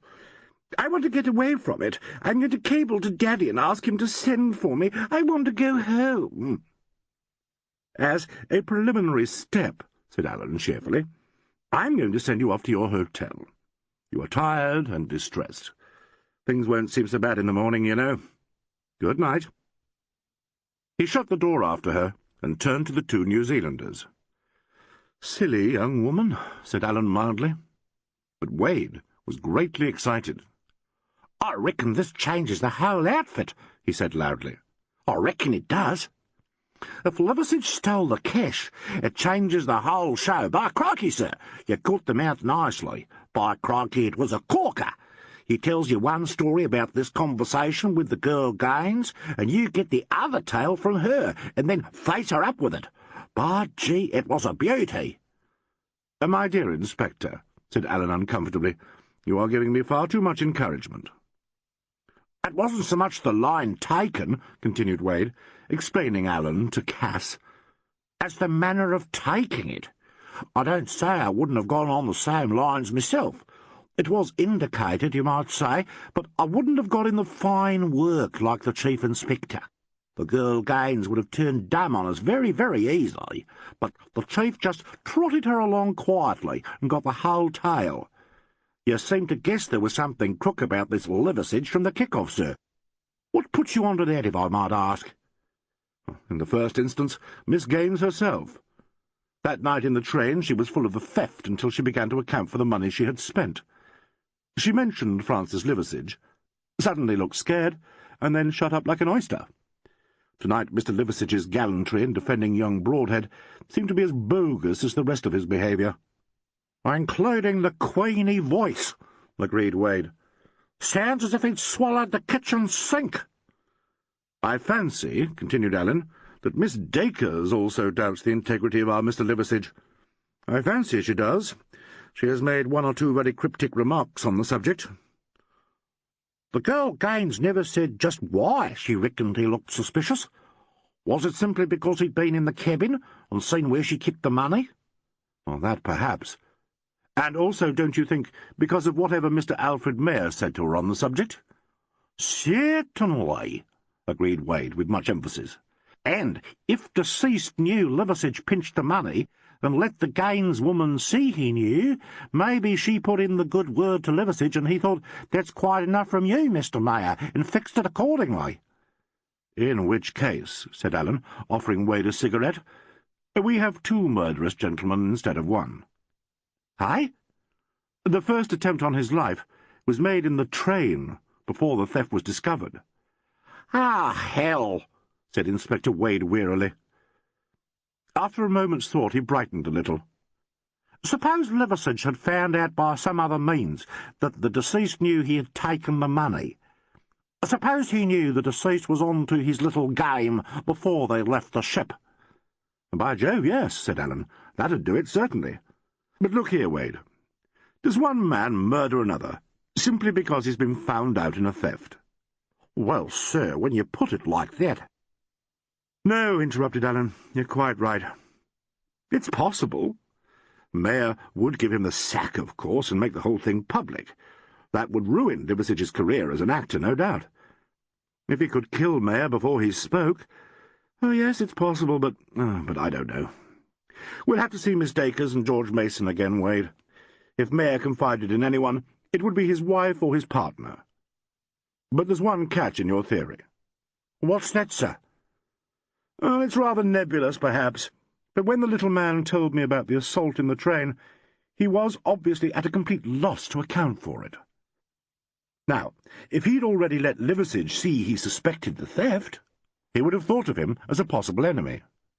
But he told me he was on terms of loving kindness and all the rest of it with his entire company, and I think he meant it." "That's a fair cow, that's what it is," grunted Wade. "A beg pardon, Inspector," said the silent Cass after a pause, "but if I might make a suggestion, it's just an idea, like." "Go ahead," commanded Wade graciously. "Well, sir, say this Mr. Liversidge knew the deceased gentleman had seen him take the money, without deceased having let on that he saw, if you understand me, sir." "Well done, Sergeant," said Alleyn quietly. "Yes, but how?" objected Wade. "Mr. Liversidge might have overheard deceased say something to his wife, or somebody, sir." Cass took a deep breath and fixed his eyes on the opposite wall. "What I mean to say," he said doggedly, "Mr. Mayor saw Mr. Liversidge take the money. Mr. Liversidge knew Mr. Mayor saw him. Mr. Mayor thought Mr. Liversidge didn't know he saw him. And there, concluded Alleyn, would be the motive without Mr. Mayor realizing it. He's quite right. Ah, you're fortunate, Inspector. An intelligent staff is not always given to us. Cass turned purple in the face, squared his enormous shoulders, and glared at the ceiling. "There you are, Cass," said Wade good-humouredly. "Now buzz off, and get us another of these actors." End of Side 4. Side 5. Chapter 14. Variation on a Police Whistle. Old Brandon Vernon looked a little the worse for wear. The hollows under his cheekbones and the lines round his eyes seemed to have made one of those grim encroachments to which middle-aged faces are so cruelly subject. A faint hint of a rimy stubble broke the smooth pallor of his chin. His eyes, in spite of their look of sardonic impertinence, were lacklustre and tired. Yet, when he spoke, one forgot his age, for his voice was quite beautiful, deep, and exquisitely modulated. He was one of that company of old actors that are only found in the West End of London. They still believe in using their voices as instruments. They speak without affectation, and they are indeed actors. "Well, Inspector," he said to Alleyn, "you know how to delay an entrance. It was very effective business coming out in your true colours like this." "I found it rather uncomfortable, Mr. Vernon," answered Alleyn. "Do sit down, won't you, and have a smoke? Cigarette?" "I'll have my comforter, if you don't mind." And Vernon pulled out a pipe and pouch. "Well," he said, "I'm not sorry to leave the wardrobe-room. That young cub's sulking, and the other fellow has about as much conversation as a vegetable marrow. Dull." He filled his pipe and gripped it between his teeth. "We're sorry to have kept you waiting so long," said Alleyn. "Don't apologize. Used to it in this business. Half an actor's life is spent waiting. Bad show, this. Was Alfred murdered?" "It looks rather like it, I'm afraid." Rumbled old Vernon. "I wonder why." "To be frank, so do we. And I suppose we're all suspect." "Lord, I've played in a good many mystery dramas, but I never expected to appear in the genuine thing. Let me see. I suppose you're going to ask me what I was doing before and after the crime, eh?" "That's the idea," sighed Alleyn, smiling. "Fire ahead, then," said old Vernon. Alleyn put the now familiar questions to him. He corroborated the account Liversidge and Broadhead had given of his movements. At the close of the play and after the catastrophe, he had gone straight to his dressing-room, where the other two afterwards joined him. "I don't know if that constitutes an alibi," he said, rolling his eyes round at Wade. "If it doesn't, I understand I'm almost certain to be innocent." "So the detective books tell us," said Alleyn, "and they ought to know. As a matter of fact, I think it does give you a pretty well cast-iron alibi." Vernon grimaced. "Not so good. I must watch my step." "You've been with the firm of Incorporated Playhouses a good time, haven't you, Mr. Vernon?" "Let me see. I started with Double Knock at the Old Curtain. Before that I was with Tree, and afterwards with Du Maurier." He pondered. 10 years. 10 years with Inky P. Long time to work with one management, 10 years. "You must be the senior member of the club." "Pretty well. Susie runs me close, but she left us for the Rat and the Beaver 2 years ago." "Ah, yes. You must have known Mr. Mayor very well." "Yes, I did. As well as an actor ever knows his manager, and that's very thoroughly in some ways and not at all in others." "Did you like him?" "Yes, I did. He was honest, very fair with his actors. Never paid colossal salaries, not as they go nowadays, but you always got good money." "Mr. Vernon, do you know of any incident in the past or present that could throw any light on this business?" "I don't." "The firm is all right, I suppose? Financially, I mean?" "I believe so," answered Vernon. There was an overtone in his voice that suggested a kind of guardedness. "Any doubts at all about that?" asked Alleyn. "Well, there are always rumours about managements like ours. I have heard a certain amount of gossip about some of the touring companies. They are supposed to have dropped money for the firm. Then there was time payment. That did a flop. Still, Inky P has stood a flop or two in its time. Were all Mr. Mayer's interests bound up in the firm, do you know? I don't know anything about it. George Mason could tell you that, probably. Alfred was a very shrewd businessman, and he and Carolyn are not the social spotlight hunters that most of 'em are nowadays.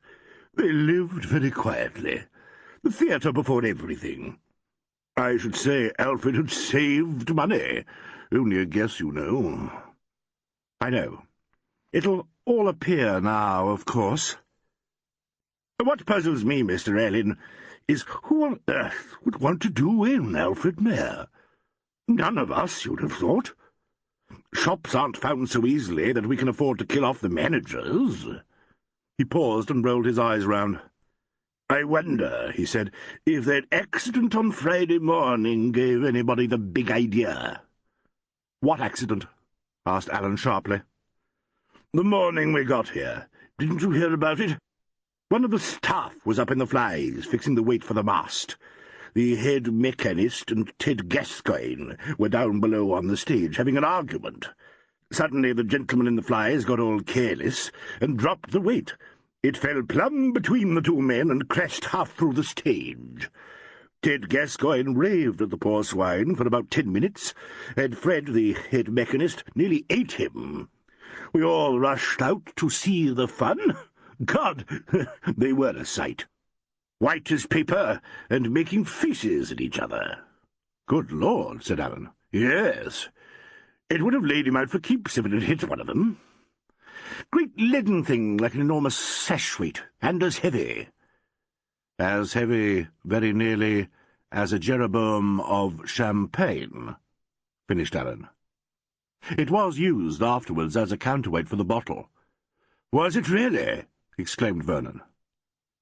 Didn't you know how they fixed the gear for the bottle? I heard poor old Alfred holding forth on the subject, of course, but I'm afraid I didn't pay much attention. You all knew about the mishap with the counterweight? Oh, God, yes.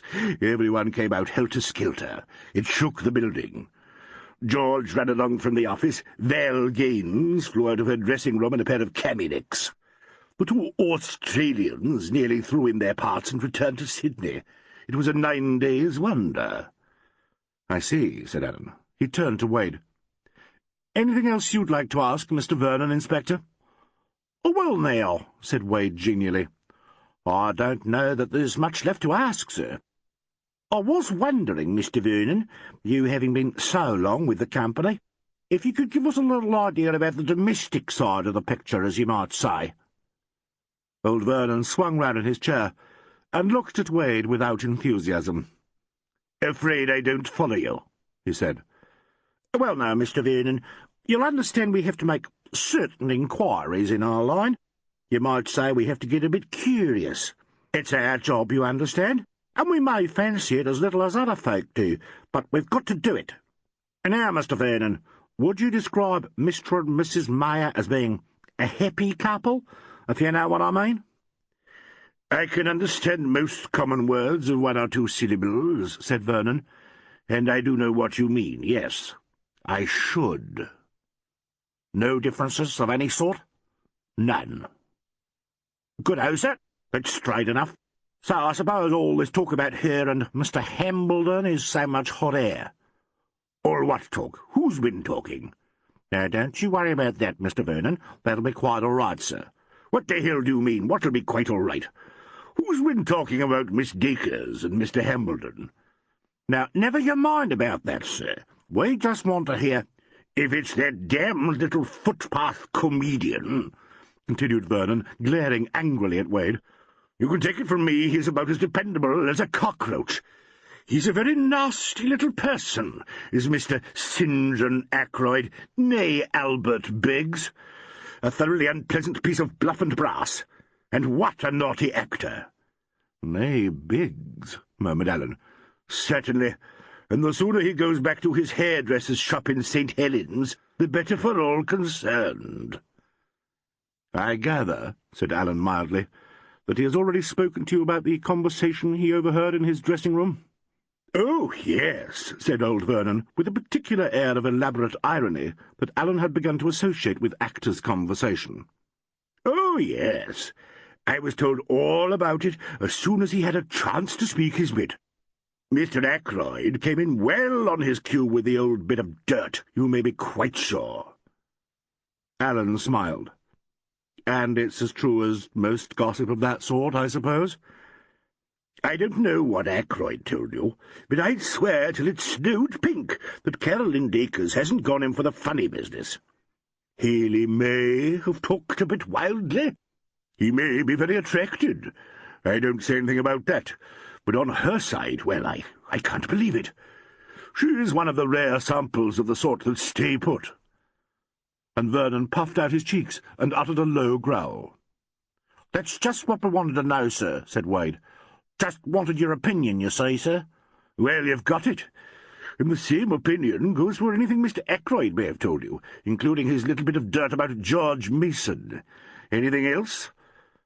"We'll get you to sign a statement about your own movements later on, if you don't mind," said Wade. "And that will be all." "Has the footpath comedian signed his pretty little rigmarole?"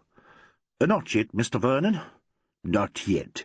No doubt he will," said Vernon bitterly. He shook hands with Alleyn. "Lucky you're here, Mr. Alleyn. I shall now go to my home away from home. The bed is the undulating sort, and I toboggan all night. The mattress appears to have been stuffed with the landlady's apple dumplings, of which there are always plenty left over. Talk of counterweights! Oh, my God! Matthew, Mark, Luke, and John, bless the bed that I lie on. Good night. Good night, Inspector Wade." "What is the name of your hotel, sir?" "The Wenderby, Inspector. It's a perfect sample of the Jacks Come Home." "I've always heard it was very comfortable," said Wade, with all the colonial's defensiveness. The landlady— "Oh, you must be a lover of your landlady's daughter, or you don't get a second piece of pie," said old Vernon surprisingly in a wheezy bass. "Piece of pie, piece of pie, piece of pie, piece of pie, or you don't get a second piece of pie." He cocked his eyebrow, turned up the collar of his overcoat, clapped his hat on one side of his head, and marched out. "Ah, he's mad," said Wade disgustedly. Alleyn lay back in his chair and laughed heartily. "Oh, but he's perfect, Wade. The real old actor. Almost too good to be true. Making out he's sorry deceased has gone, and 2 minutes afterwards acting the fool. Our hotels are as good as you find anywhere," grumbled Wade. "What do you mean by a Jack's come home, anyway?" "I fancy it's a professional term noting a slapdash and carefree attitude on the part of the proprietress." "He's mad," repeated Wade. "Get the kid, Cass. Young Palmer." When Cass had gone, Wade got up and stamped about the office. "It's chilly," he said. The room was both cold and stuffy. The fire had gone out, and the small electric heater was quite unequal to the thin draughts of night air that came in under the door and through the ill-fitting window frame. The place was rank with tobacco smoke, and with an indefinable smell of dust and varnish. Somewhere outside in the sleeping town a clock struck 2. "Oh, good Lord," said Alleyn involuntarily. "Like to turn it up for tonight, sir?" asked Wade. "No, no." "Good-o, then. Look, sir, on what we've got, who do you reckon are the possibles? Just on the face of it." "I'm afraid it'd be quicker to tick off the unlikelies," said Alleyn. "Well, take it that way." Alleyn did not reply immediately, and Wade answered himself. "Well, sir, I've got their names here, and I'll tick off the outsiders. Old Miss Mex, no motive or opportunity. That old loony who's just wafted away, Brandon Vernon, same for him. Gascoigne, the stage manager, same for him on the evidence we've got so far. The funny little bloke, St. John Ackroyd, alias Biggs, according to Vernon. He may be a bit of a nosy, but he doesn't look like a murderer. Besides, his movements are pretty well taped. The girl Gaines. Well, I suppose you might say if she's going with Liversidge and knew Mayer was in the position to finish his career for him, that there's a motive there. But I don't see that silly little tart fixing counterweights and working out the machinery for a job of this sort, do you? The imagination does rather boggle, agreed Allen. Yes. Well, now we're getting to shaky country. Hambledon. Let's look at Mr. Haley Hambledon. He's after the wood. They none of them deny that. Seems as if he's been kind of keen for a long while. Now, if Ackroyd's story is right, she said she'd marry him if Mayer was dead and not unless. There's the motive. Now for opportunity. Hambledon could have gone aloft the first time and taken away the weight. He says he went to his dressing room and took the muck off his dial. Maybe, but he told the dresser he wasn't wanted, and he could have gone back on the stage, climbed aloft and done it. After the murder, he went as far as her dressing room with the Dacres woman, with deceased's wife. She said she wanted to be alone and then sent for him some time later. During the interval, he may have gone up and put the weight back. That right? Yes, said Allen. And then there's Carolyn Dacres. Same motive, same opportunity. She was the last to appear for the party, and she asked to be left alone after the fatality. I don't know whether she'd be up to thinking out the mechanics of the thing, but one should also remember, said Allen, that she was the one member of the party from whom the champagne stunt had been kept a secret. Well, by gum, yes. Unless she'd got wind of it somehow. Yes. Well, that's her. Now, George Mason. Motive. He comes in for a fortune if the money's still there. Opportunity, not so good. Before the show, he was in this room. The stage doorkeeper remembers Mason running out and warning him about the guests and returning here. Tepokia saw him here. You remember him coming out when you arrived. To get behind between those times, he'd have had to pass the doorkeeper and would have been seen by anybody who happened to be about. Is there a pass door through the proscenium from the stalls? Eh? No, there's not. Now, I don't see how he could have done it. After the murder, he came back with Tepokia, and I saw him in the office here as I passed the door. We'll check up just when Tepokia left him, but it doesn't look too likely. It does not. It looks impossible, Wade. I hate to say so, admitted Wade. Next comes young Courtney Broadhead. If he stole the money, and Mayer knew, that's motive. Or if he doped it out, he'd say Mayer had lent it to him. That's another motive. There's that business on the train. Always remembering, said Allen, that the train attempt took place before Miss Gaines discovered the theft of the money. Ah, blast, said Wade. It just won't make sense. Well, Liversidge. Motive. If he took the money and Mayer knew, and he knew Mayer knew, good enough. Opportunity. Each time he was the last to leave the stage. He could have done it. There you are. And where the bloody hell are you? I weep with you, said Allen. I deeply sympathise. Isn't Master Palmer taking rather a long time? He had scarcely asked his question before the most extraordinary rumpus broke out in the yard. There was a sudden scurry of running feet on asphalt, a startled bellow, and a crash, followed by a burst of lurid invective. Allen, with Wade behind him, ran to the door, threw it open, and darted out into the yard. A full moon shone upon cold roofs and damp pavements, and upon the posterior view of Detective Sergeant Cass. His head and shoulders were lost in shadow, and he seemed, to their astonished eyes, to be attempting to batter his brains out against the wall of a bicycle shed. He was also kicking backwards with the brisk action of a terrier, this impression being enhanced by spurts of earth and gravel which shot out from beneath his flying boots. Yeah, said Wade. What's all this? Catch him!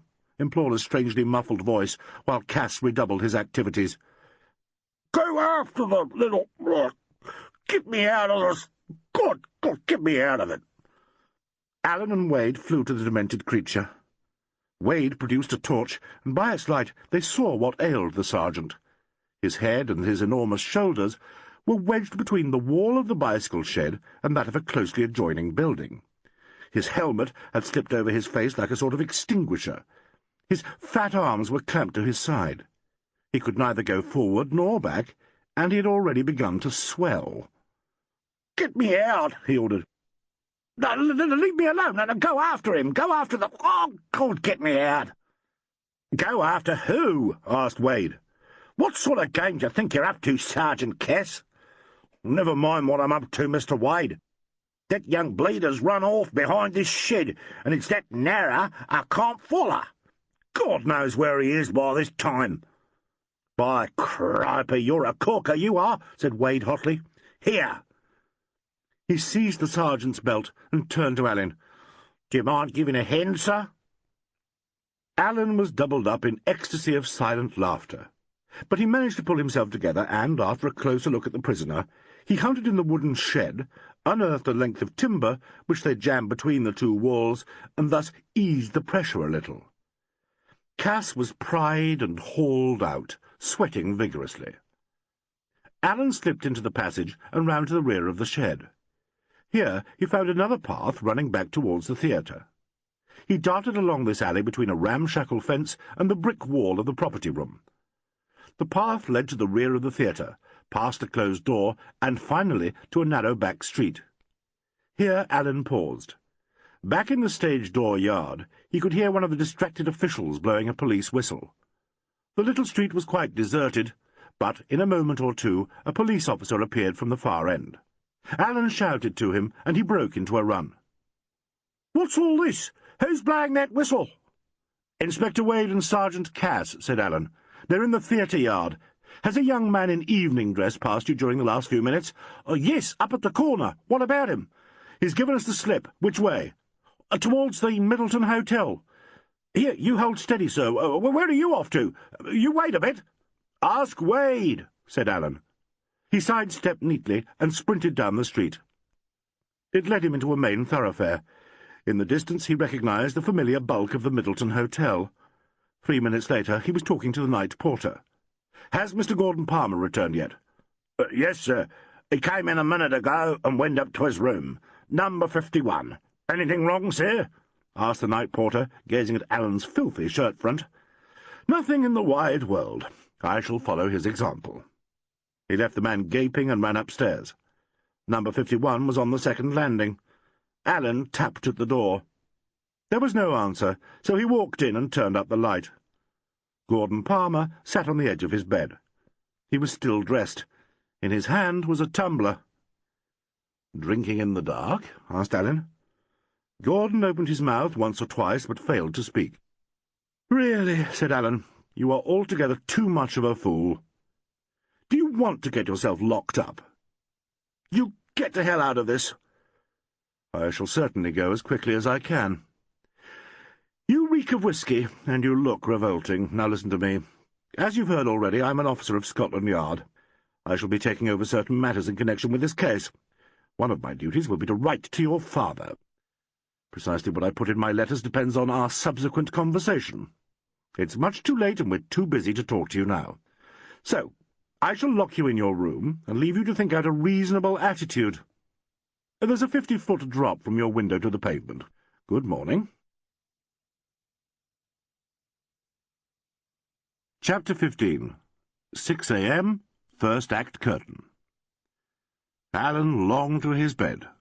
He was dirty and tired, and a dull, lugging pain reminded him that he was supposed to be taking things easily after a big operation. He went into his room, washed and changed quickly into grey flannels and a sweater. Then he went downstairs. The night porter gazed reproachfully and suspiciously at him. "Are you going out again, sir?" "Oh, yes, rather. It's my night to howl." "Beg pardon, sir?" "You'll hear all about it," said Alleyn, very shortly. "There's something to keep out the cold." Back at the theatre, he found Wade and Cass closeted with Mr. Geoffrey Weston. There was an enormous tear in Cass's tunic, and a grimy smudge across his face. He sat at the desk taking notes. Evidently his uncomfortable predicament had upset his digestion, for he rumbled lamentably, and at each uncontrollable gurgitation he assumed an air of huffy grandeur. Wade appeared to be irritable, and Weston stolid.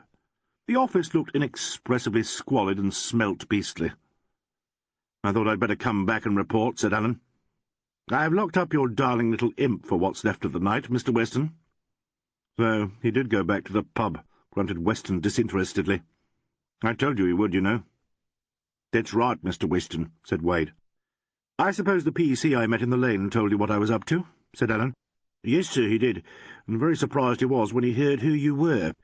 I sent him after you, Mr. Allen, and he saw you go into the Middleton, so we left you to it. I've just been asking Mr. Weston if he could give us an idea why Mr. Palmer slipped up on us." And Wade glanced uncomfortably at Weston, edged round behind him, and made an eloquent grimace at Allen. Allen thought he had never seen any face that expressed as little as Geoffrey Weston's. It was an example of the dead norm in faces. It was neither good-looking nor plain. It had no distinguishing feature, and no marked characteristic. It would be impossible to remember it with any degree of sharpness. It was simply a face.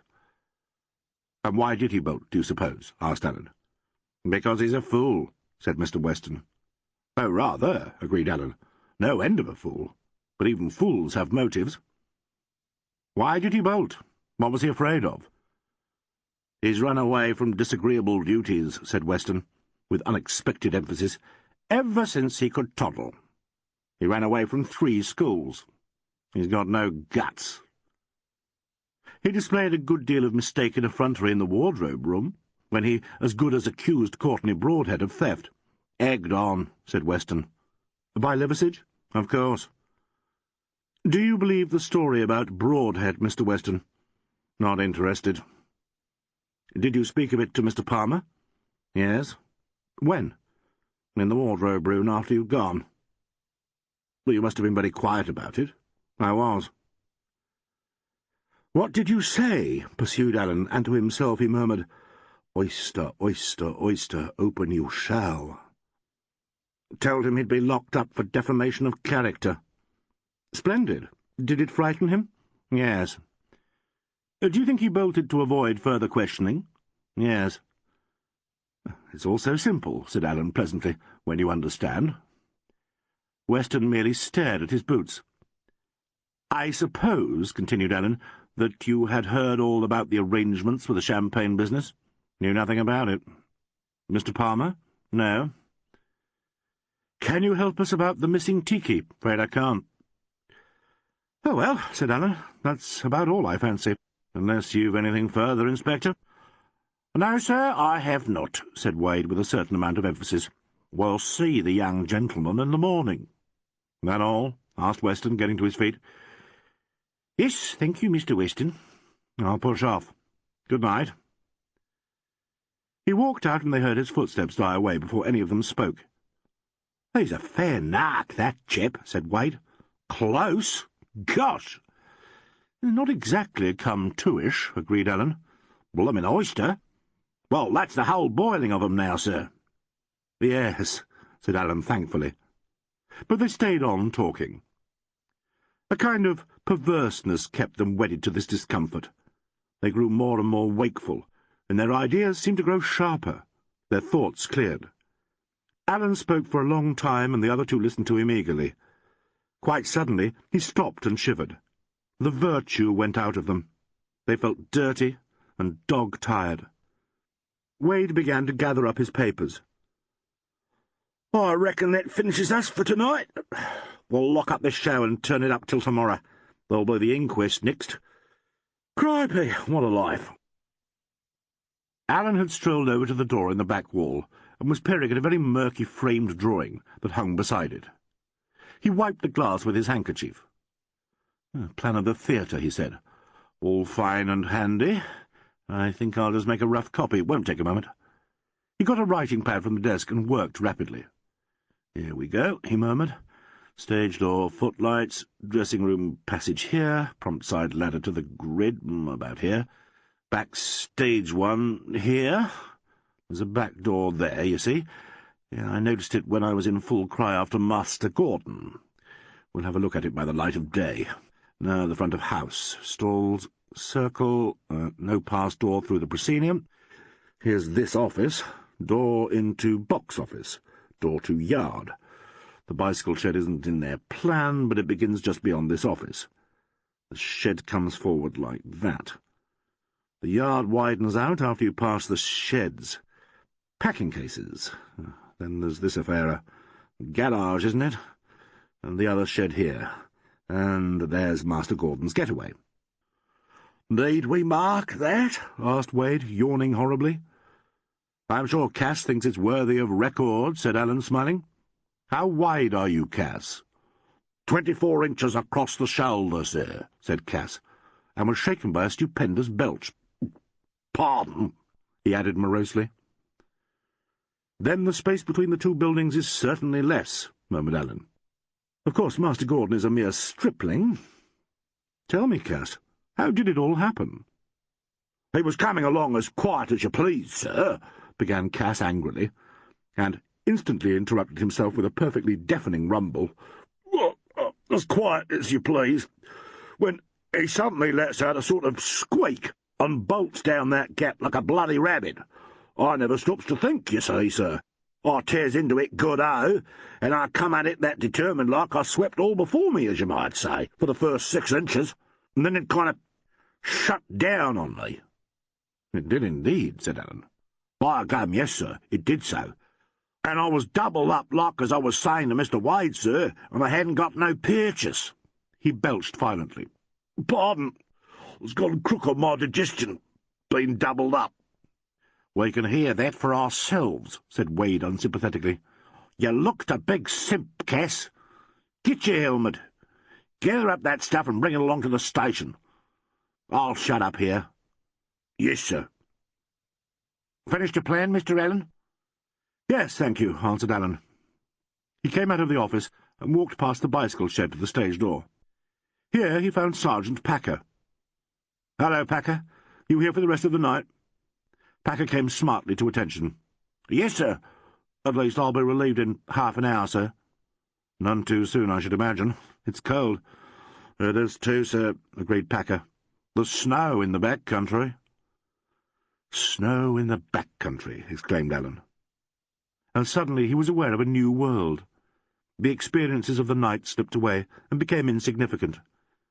He was awake in a sleeping town, and not far away there were mountains with snow on them, and long tracts of hills with strange, soft names. "Are you a country-bred man?" he asked Packer. "Yes, sir. I come from Ummarama in the Mackenzie country.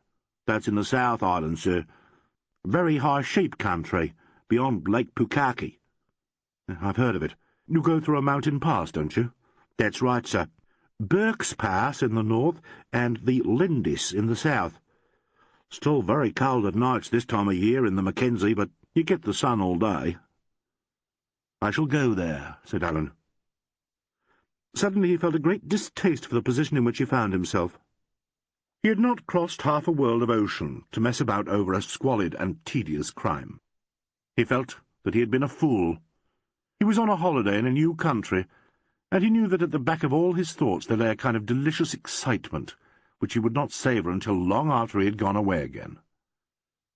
The office door banged, and Wade and Cass stamped out into the yard, beyond the bicycle shed. "Are you there, Chief Inspector?" called Cass. "Here. Good night, Packer, or rather good morning, isn't it?" "Yes, sir. It'll be getting light soon. Good morning, sir." Alleyn joined the other two, and together they left the theatre and turned into the main thoroughfare. Their footsteps rang coldly on the asphalt pavement. Somewhere, a long way off, a dog barked. Then, still farther away, a cock crew and was echoed away into nothingness by other cocks. The moon had set, but the darkness was thinning, and the street lamps already looked wan. At the second corner, Wade and Cass stopped. "We turn off here," said Wade. "It'll be light in half an hour. If I may, sir, I'll call in at the hotel some time tomorrow." "Do," said Alleyn cordially. "It's been a great pleasure, sir, having you with us." "You've been damned pleasant about it, Inspector. Hope you're none the worse, Cass." Cass saluted. Solemnly and rather ridiculously, they both shook hands with Alleyn and tramped off. The street ran uphill towards the hotel, At the far end there was a clean lightness of sky, and as Alleyn watched it grew still lighter. Between the end of the street and the sky was the head of a faraway mountain. Its flowing margin was sharp against the dawn. Its base was drenched in a colder and more immaculate blue than Alleyn had ever before seen. And as Packer had told him, this mountain was crested white, and the little cold wind that touched Alleyn's face came from those remote slopes. Alleyn paused outside his hotel, still looking up the street to the mountain and wondering at the line traced by its margin against the sky. He thought, "It's like the outline of a lovely body. All beautiful edges are convex, though the general sweep may be inward.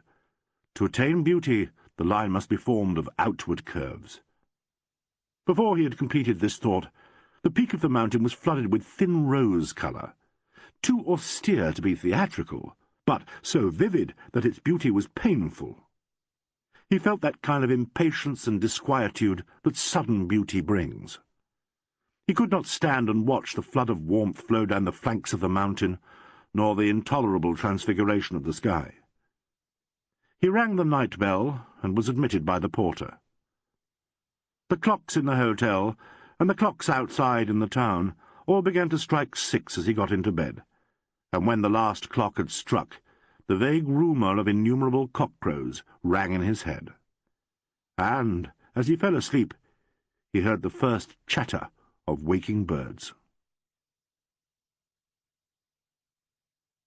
Chapter 16. Entr'acte. Extract from a letter written by Chief Inspector Alleyn to Detective Inspector Fox of the Criminal Investigation Department, New Scotland Yard. "So you will agree, my dear Fox.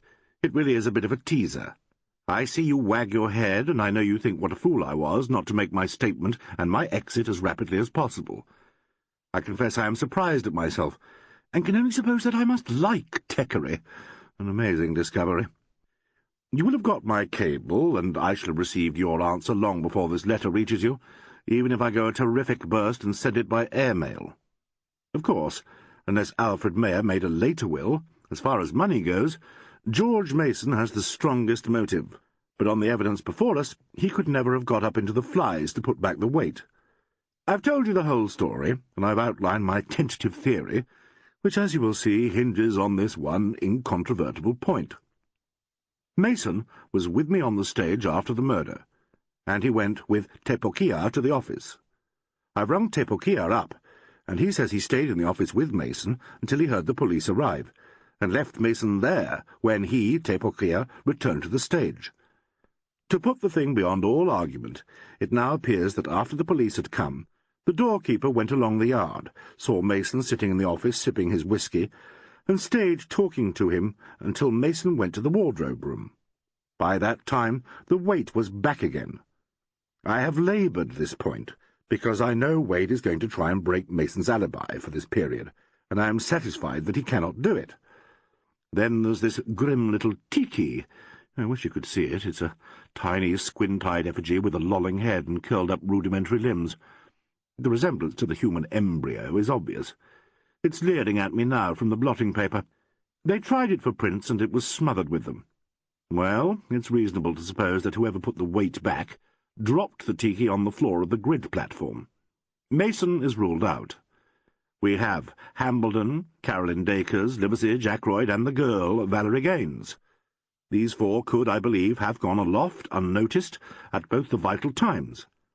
At the risk of boring you to tears, my poor Fox, I now append a timetable for the 2 visits to the grid.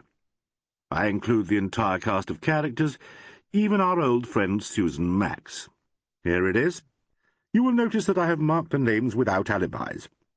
XA or XB stands for no alibi during the first or second vital periods, and XX, Guinness is good for you, for no alibi at either of these times. I've also noted the alleged motives. As regards the attempt on the train, if it was an attempt and not a playful gamble on the part of a homing rugger expert, I regard any attempt to link it up with the theft, an attempt which Wade longs to make, as a likely pitfall. At that time the theft had not been discovered by Miss Gaines. If Mayer had seen the thief on the job and had tackled him about it, why had he not forced him to return the money before the loss was known? Or, conversely, why had he not made the business public? As he did neither of these things, why should the thief try to murder him? Sergeant Cass intelligently suggests that perhaps the thief knew Mayer had twigged his little game, that Mayer was unaware of this, and that the thief struck before Mayer could take action, missed his pot on the train, and had a more successful go at the theatre. This does not explain Mayer's delay in tackling the matter in the first instance. The force is now hunting up the train passengers, to try and let a little more light into the affair. I still incline to the view that the theft is a sideline, put in by the gods to make it more difficult. But what god dropped the little green tiki into this puzzle? I've seen some of the Maori deities in the local museum. Wild, grimacing abortions, with thrust-out tongues and glinting eyes. They seem to fascinate me. One seems to smell old New Zealand in them, a kind of dark, wet smell like the native forest. Before this case came along, I hired a car and made a trip into the country north of this town, where a tract of native bush is preserved. On the way there are Maori villages, pars, they call them, composed for the most part of horrid little modern cottages. The Maoris themselves wear European clothes with occasional native embellishments among the older people. They have a talent for arranging themselves in pleasant groups and seem to be very light-hearted. The aristocrats among them are magnificent. Te Pokia is an Oxford man. He is extremely good-looking, courteous, and most dignified. I am to dine with him, and he is to tell me something of their folklore. When, as I've already described, the men handed the little tiki round and Mayer made merry, I felt that he was guilty of the grossest error in taste. Te Pokia was very cool and well-bred about it. What an idea for a fantastic solution! He killed Mayer because of the insult to the tiki, and left the tiki up there as a token of his vengeance. Cut it out, as Inspector Wade would say. The local force is very polite to me. I am to meet the superintendent this morning. They might well have been a bit sticky over me, and indeed, to begin with, I sensed a sort of defensiveness on Wade's part. It was a curious mixture of, how about this for a genuine New Zealand, they say New Zealand, welcome, and treat us fair and we'll treat you fair, but none of your bloody superiority stuff. They are extremely nice fellows and good policemen, and I hope I shan't get on their nerves. One has to keep up a sort of strenuous heartiness, which I find a little fatiguing. The idiom is a bit puzzling, but corker seems to be the general adjective approbation. Crook means ill, angry, or unscrupulous, according to the context, and a fair nark, or more emphatically a fair cow, is anything inexpressibly tedious or baffling. The average working man, such as the railway porter and taxi driver, especially the older type, speaks much better English than his English contemporary. One notices the accent in polite circles, but, law bless you, what of it? My poor fox, I maunder at you. I hope you have enjoyed looking up the affairs of Mason and Mayer's Incorporated Playhouses, and of Mr. Francis Liversidge. Such fun for you. I am feeling much better, so you need not put on your scolding air over my police activities. It is so amusing to be unofficial and yet in the game. I feel I may give surmise and conjecture free rein. Do write me a line when you've time. Yours ever, Roderick Alleyn. Alleyn sealed and addressed his letter, and glanced at the lounge clock. 10 o'clock.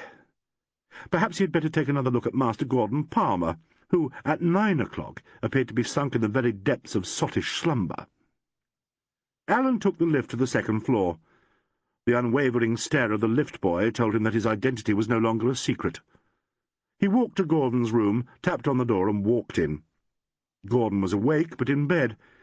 He looked very unattractive and rather ill.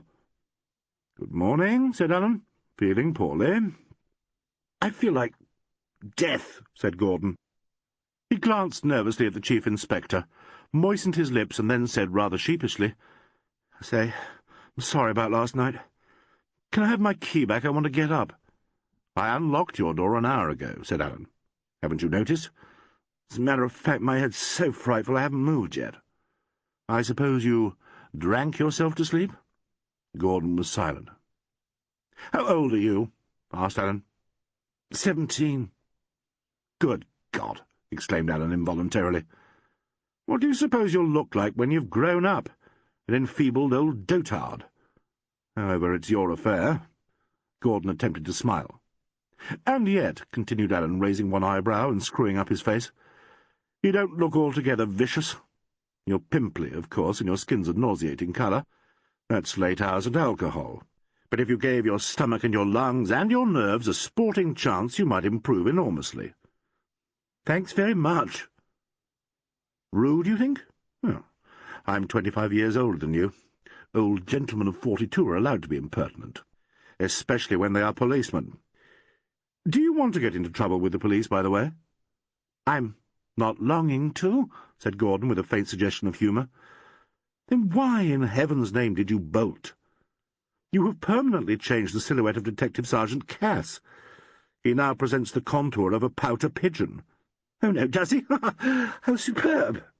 How superb!" imitated Alan. The new inflection. "How superb for you, my lad, if you're clapped in durance vile."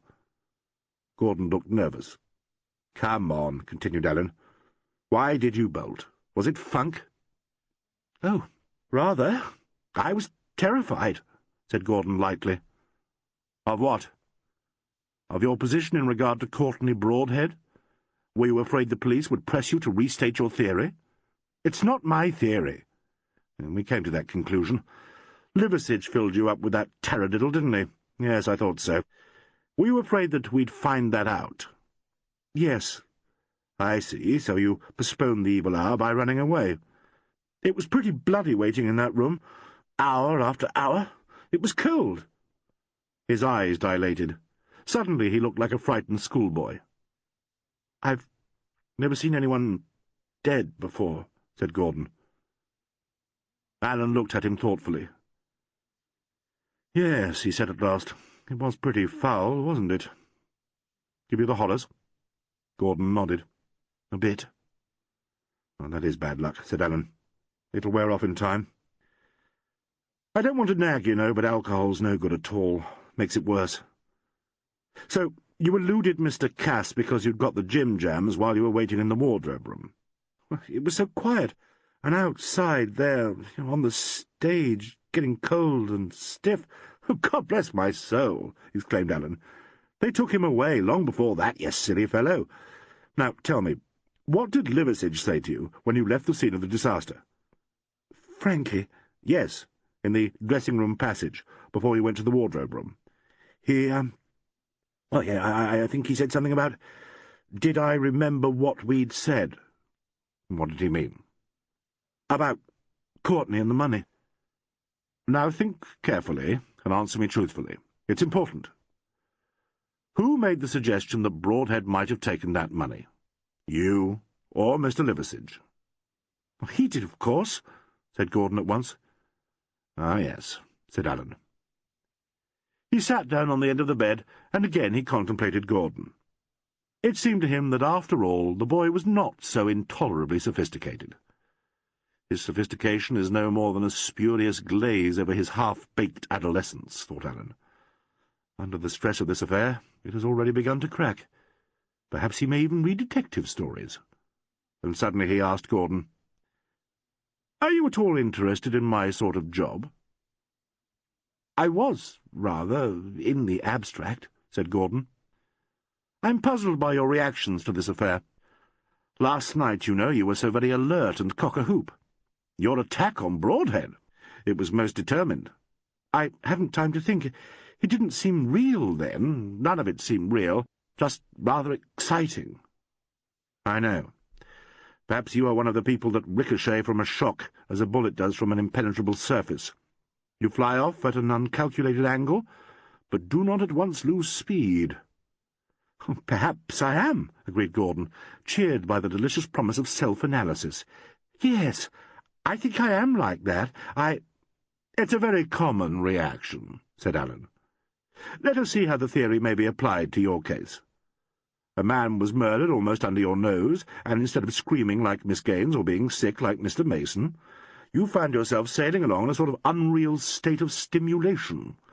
You felt rather intoxicated, and into your mind, with startling insistence, came a little sequence of ideas about Courtney Broadhead.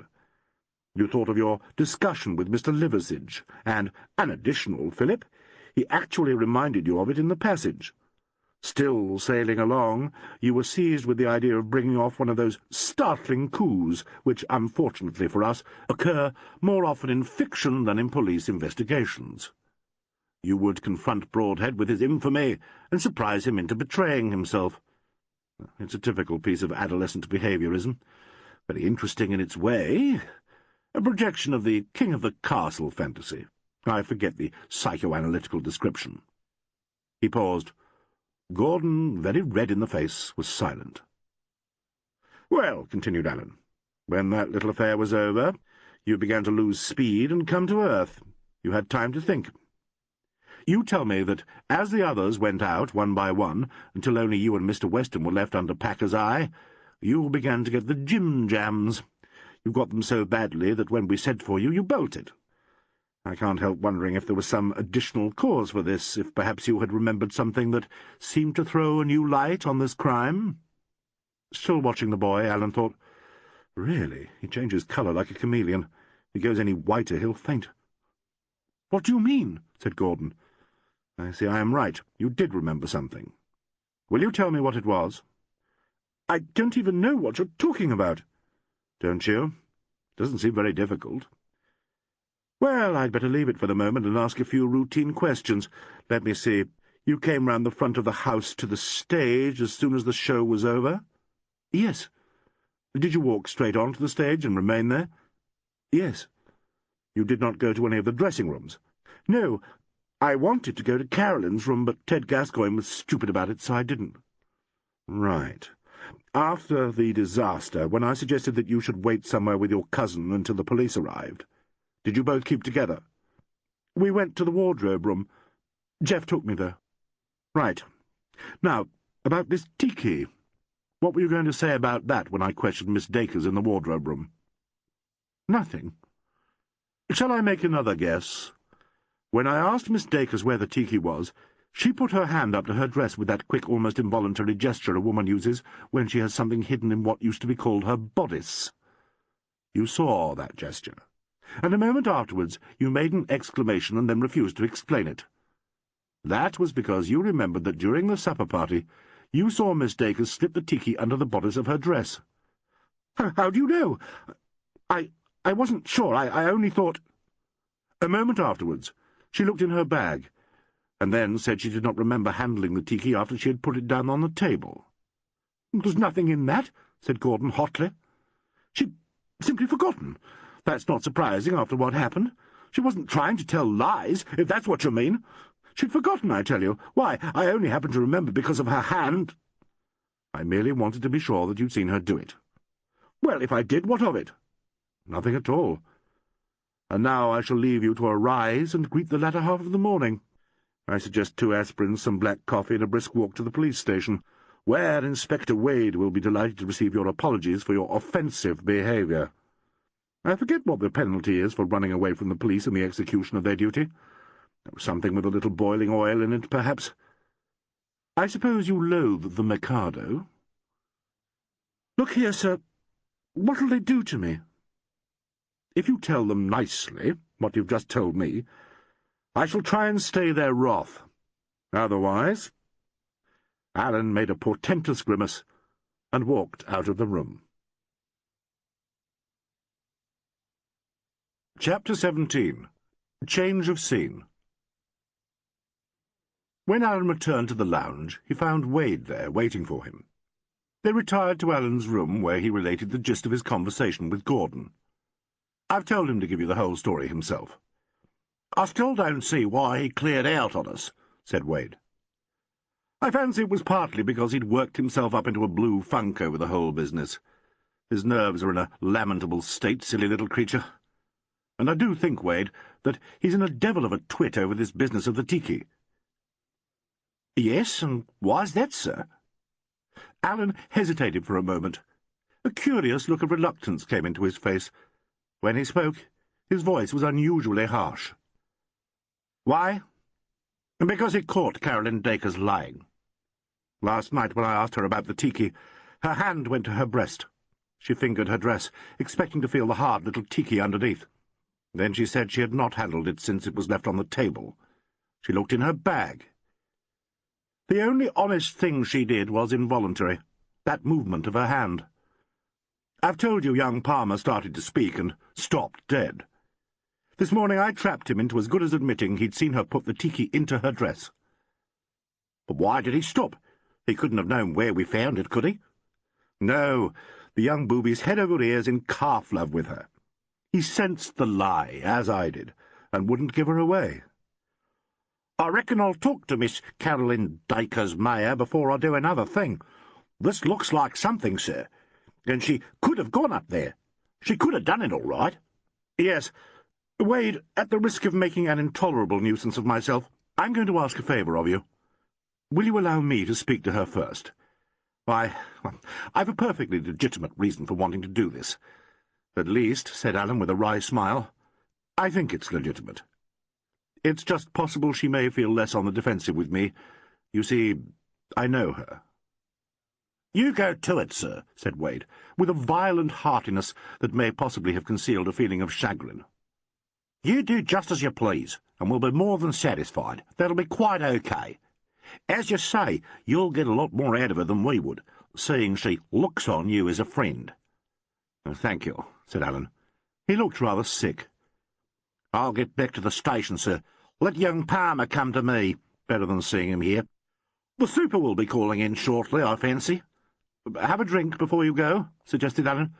Now, sir, I was just going to suggest if you'd give me the pleasure. They went down to the bar and had drinks with each other. Wade departed, and Alan, avoiding the unwavering stare with which everybody in the hotel followed his movements, buried himself behind a newspaper until the arrival of Superintendent Nixon. Nixon turned out to be a pleasant, dignified officer with a nice sense of humour. He was cordial without finding any necessity to indulge in Wade's exuberant manifestations of friendliness. Alan liked him very much, and saw that Nixon really welcomed his suggestions and wished for his cooperation. They discussed the case fully, and Nixon stayed until 11:30, when he exclaimed at the length of his visit, invited Alan to make full use of the local station and its officials, and accepted an invitation to dine the following evening. When he had gone, Alan, with the air of facing an unpleasant task, returned to the writing desk. There were now 9 people in the lounge, all ensconced behind newspapers. 6 of them frankly folded their journals and turned their gaze on Alan. 2 peered round the corners of their papers at him. The last, an old lady, lowered her paper until it masked the bottom part of her face like a yashmak, and glared at him unwinkingly over the top. Alan himself stared at a blank sheet of paper for minutes. At last he wrote quickly, "Will you give me the pleasure of driving you into the country for an hour or so? It will be an improvement on the hotel, I think." He paused, frowning, and then added, "I hope my job will not make this suggestion intolerable. Roderick Alleyn." He was about to ring for someone to take this note to Carolyn's room, when he became aware of a sense of release. A rustling and stirring among the 9 bold starers informed him of the arrival of a new attraction, and glancing through the glass partition, he saw Hambledon coming downstairs. He went to meet him. "Hello, Alan. Good morning. I suppose you've been up for hours." "Not so many hours." "Any of our people down yet?" "I haven't seen them." "Gone to earth," muttered Hambledon, "like rabbits. But they'll have to come to light soon. Mason called us for noon at the theatre." "I don't think you'll get in there, do you know?" said Alan. "Why? Oh, the police, I see. Well, I suppose it'll be somewhere in the hotel." The lift came down, and Mason got out of it. "Morning, Haley." "Morning, Mr. Allen." "Hello, George. Where are we meeting?" "The people here have lent us a smoking room. My God, Haley, they're locking us out of our own theatre. Do you know that? Locking us out." They gazed palely at each other. "First time in 30 years' experience it's ever happened to me," said Mason. "My God, what would Alf have thought? Locked out of our own house. Makes you feel awful, doesn't it?" "It's all pretty awful, George. Did you sleep?" "Not remarkably well. Did you?" "Damn queer thing, but it's the first night for months that I haven't been racked by dyspepsia. First time for months. and I lay there without a gurgle, thinking about Alf all night. Mason stared solemnly at both of them. "That's what you call irony," he said. "How will you let everybody know about the call for 12? Asked Hambleton. "I've got hold of Ted and he's doing it." "Do you want Carolyn?" "Have you seen her? How is she?" "I haven't seen her." Mason looked surprised. "Well, run up now like a good fellow, Haley, and tell her not to bother about this call if she doesn't feel up to it." "All right," said Hambleton. "Would you mind giving her this note?" asked Alleyn suddenly. "It's just a suggestion that if she'd like to get away from the pub for a bit of fresh air— Well, she'll explain. Thank you so much." "Yes, certainly." Hambleton looked sharply at Alleyn, and then made for the lift. "This is a difficult situation for you, Mr. Mason," said Alleyn. "Difficult? It's a bit more than difficult. We don't know what's to happen. Here we are with the tour booked up. The Advance is down in Wellington and has put all the stuff out. We're due to open there in 6 days, and God knows if the police will let us go. And if they do, God knows if Carolyn will be able to play. And without her— Who's her understudy?" "Gaines. I ask you. Flop? The Australian kid would have to take Gaines's bits. Of course, if Carolyn does play. But after this, she's had a terrible shock." "It's different in the business," said Mason. "Always has been. The show must go on. Doesn't mean we're callous, but— Well, Alf would have felt the same. The show must go on. It's always been like that." "I suppose it has. But surely— I've seen people go on who would have been sent off to hospital in any other business. Fact. I was born off stage 20 minutes after my mother took her last call. It was a costume piece, of course. Crinolines. It's a funny old game, ours." "Yes," said Alleyn. Suddenly he was aware of a kind of nostalgia, a feeling of intense sympathy and kinship with the stage. A drab enough story to have aroused it, he thought. A theme that has been thrashed to death in every backstage plot from Pagliacci downwards. The show must go on. "Of course," Mason was saying, "Carolyn may feel differently. I'm not sure about it myself. The public might not like it. Besides, suppose it's— well, one of us. Everybody would be wondering which of the cast is a bloody murderer. That's so, isn't it?" "I suppose there would be a certain amount of conjecture.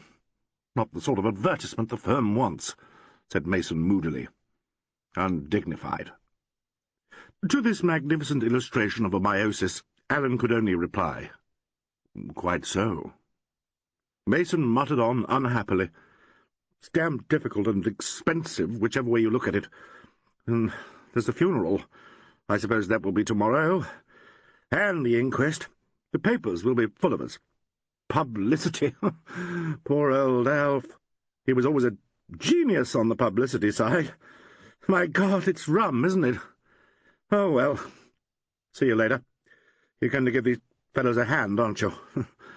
Funny you being a detective. I hear Alf knew all about it. Oh, my God, Alleyn, I hope you get him. I hope we shall. Will you have a drink? Me? With my stomach it'd be dynamite. Thanks all the same. See you later." He wandered off disconsolately. Alleyn remained in the hall. In a minute or two Haley Hambleton came down in the lift and joined him. "Carolyn says she would like to go out. I'm to thank you and say she will be down in 10 minutes. I'll order the car at once. She won't want to wait down here.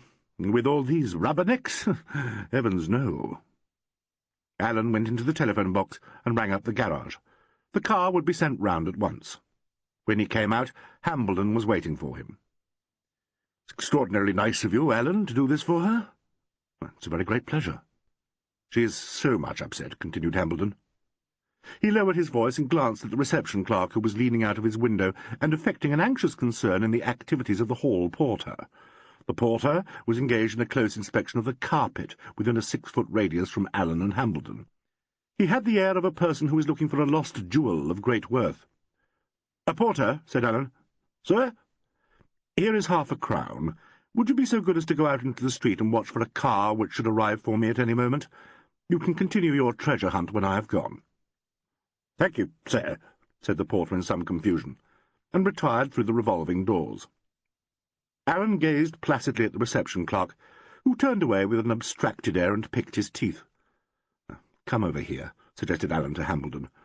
"The occupants of the lounge can gaze their fill, but they can't hear you. You were saying?" "I am sure the shock has been much greater than she realizes. As a matter of fact, I can't help feeling she would be better to spend the day in bed." "Thinking? Oh, she'll do that wherever she is. I'm very worried about her, Alleyn. She's altogether too bright and brave. It's not natural. Look here, you won't talk to her about Alf, will you? Keep right off this tragedy if you can. She's in no state to discuss it with anybody. Last night those damned fellows kept her at it for God knows how long. I know that you, as a yard man, are anxious to learn what you can, and I hope with all my heart that you get the swine. But don't worry Carolyn again just yet. She gets quite hysterical at the mention of it. I know I can depend on you." "Oh," said Alleyn vaguely, "I'm very dependable. Here is Miss Dacres." Carolyn stepped out of the lift. She wore a black dress that he had seen before, and a black hat with a brim that came down over her face, which, as usual, was beautifully made up. But underneath the make-up he suspected she was very pale, and there was a darkness about her eyes. Carolyn looked a little older, and Alleyn felt a sudden stab of compassion. That won't do, he thought, and started forward to greet her. He was aware that the old lady with the journalistic yashmak had boldly advanced to the plate-glass partition, and that 3 of the other occupants of the lounge were making hurriedly for the hall. "Good morning," said Carolyn. "This is very nice of you." "Come out to the car," said Alleyn. "It is very nice of you." He and Hambledon walked out on either side of her.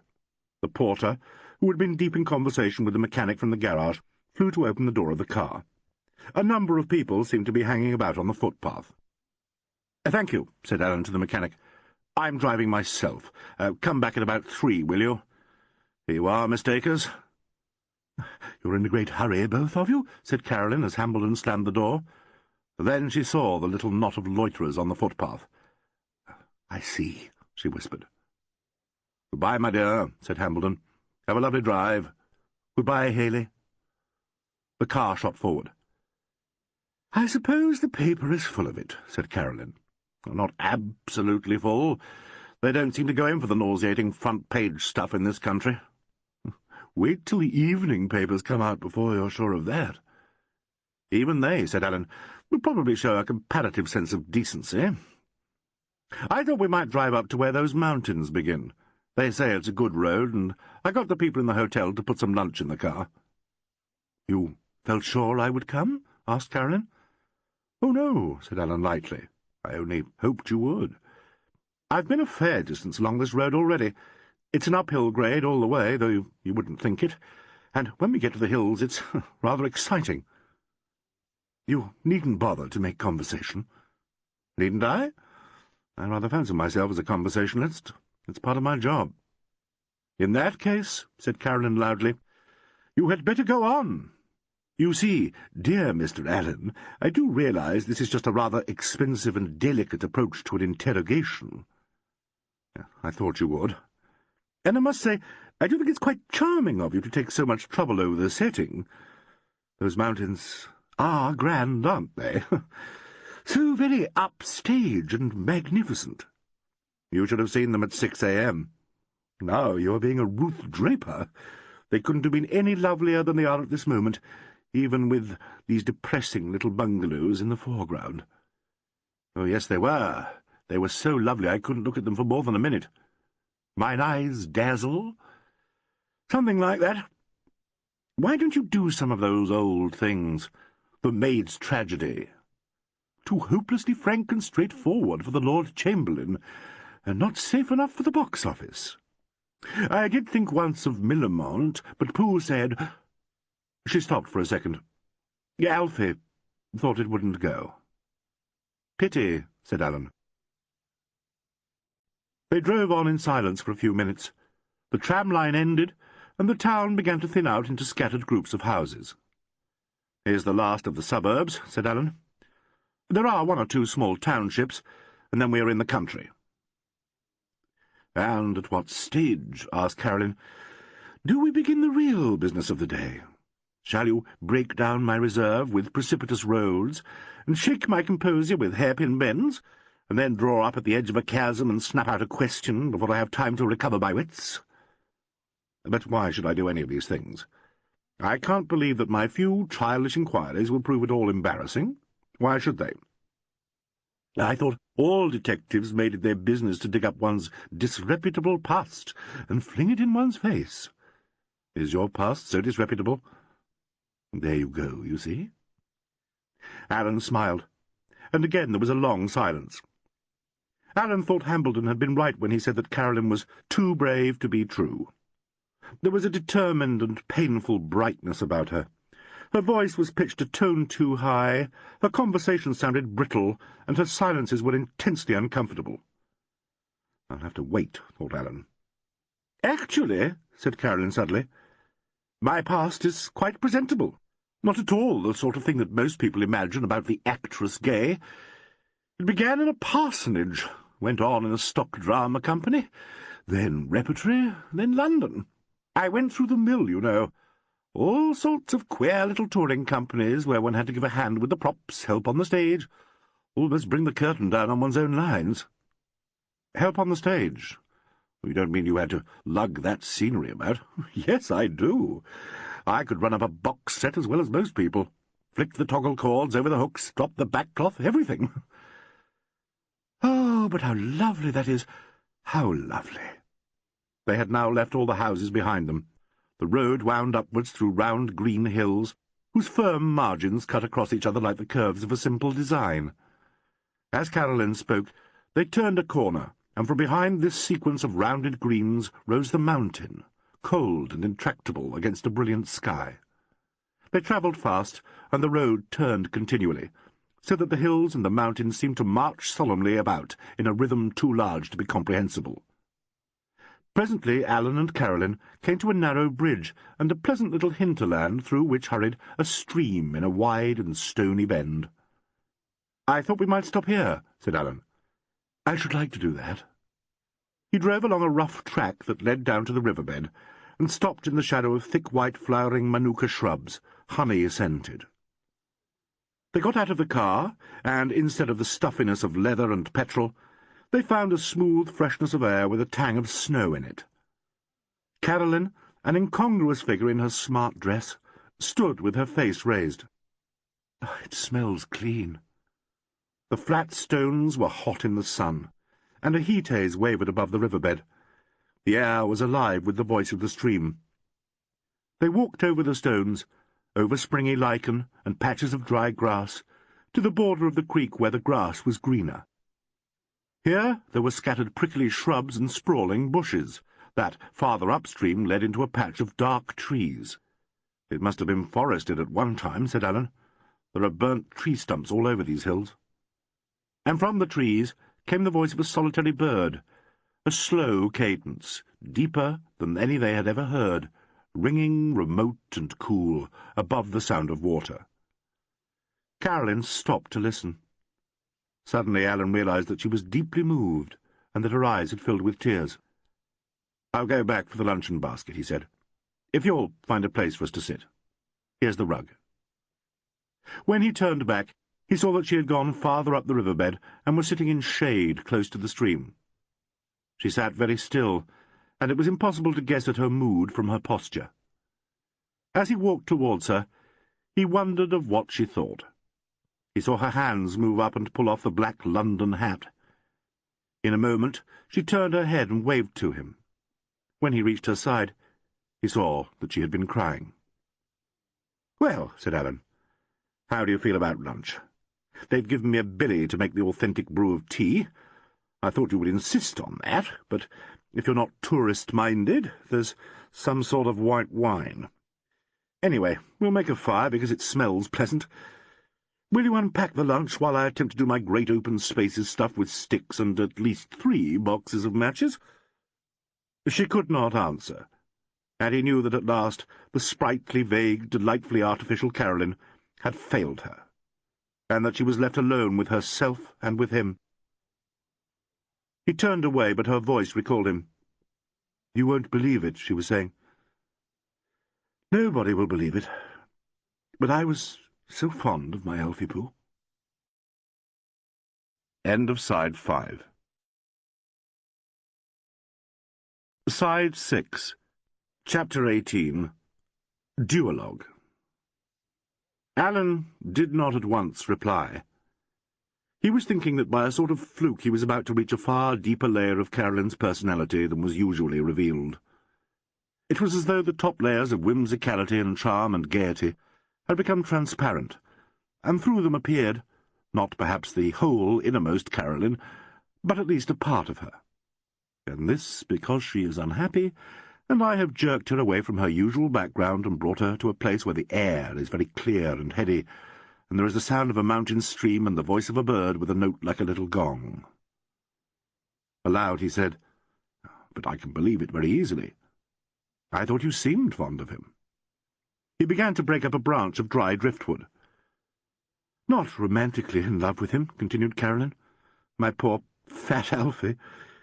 He was not a romantic husband, but he was so kind and understanding. He never minded whether I was amusing or dull. He thought it impossible that I could be dull. I didn't have to bother about any of that." Alleyn laid his twigs between two flat stones and tucked a screw of paper under them. "I know," he said. "There are people to whom one need not show off. It's a great comfort sometimes. I've got one of that kind." "Your wife? But I didn't know—" Alleyn sat back on his heels and laughed. "No, no. I'm talking about a certain Detective Inspector Fox. He's large and slow and innocently straightforward. He works with me at the Yard. I never have to show off to old Fox, bless him. Now, let's see if it'll light. You try while I fill the billy." He went down to the creek and, standing on a boulder, held the billy against the weight of the stream. The water was icy cold and swift-running, and the sound of it among the stones was so loud that it seemed to flow over his senses, innumerable labials all sounding together with a deep undertone that muttered among the boulders. It was pleasant to lift the brimming billy out of the creek, and to turn again towards the bank where Carolyn had lit the fire. A thin spiral of smoke rose from it, pungent and aromatic. "It's alight! It's going!" cried Carolyn. "Oh, and doesn't it smell good?" She turned her face up to him. Her eyes were still dimmed with tears, her hair was not quite smooth, her lips parted tremulously. She looked beautiful. "I would be so happy," she said, "if there was nothing but this." Alleyn set the can of water on the stones and built up the fire. They moved away from it and lit cigarettes. "I'm glad you do not go into ecstasies over nature," said Alleyn. "I was rather afraid you would." "I expect I should have. Yesterday. Dear Mr. Alleyn, will you ask me all your questions now? I would like to get it over, if you don't mind." But Alleyn would not ask his questions until they had lunched, saying that he was ravenous. They had white wine with their lunch, and he brewed his billy tea to take the place of coffee. It was smoky, but unexpectedly good. He wondered which of them was dreading most the business that was to come. She helped him to pack up their basket, and then suddenly she turned to him. "Now, please, the interview." For perhaps the first time in his life, Alleyn found himself unwilling to carry his case a step further. He had set the stage deliberately, hoping to bring about precisely this attitude in Carolyn. Here she was, taken away from her protective background, vulnerable and not unfriendly, and yet— He thrust his hand into his pocket and pulled out a little box. He opened it and laid it on the rug between them. "My first question is about that. You can touch it if you like, it has been fingerprinted." Inside the box lay the little green tiki. "Oh!" It was an involuntary exclamation, he would have sworn. For a second she was simply surprised. Then she seemed to go very still. "Why, it's my tiki. You've found it. I'm so glad." The least fraction of a pause. "Where was it?" "Before I tell you where it was, I want to ask you if you remember what you did with it before we sat down at the table." "But I've already told you I don't remember. I think I left it on the table." "And if I should tell you that I know you slipped it inside your dress?" Another long pause. The fire crackled, and above the voice of the stream sounded the note of the solitary bird. "It is possible. I don't remember." I found it on the floor of the gallery above the stage. She was ready for that. Her look of astonishment was beautifully done. With her hands she made a gesture eloquent of bewilderment. "But I don't understand. In the grid? How did it get there?" "I suggest that it dropped out of your dress." How frightened she was! Cold, nightmarish panic was drowning her before his eyes. "I don't know what you mean." "Indeed you do. You can refuse to answer me if you think it wise." He waited a second. "My next question is this. Did you go up into the grid before the catastrophe?" "Before?" The relief was too much for her. The single word, with its damning emphasis, was spoken before she could command herself. When it was too late, she said quietly, "No, I did not go up there." "But afterwards—" "Oh, don't try," cried Ellen. "Don't try to patch it up. Don't lie. It will only make matters worse for you and for him." "What do you mean? I don't understand." "You don't understand. Tell me this. Was that morning in your dressing-room the only time Hambledon asked you if you would marry him, supposing your husband to be dead?" "Who told you this story? What morning?" "The morning you arrived in Middleton. Your conversation was overheard. Now, please answer. Believe me, I know altogether too much for there to be anything but disaster in your evasion. You will damage yourself and Hambledon, perhaps irrevocably, if you try to hold out." He paused, staring at his own thin hands clasped about his knees. "You think, of course, that I am trying to trap you, to frighten you into a sort of confession? That may be true, but it is equally true that I am trying to help you. Can you believe that?" "I don't know. I don't know."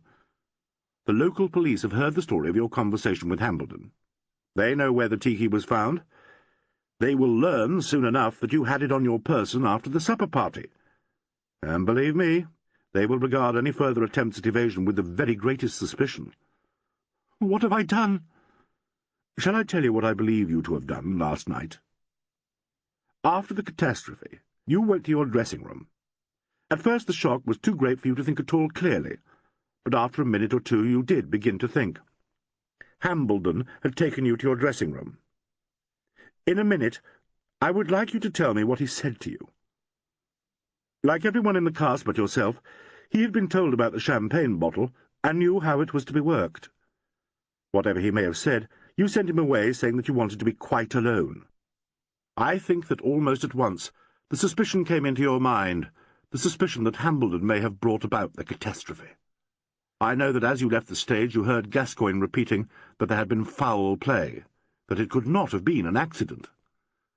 You have told me that you are familiar with the mechanics of the stage, that very often you have actually helped with the scenery. I wonder if you thought you would go up to the grid and find out for yourself. Everyone else was in the dressing-rooms except Mason, Gascoigne, Dr. Tepokia, and myself, and we were still on the stage, hidden behind the walls of the set. Perhaps you were still too shocked and agitated to think very coherently or wisely, but, overwhelmed with this dreadful suspicion, scarcely aware of the risk you ran, you may have slipped round to the back of the stage and climbed the ladder to the gallery." He paused for a moment, watching her. Her head was bent down and inclined away from him. Her fingers plucked at the fringe of the rug. "Stop me if I'm wrong," said Ellen. "I fancy you climbed up to the grid and saw the end of the rope close to the pulley, and perhaps tripped over the weights which had been left on the gallery floor.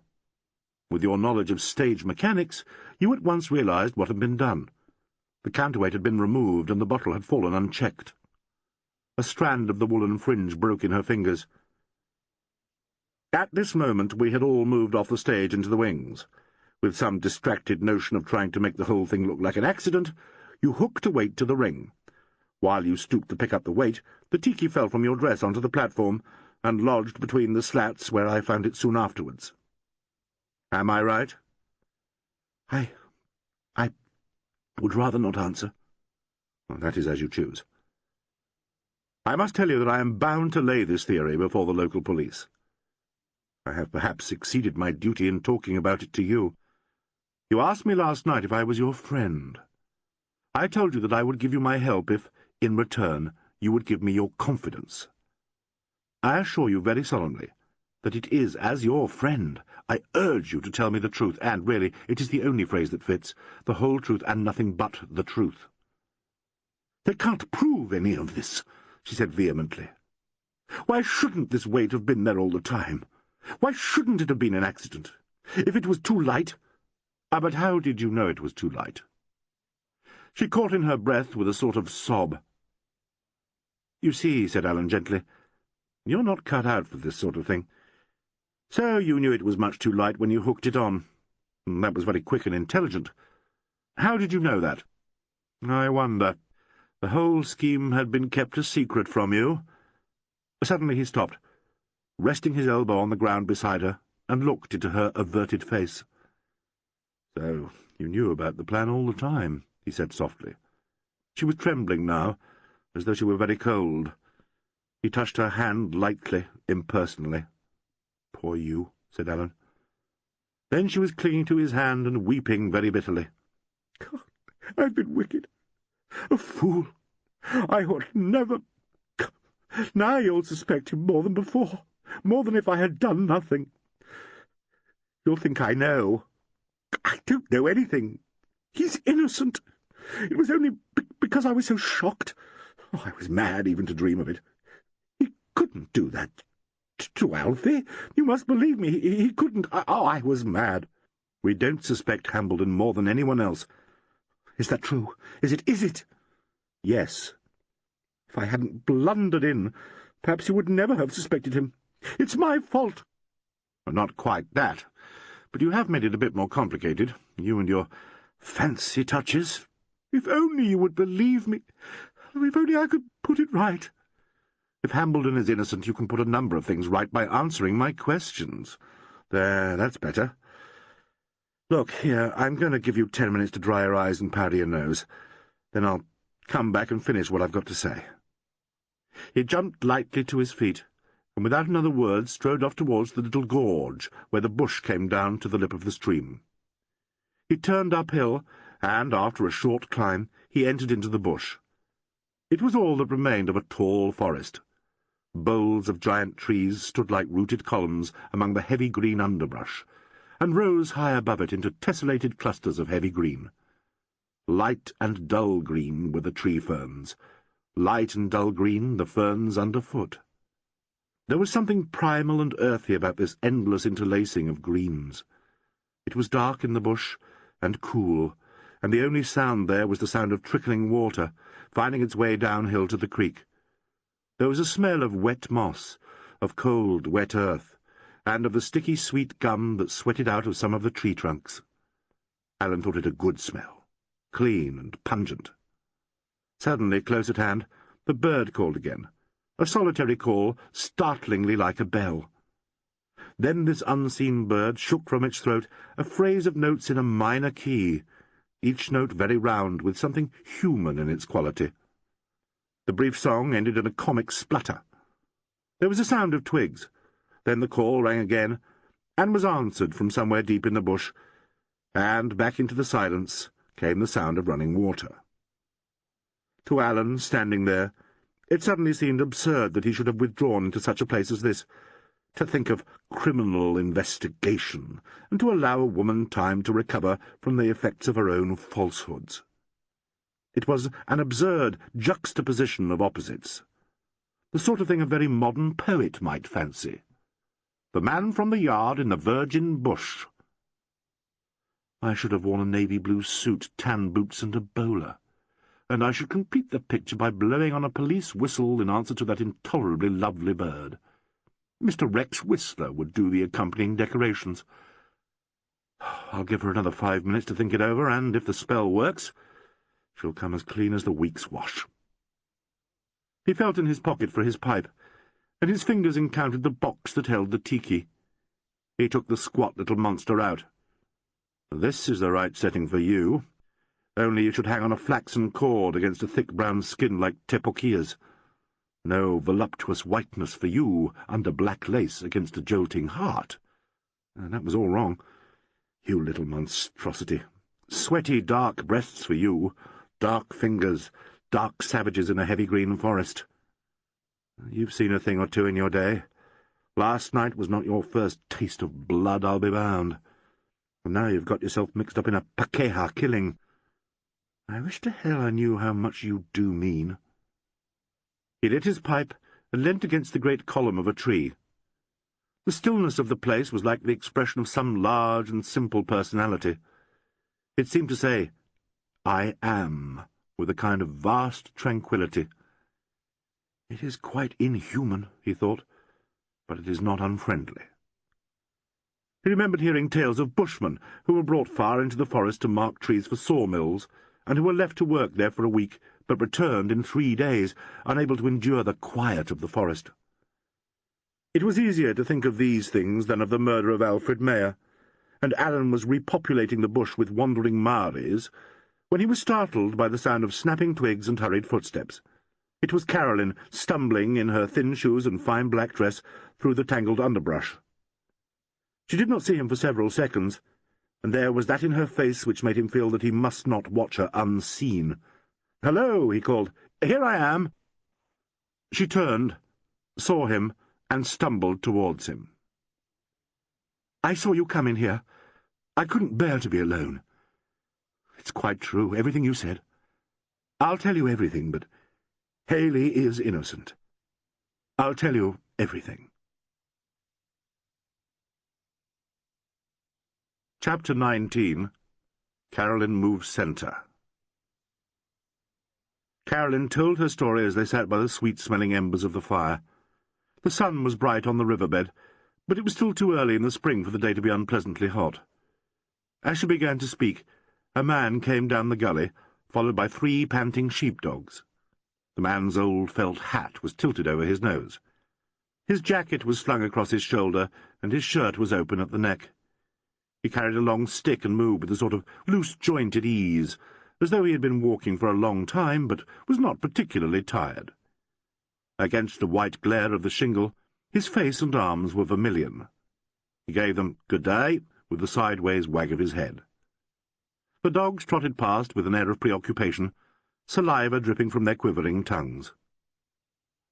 "I suppose," thought Alleyn, "he imagines we are a courting pair, and wonders if he has interrupted an amorous scene, instead of—" "So I was frightened," Carolyn went on, when the musterer was beyond earshot.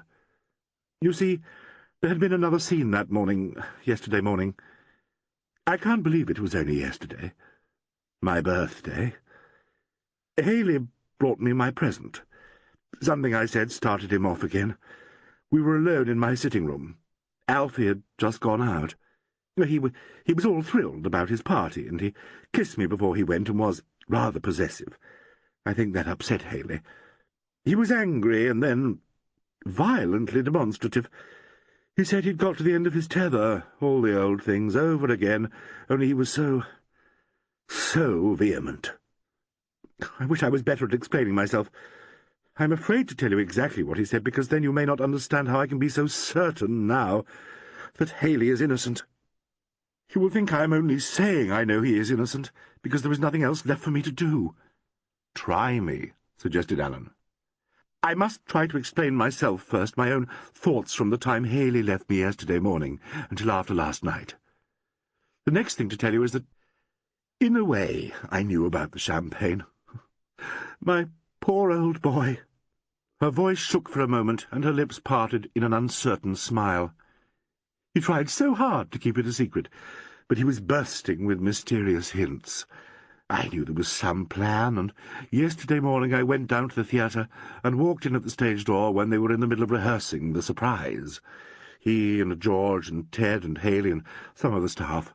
That horrible thing, the champagne, you know, must have been hanging there, but out of sight, and they had the weights on the other end of the cord.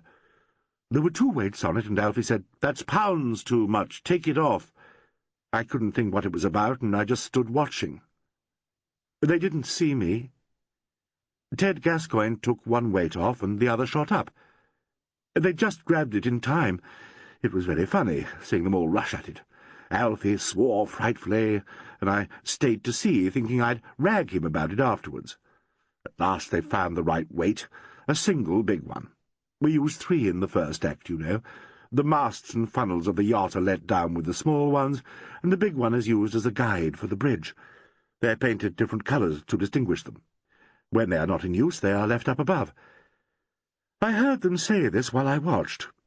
It sounds as though it was a long time, but it was only a few moments, I think, before he, my husband, turned and saw me. I said, 'What do you funnies think you are up to?' And he became so mysterious. I guessed it was something to do with me. I didn't let them see that I guessed. He would have been so disappointed." She paused, compressing her lips. She raised her hand and pressed the palm against her mouth. "Take it easy," said Alan. "Yes. When I saw the cord fastened to the table, I guessed it was something to do with all this business with the weights. And then afterwards, Mr. Allen, I think I went a little mad after it had happened. I could only see 3 things, and I saw them so horribly clearly, like the things one sees in nightmares. Haley, angry and excited yesterday morning. Haley looking on while they fixed the weights, and what happened. That last picture. I sent him away from my dressing-room, and then I got rid of Susie. I went out to the stage, and I could hear Ted say over and over again, 'There must have been some funny business.' I think he was speaking to you. I thought I must see for myself there and then. In a way, my mind was quite clear, but it was a sort of delirious clarity. I went round to the back of the stage, took my shoes off, and climbed the ladder. When I reached the top platform, I saw at once that the weight had been taken off the hook. I remembered how the smaller weight had shot up, and I thought, if I put it on, it will look like an accident. It will look as if, in the hurry after the first act, they used the small weight instead of the large one." The stage down below was clear. I was just going to do it when I heard someone climbing the ladder on the prompt side. That was just after Haley had left the stage, and I thought, it was Haley. I stayed still, but whoever it was— "Me," said Alan. "You? What a fool I was! I thought it was Haley. You went away without getting off the ladder. Then I crept along the platform. I could see the stage. Ted had gone to meet the police. I heard him speak to them. No one was on the stage. I hooked on the small weight. I knew it would be ever so much lighter than even the empty bottle. Then I went down. Ted was still speaking to the detectives. They had gone on the stage, and you were standing in the first entrance. I slipped round behind a flat into the dressing-room passage. When I got to my room, Haley was there. He said he had been waiting there for me, and I told him I had been looking for him, and I sent him for Susie, and then for you." "Yes," said Alan. "That all fits. Now, will you tell me, please, what made you change your mind? Why are you now so certain that he is innocent?" "Because— this is what you will find so strange— because of what he said to me last night when we got back to the hotel. He said, 'Carolyn, someone has killed Alfred. There's not a possibility of accident. Someone has altered the weights.' We were both quiet for a moment, and then he said, 'Yesterday, this morning, if I had known he was going to die, I would have thought of you and what I might gain. And now I can only think of him.' As soon as he had spoken, it was as though my brain cleared. I cannot describe how it was. I simply knew that he was quite innocent. I was so ashamed that I'd ever thought he might be anything else. He stayed a little while, talking quietly about Alfie and our early days together. When he went away, he said—" For a moment the deep voice faltered. Then she made an impatient movement with her head. He said, "You know I love you, Carolyn, but I am glad now that we did nothing to hurt him." There was a long pause. Carolyn seemed to be lost in her own thoughts. She had become much more composed, and Alan thought that while she was alone she must have deliberately set in order the events that she had made up her mind to relate. He realized that physically, as well as emotionally, she was exhausted. "Shall we go back?" he asked gently. "First tell me, do you understand how certain I am of Haley's innocence? Does what I have said count at all?" "Yes. It has impressed me very deeply. I am quite sure that you have told me what you believe to be the truth. But you What do you believe? You must remember that I am a policeman. I attach a great deal of importance to what you have told me, but I would like very much to establish an alibi for the period before the supper party. For Haley, for Hambledon, certainly. He looked at her. Has she got no thought at all for herself, he wondered. Can't she see? Or is she, after all, very, very clever? Haley was in his dressing-room, said Carolyn. It is next to mine. I heard him send his dresser away. Wait, let me think.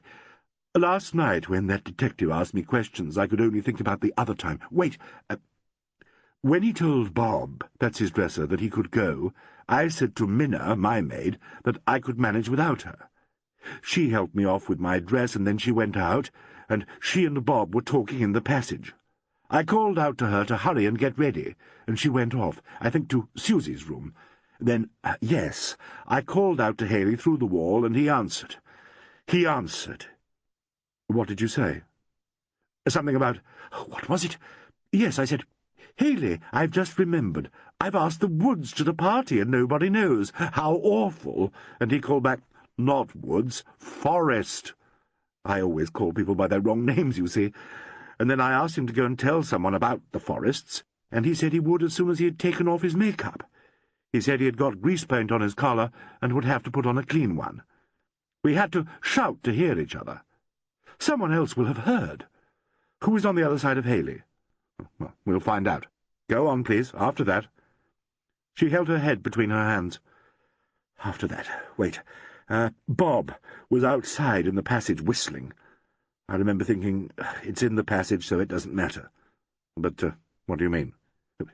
It's unlucky to whistle in the dressing-room. Bob stood there. He must have been just inside the doorway to the stage, because I heard him call out every now and then to the stagehands. I remember thinking that he was evidently not going to bother about tidying himself for the party. He's a great character and has been with us for years. Yes, said Alleyn quickly. Go on. Let me have the whole story. Give me a clear picture of everything. You were all in your rooms taking off the make-up. Bob is just outside your door, in the entrance from the stage to the passage. You hear him chafing the stagehands. How long was he there? Can you tell me that? She glanced at him in surprise. I don't know. Why, yes, oh! Suddenly, her whole face was flooded with a kind of tragic thankfulness. Listen. Bob was still there when Haley went out. I heard Haley say something about why wasn't he on the stage with the party. Bob said, I don't like butting in, sir, not my place. And I heard Haley say, Nonsense, you're all invited. Come along with me and we'll make an entrance together. That was like Haley. He's always considerate with the staff and nice to them. But Bob was shy and hung back. I heard him say he would wait for Minna. He stayed there.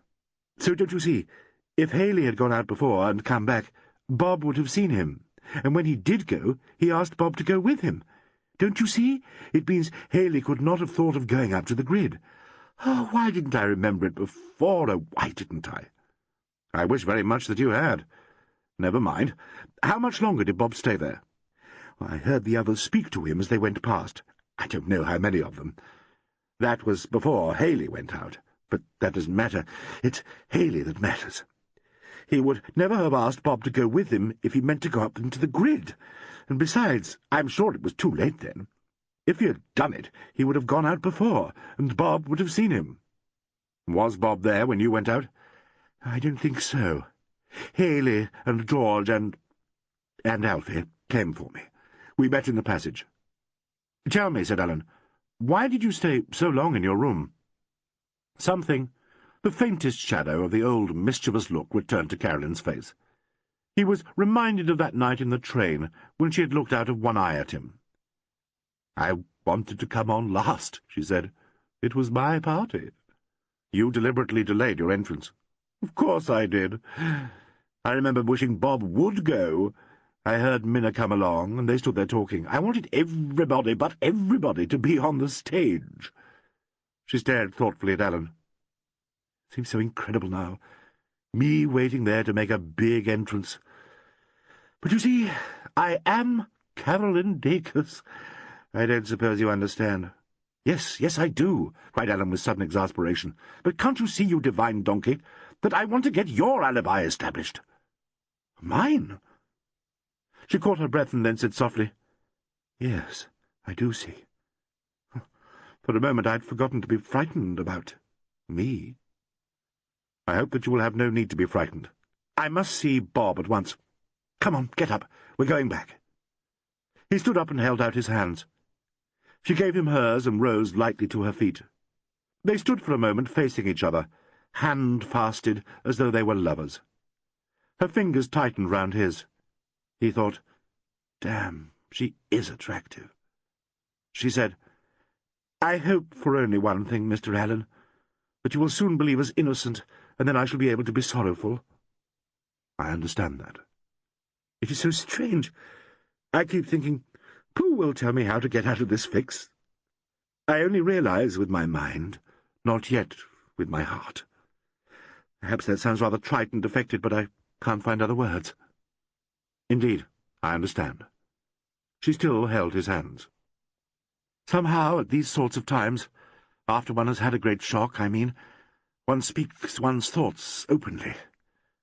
I do feel in the most strange way that we are friends." "Yes," said Alan. She gave him a candid and gentle smile, and withdrew her hands. "Come along, then. Let us return to everything." He collected the rug and basket, and they walked together to the car, the voice of the creek growing fainter as they drew away from it. The sun was near the edge of the warm hill, and soon their little gully would slip into the shade of afternoon. Carolyn paused and looked back. "It is a lovely place," she said. "In spite of everything, I shall think of it with pleasure." The painfulness of all this does not seem to have touched it at all. "No," said Alan. "It is very remote. We were interlopers, but vaguely welcome, don't you think?" "Yes, it is a friendly place, really." "Are you very tired?" "I believe I am. No sleep last night?" "No." They got into the car, which smelt of hot leather and petrol, and bumped over the rough up to the road. On the way home they were both silent, Alan thinking to himself, "I really believe her. I believe her story. I believe she feels just what she said. A kind of friendliness for me. No more. Was she quite unaware that she attracted me so vividly for those few moments? Or was she using her charm deliberately? Is she in love with Hambledon? Probably." With an effort he screwed his thoughts round to the case. If this story about Bob was true, and if Bob turned out to be an intelligent fellow, they should be able to check the movements of the actors with much more accuracy than Alan had thought possible. As soon as he got back, he would look again at his plan of the theatre. He was practically certain that the passage was the only source of exit from the dressing-rooms to the stage. Therefore, any one of the company who went from the dressing-rooms to the ladder would have to go past Bob as he stood in the narrow entry. If Bob could only tell him exactly how long he had stood there. They passed the musterer, riding a half-clipped, raky-looking horse at a lope along the rough grass at the roadside. The 3 panting sheep-dogs ran in the shade of the horse. The man again solemnly wagged his head at them and raised a hand as they passed. The folding hills marched about. A party of Maoris, grouped on a ramshackle veranda, grinned and waved. They overtook several cars and met several more. The settlements grew closer together, and at length they came over the brow of the last hill and looked across the flat to Middleton. "Last lap," said Alan, breaking a long silence. Carolyn did not answer. He turned to look at her. Her head was bent down, and, as heavily as a mandarin's, nodded with the motion of the car. She was sound asleep. At the next bend she swayed towards him. With an equivocal grimace, he raised his left hand and tipped her head against his shoulder. She did not wake until the car drew up outside the hotel. Chapter 20. Exit Liversidge. Enter Bob Parsons, whistling. As soon as he had put Carolyn into the lift, Alan glanced into the writing-room.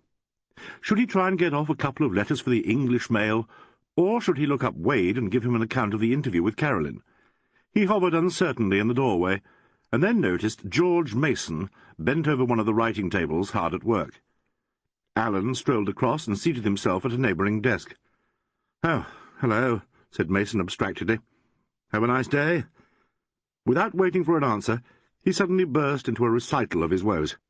"I don't know what I'm doing, Alleyn. I'm all anyhow. I don't know what to tell our advance to do, whether to go on with the tour or cancel everything. And there's all the English end to attend to. I'm going crazy just with not knowing. How long do you think they'll keep us here, for God's sake?" "Well, things are looking a bit clearer ahead now," said Alleyn. "The local men seem to be very efficient. It's awful to be worrying about the business side of it with old Alf. Well, there it is. The whole thing's so damn beastly. Everybody wondering about everybody else. No use mincing matters. Someone did it. It's this blasted uncertainty." "I know," said Alleyn. "I say, Mason, you know I've taken a hand in it, don't you?" "Yes, very glad to hear it. Well, look here. I'm going to ask you a question in confidence." Mason looked alarmed. "You needn't answer if you don't want to, but it'd help matters a lot if you could tell me one thing." "Can but ask." "Right. Did Mr. Mayor know who took Miss Gaines's money?" Mason stared at him like a dyspeptic owl. "Matter of fact, he did," he said at last. "You know who it was?" "Alfred told me," said Mason uncomfortably. "It was a question of what we'd do. Damned awkward in the beginning of a tour like this." "Yes. Will you tell me who it was?" Mason eyed him unhappily but shrewdly. "What'll it lead to? Look here, Alleyn, you're not trying to link up the theft and the murder, are you?" "Personally, I long to disassociate them." "By Jove," said Mason slowly, "I wonder. When did Mr. Mayor guess who took the money?" "Oh, Lord, he saw it happen." "Did he, indeed? Come now, I'll put it to you, as our learned friends say. I'll put one name to you, and one name only. If I'm wrong, let it drop. I promise not to go on." "All right," agreed Mason, looking rather relieved. "Liversidge?" And there was a long silence. "Oh, law," repeated Mason. "I thought you were going to say Broadhead. After young Palmer's display, you know." "How did Mr. Mayor come to see it?" "Well, it was on board, the last night. Alfred was going along the passage to his stateroom and past Val's door. He'd just seen her in the smoke-room. He heard someone moving about in her cabin and thought it was a funny time for the stewardess to be in there. Then he noticed that her light wasn't up. There's a thick glass fanlight, you know. Alfred saw a sort of flicker as if someone had an electric torch going. He was standing there, uncertain what to do, when the door opened a crack. Opposite the door there was a man's lab, with curtains in front of the entrance place. Alfred popped behind them and watched. He thought perhaps one of the stewards was doing the odd spot of pinching. Well, presently the door of Val Gaines's room opened wider, and out came Mr. Frankie Liversidge, very pussyfoot and cautious. Alf said it was just like a scene from one of the old French farces, and of course he thought the explanation was the same." Mason pulled a face, and then rubbed his nose thoughtfully. "Do go on," said Alleyn. "Well, here's the bit that'll sound rather peculiar, I dare say. You'd never have thought it after 30 years in the business, but Alfred was a bit straight-laced. Fact. He wouldn't stand for any funny business in any of his companies." "I know it sounds queer," said Mason apologetically, "but that's how he was. Well, what did he do but come out through the curtains and fetch up, face to face, with Liversidge. He just stood there and stared at Liversidge reproachfully, and was cogitating what he'd say to him about the way nice young girls were to be held in respect or something, when Frankie said, 'I've been making an apple pie bed for Val.' Frankie's face was as white as a sheet, and he had his hands in his pockets. Alfie didn't say a word, and Frankie gave a kind of laugh and made an exit. What do you think old Alfred did next? He had a look at the bed to see if it was in apple pie order. 'Got it in one,' said Mason, opening his eyes very wide. 'And it wasn't. I mean, it was. All tidy and undisturbed. Nothing wrong with it. Well, Alfred toddled off to his own room and did a bit of hard thinking. He decided that Liversidge had been waiting there for Val and had changed his mind for some reason. Alfred thought he'd watch the situation for a bit and speak a few heavy father lines to Val if they seemed to be called for, and that was that. Then came the discovery of the theft, and Alf put two and two together and made a burglary. When did he tell you about it? The first evening we were here. He told me he'd tackled Liversidge, and there was no doubt he'd done it. God knows why. He'd won a lot at poker. He's just a bad 'un. Well, Alfred said he'd pay it back to Val and stop it out of Liversidge's treasury. And of course Liversidge would go as soon as we could get a decent actor from Australia to play the parts. For the sake of the good name of incorporated playhouses, he wouldn't make it public. I agreed, and that was that. Now look, Alan, I've told you as much as I know myself, but if you can, keep it to yourself. The firm— I understand that. If it doesn't belong to the case, we won't press it, said Alan at once. He added a word or two to something he had written while Mason was talking. There's just one more thing, he said. Did Mr. Mayor get the impression that Liversidge knew he hadn't got away with the apple pie bed story? At the same time, I mean. Yeah, I see what you mean. Alfred said Liversidge turned very white as soon as he saw him and seemed very uncomfortable. Alfred just stared at him, sort of more in sorrow than in anger. I don't think he made any pretence of believing the story. He said Frankie's face gave him away. I see, said Alan slowly. See here, Mr. Mason, I'll have to hand this on to Wade, but I'll ask him not to make it public if he can avoid it. It may have no bearing on the case. Damn fair of you. Now we've got murder in the firm, my God. I suppose we can't be too fussy about an odd theft or so. And Mason buried his face in his hands. I'm dead beat, he said. I feel as if I've got a red-hot cannonball in my chest and half a ton of sawdust in my stomach. Can't you do anything about it? I've seen half the men in Harley Street. I wonder if Tepokia would know anything. Well, some of these natives— Are you going? I must get on. I promised I'd look in at the police station.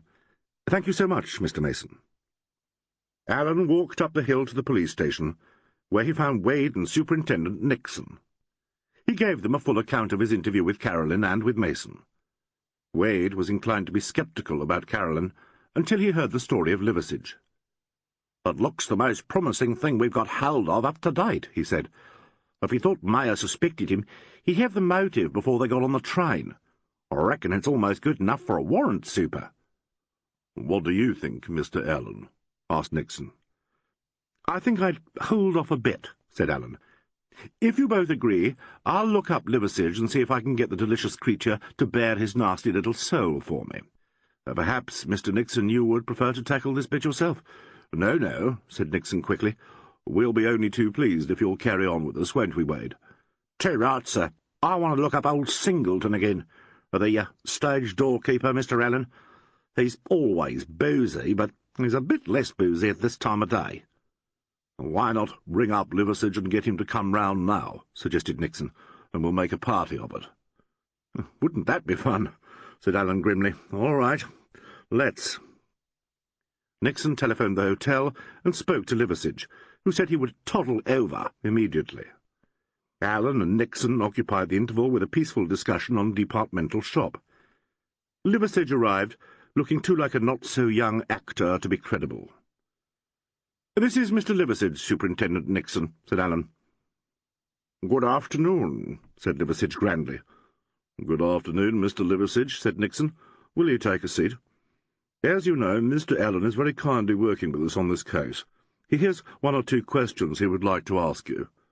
"The indefatigable Mr. Allen," said Liversidge, seating himself gracefully. "And what can I do for Mr. Allen?"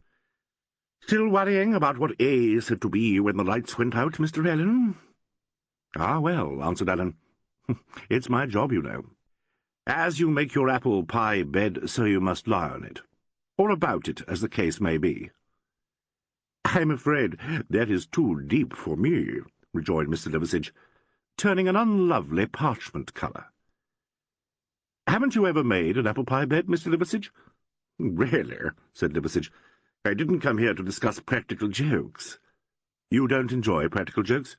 "No." Did you take Miss Gaines's money as a practical joke?" "I simply don't know what you're talking about." "From information received, we learn that you took this money. Wait a moment, Mr. Liversidge, I really should not bother to deny it if I were you. Denials of that sort are inclined to look rather the worse for wear in the face of the sort of evidence we have here. However," he took out his notebook and pen, "did you take this money, or did you not?" "I refuse to answer." "Right. On the whole, the most sensible thing to do. Perhaps I should tell you that after your interview with Mr. Mayor on the day you arrived in Middleton, Mr. Mayor had another interview with Mr. Mason. It was a matter that concerned the firm, you see." "What has Mason—" Liversidge stopped short. "What has he told us?" "Simply the gist of what Mr. Mayor told him." "Well, it was all a joke. Mayor took it the wrong way. Look here, Mr. Nixon—" "You are speaking to Mr. Alleyn, you know," said Nixon placidly. "Yes, but—" "Well, then," he turned reluctantly to Alleyn, "it was this way. You must believe me. I swear I'm telling the truth. I'd been ragging Val about the way she left her money lying about. I said she'd have it pinched. She just laughed. It was when she got out some notes to pay her poker debts. I went back to the cabin, and I took out the money and filled up the case with toilet paper, just for a joke, to make her more careful. That was all. Honestly. "Why didn't you tell Mr. Mayor this?" "I tried to, but he wouldn't listen," said Liversidge, moistening his lips. "He'd got no sense of humour." "Pity.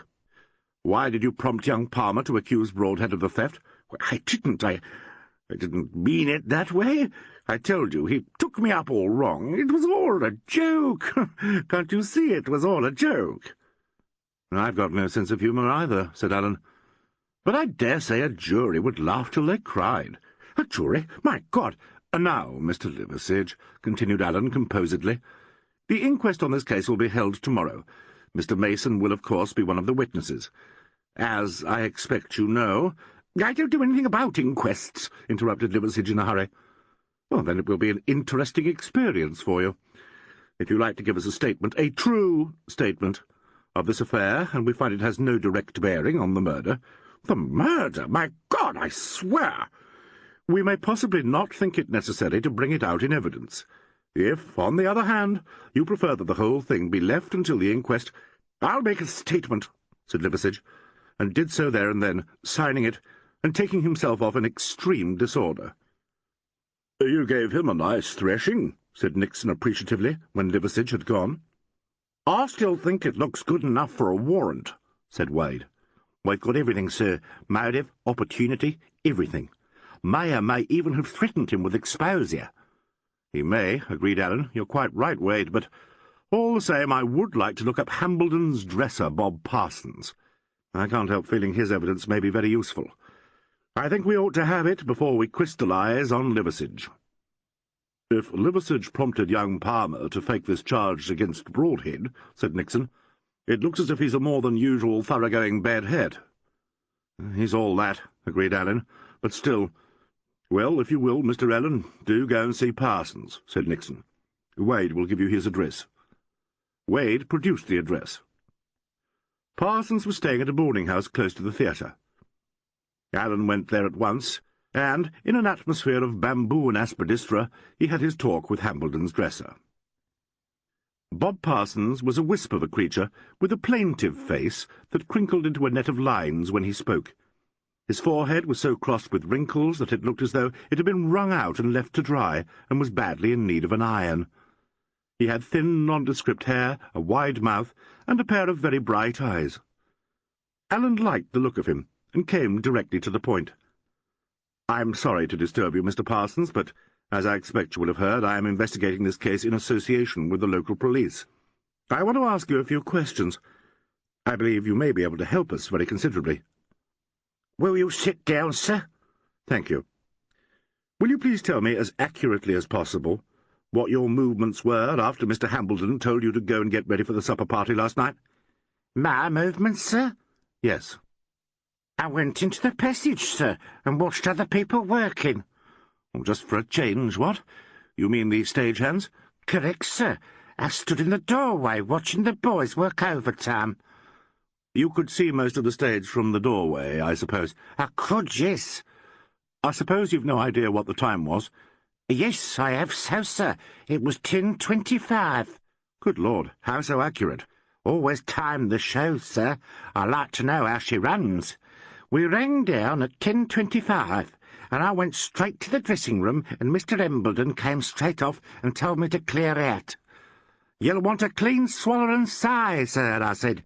"You got number 9 all over those." "Well, I can do that," he says. "And how about a clean collar and tie for yourself?" he says. "What's the time?" So I told him the time, 10:26, and I went out. How long were you in the passage? Bob screwed his face into a labyrinth of lines and thought for a moment. "Well, sir, I rolled a fag and smoked it, and I rolled another." Whistling a bit in between times? "That's the ticket, sir. I'm a great hand at whistling.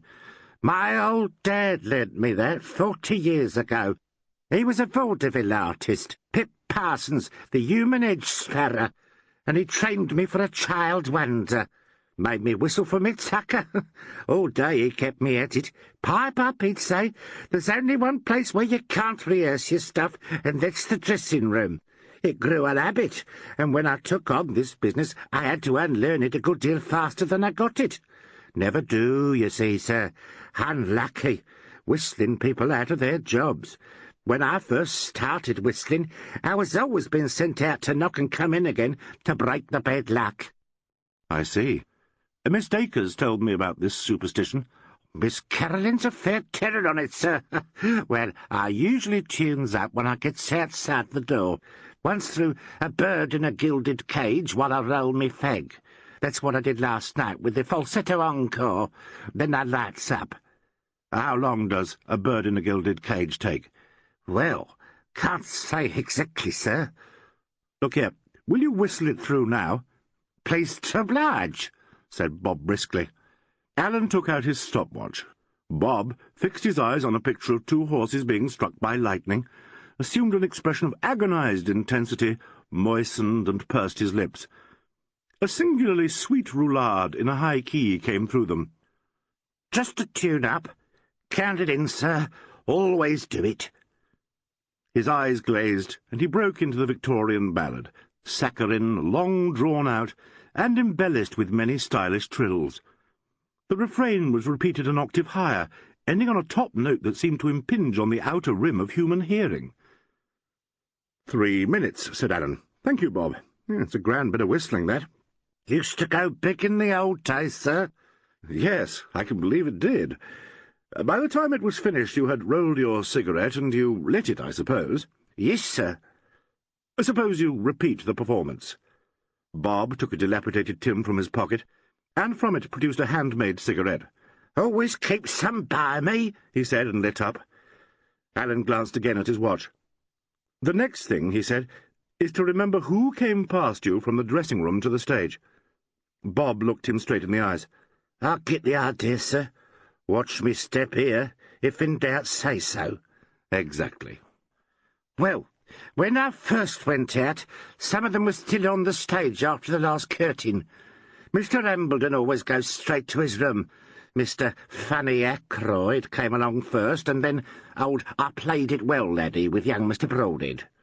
Mr. Vernon? Oh, yes, sir. The boys on the staff called him I Played It Well laddie, after his favourite remark. The last 2 were Mr. Liversidge and Miss Gaines. They stood talking on the stage, couldn't hear what they said, and then went past me to their rooms. I'd got to the falsetto repeat then, I remember. Bob sucked his teeth meditatively. Well, sir, they was all stowed away by that time. Parsons, you're a witness after my own heart. Now, for when they came out. Yes, you have to do a bit of thinking now. Take it easy, sir, it's on the way. Yes. Bob shut his eyes and took a vigorous pull at his cigarette. The 4 gents was first. Mr. Comedy Ackroyd, Mr. Vernon, Mr. Broadhead, Mr. Liversidge, all come out together, and they stands there chaffing me and asking why I wasn't wearing a tailcoat and a white tie. Ackroyd was that funny I nearly burst out crying. Footpath comedian. You don't care for Mr. Ackroyd. Not so's you'd make a sky sign of it. We're human, sir, even if we do earn our treasury dressing up the great Hectors. Mr. Ackroyd doesn't seem to have thought that out for himself. I got Mr. Ackroyd's number a long while back. So did my gentleman, and my gentleman is a gentleman, sir. Mr. Hambledon. Ah, the genuine ticket. He knows all about Mr. St. John Ackroyd, and so did the governor. Bob relit his cigarette and looked significantly at Alan. Why? Asked Alan. How do you mean? It's an old yarn now, sir. Ackroyd forgot himself one evening when we was at the Cry. He's very partial to his glass of whisky at times, and he don't break his heart if there's not much water with it. This night he'd just had that much too much, and he comes into Miss Carolyn's dressing-room without so much as knocking, and he starts up on the funny business. Struth, what a scene! She tells him off a snorter. And then the governor, he gets wind of it, and he comes along and he tells him off fit to suffocate. Oh, laugh! I was outside the door when he comes out, and to see his face, not so bloomin' comic, and as red as a stick of carmine. Laugh! Next day he has to apologise. He'd have got his notice if it hadn't been that piece, I do believe, but he was playing a big part, and his understudy was not too classy. So the show went on. But since then Mr. Funny Ackroyd has bloomin' well kept his place. Well, now, where was we? Oh, I've got it. Mr. Broadhead and played it well, and Mr. Liversidge and Ackroyd, they all come out in a bunch. They has this spot of comedy with yours truly. Then I rather fancy Ackroyd goes off to the stage door. Not for long, though. He comes back and joins the others, and then they all goes on the stage, and through the prompt entrance to the set, see? And they never comes off again while I'm there. Sure of that? Yes, sir. Sure as so help me. Tell you for why. I could hear them telling Mr. Gascoigne what lark they'd had with me, and how I was too shy to come to the party. Very funny they was. Bob paused, his face a painful crimson. They sound thoroughly objectionable, said Alan. Oh, well, there you are, said Bob, dismissing them. Well, sir, after that lot, Miss Valerie Gaines came out. She was on the lookout for Mr. Liversidge, as per usual, and I think she heard his voice on the stage. Anyway, she made a beeline for the door and went on. It was about the time the visitors from the front began to come in. I see you come with the governor, sir, and that young Palmer and so forth. Mr. Gascoigne stood by the door looking out for them. The door on the set, I mean. Then Miss Max came out and stood talking to me for a while. Always got a pleasant word for everybody. Then Minna come along and starts telling me off for not having changed me clobber. She's a one, old Minna. We try hikes a bit, and I say I'll come along in my own time, see? And Minna goes back to doll herself up. Yes, that's right, that's how she went. Bob paused. And then you joined the party, perhaps? Nah, I felt kind of awkward, sir, and that's the truth. The boys, the stage staff, you know, sir, they was all on by that time, see? They'd been fixing the stage, see? Else I'd have mucked in with them. Well, blimey, sir, it was all posh-like. Wasn't as if there was a door over on the O.P. I could have slipped through on the Q.T. if there had been, but there was only the one door, see? So I kind of hung fire and made another fag. He glanced shyly at Alan. I know. It's a bit of a facer making an entrance, isn't it? That is right, sir. Then, after a bit, my gentleman comes out, Mr. Hambledon, and he says, "Hello, Bob," he says, "waiting for something?" And he seems to tip on feeling silly-like, and he says, "Come on," he says, "and we'll make a big entrance, Bob," he says. "Look, he's all right, sir, my gentleman, he's very nice, but, struth, I couldn't go on with him, sir. Wouldn't be the right thing, would it, now? So I says, I'm waiting for Minna, and he smiles and cracks a joke pleasant-like, and he goes across to the door where Mr. Gascoigne is still standing. I see him say something to Mr. Gascoigne, and look across at me, smiling, and then he goes in, and Mr. Gascoigne shuts the door and comes over to me and says, "We're waiting for you and Minna." And then Minna comes along, and I puts out me second fag, and we all goes across together, and nobody noticed nothing. And in about 2 shakes, Miss Carolyn comes in, and after you give her that heathen image, we all sits down to supper, and, oh, my God, sir, Then we know what happened, don't we? We do indeed. How long is 2 shakes, Bob? Eh? Oh, see what you mean. Well, now, sir, as we goes in, everybody was just asking where was Miss Carolyn. So Mr. Embleton and the governor and Mr. Mason, they went out together, passing Minna and me in the doorway, and they come back with her almost immediate. Alan made a sudden brusque movement, leaning forward in his chair. Then, Bob, this is important. It's very important. You can tell me how long it was between the time Miss Dacres came out of her dressing-room and the moment of her entrance with the 3 men. No time at all, sir. Just a jiffy. They must have met her in the passage. And, Bob, could you swear that she came straight off the stage and didn't leave her room till she went into the party? Yes, sir. Course I could. Didn't I tell you I was— Yes, I know. It's all perfectly splendid. Now, for Mr. Hambledon— Same for him, sir. Look here, sir, I'm fly to what you're after. You want to know who went up aloft after the governor come down. That's a fact now, isn't it, sir? It is, Bob. Well, sir, it wasn't Miss Carolyn or Mr. Embleton. Physically impossible. They both came straight off after the curtain call. I see them. And they never come out of their rooms till they goes to the party, and they go straight to the party. I'll take me Bible oath on it, kiss the book and face the judge. Can't say fairer than that now, can I, sir? No, it's good enough. Is there any way out from the dressing-rooms except past the doorway where you were standing? No fear, sir. Not bloody likely, if you'll excuse the expression, sir. Beats me they don't have the fire inspectors down on 'em. There's just the 2 rows of dressing-rooms downstairs, with the wardrobe room at the end. The 2 star-rooms and Miss Mex's room all open off the passage. Then it goes round at right angles with the wardrobe room on the right and the 3 other dressing-rooms on the left. Yes, I know. Yes, so that Mr. Comedy Ackroyd's room runs behind the 2 star-rooms and Miss Mex's. Suits him a fair treat. He can do his nosy parkering nice with them wooden walls.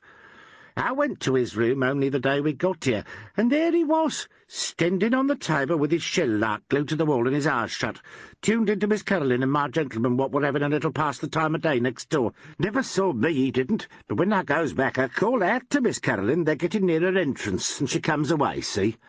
Mr. St. John Ackroyd.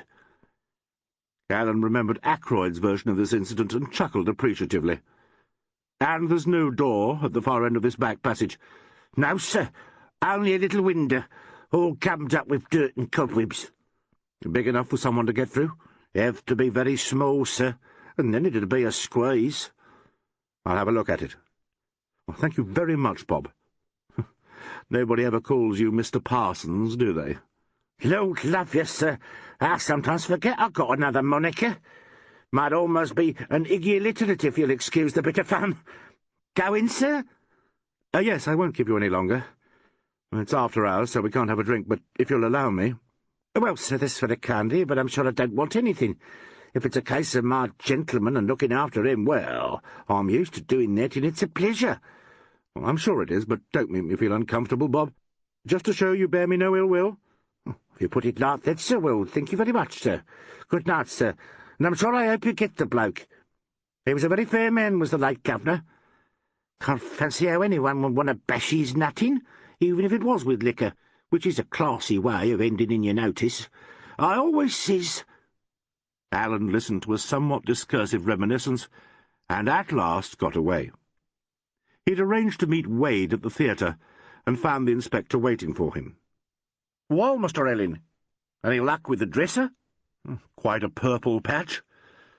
Alan related the gist of the information. "By cripes," said Wade, "that's something to get our teeth into. How did the man strike you, sir? Reliable?" "I think so. He's a type that will disappear before long, I'm afraid. The real undiluted Cockney. Undersized, sharp as they make 'em, loyal, independent, and violently opinionated. You should hear him on the subject of Ackroyd. We'll be able to check his statements, I think. I timed his cigarette. 16 minutes. He had to keep relighting it.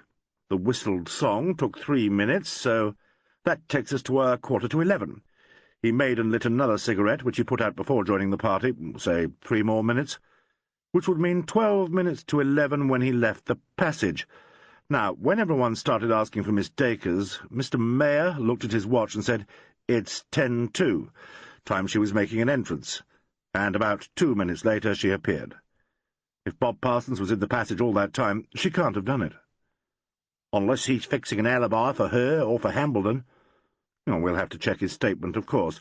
But if all these people remember talking to him, it'll be good enough. Personally, I was favourably impressed with him. Wade stared solemnly at Allen, and then swore violently. "Good heavens, Wade, what's the matter?" "Here," said Wade. "If all he said is right, it— Look here, Mr. Alleyn, don't you see what it means?" "Oh, rather, yes. It washes out the whole bang lot of them at one fell swoop. Tiresome for you. Unless, of course, the little window—" "Well, go right along and have a look at the little window. By gosh, talk about eliminating. This is a bit too sudden.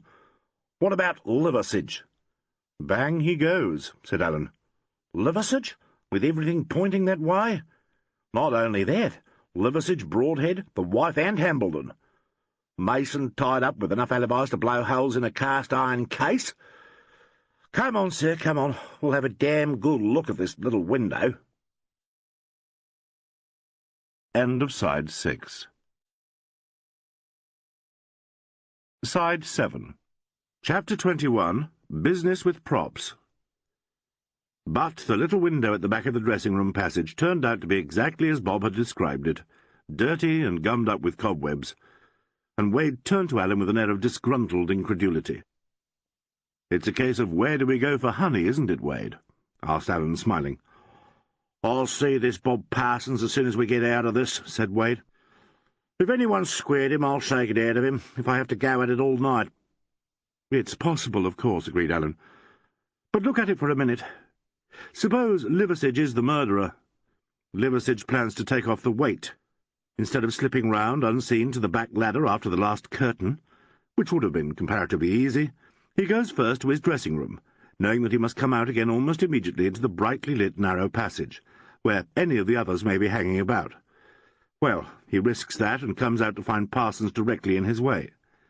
He knows that Parsons will see him go up to the back of the stage, knows, in short, that he is a man who can hang him. He decides to risk all this on the chance of bribing or corrupting the man. Do you think he'd do it? I don't. And the same argument applies to Miss Dacres. To all the rest of the cast, for that matter. I think when you see Parsons you will agree that he is not a corruptible type. Check his statement by all means, my dear chap, but I feel certain he is speaking the truth. And now, let's have a look at the back of the theatre." "The back of the theatre, sir?" "Yes. When I chased round on the trail of Master Palmer, I thought of something that may be of interest. Come across the stage, will you?" He led the way out of the dressing-room passage to the stage. They had turned on the working lights, two desolate yellow bulbs up in the dusty proscenium, that cast a little dreary light on the tops of the box set. Nothing had been moved. The door into the set stood open, and through it they could see the white cloth, the chairs pushed back from the table, curiously eloquent, the huddle of broken glass and dead flowers, and the enormous bottle lying on the table. "That can all be cleared away," said Wade. "We've gone over every inch of it today." "Come round behind the set," said Allen. They groped their way round. The stage smelt of old glue and dead paint. Allen switched on his torch and led Wade to the back wall. "Here's the back ladder up to the grid. That, I feel sure, is the one that was used. Have you tried it for prints?" "Yes, it's a fair mucker, Prince. So far, nothing that's any good to us. The stage hands used it over and over again." "Of course. Well, now, see here. In the back wall, a little to the left of the ladder, was a door. We noticed this on the plan," said Allen, "and discussed it as a possible entrance for, say, Mason." "That's right, sir, but it won't wash as far as he's concerned. If Mason had gone through the audience, out at the front and round the block, he'd have had to come in here. He would have to go aloft, do the job, come down, and sprint round the block again." 10 minutes at the very least, and the risk of being seen running like a madman by any number of people on the pavement outside," said Allen. "No, that cat won't jump. I saw the door last night when your PC was so suspicious of my movements. Have you got a torch? Let's have a good look at it. By the light of both their torches they inspected the door. "Yale lock with the key inside," said Alleyn. "We noted this door last night, Mr. Alleyn. It wasn't overlooked." "Oh, my dear chap, I'm sure it wasn't. What did you make of it?" "Well, seeing it was locked on the inside, it doesn't look as though anyone could have used it for an entrance. And seeing that there's no exit from the dressing-rooms except to the stage, none of them could have used it for a getaway." "None of the cast, no." "You're still thinking of Mason?" "It's no go, sir. I wish to hell I could say otherwise, but it's no go. We've threshed it over, every minute of it, every second of it. He was in the office at the end of the show, and was seen there by the men from the box office.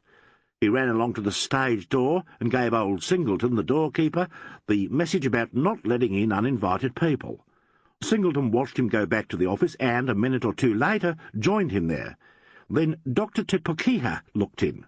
About 2 minutes later, you overtook him yourself on the way to the stage door with the doctor." "Not with Dr. Tepokiha. He was at the party when Mr. Mason and I got in." "Makes no odds, as far as Mason is concerned, sir." "That's true. Have you tried this key for prints?" "Can't say we have." "It's early days yet," murmured Alleyn, "and you've had a lot of stuff to get through. I think, if you don't mind—" He produced an insufflator and a packet of chalk from his overcoat pocket, and, by the light of their torches, tested the key for prints. "None. It's as clean as a whistle." "That's funny," said Wade reluctantly. "You'd have thought it would be used fairly frequently." "Now, there's no dust," said Alleyn, "so presumably it has been wiped clean." Wade muttered something under his breath. Alleyn turned the key and opened the door. Outside was a dingy strip of yard and a low tin fence with a rickety gate. "This is where I came out on my chase after Master Palmer," explained Alleyn. "I met the PC in the street there. This door moves very sweetly." He flashed his torch on the hinges. "Nicely oiled. Commendable attention to detail on the part of the staff, what?" "Look here, Mr. Alleyn, what are you getting at?" "I think we should concentrate on this door, Wade. When we've done here, we'll go and have a look at the plan in the office, and I shall propound my unlikely theory." He squatted on his heels and peered at the threshold. "Not much chance here. Fine night and all that. I think it might be profitable to find out who oiled the hinges. Could you try?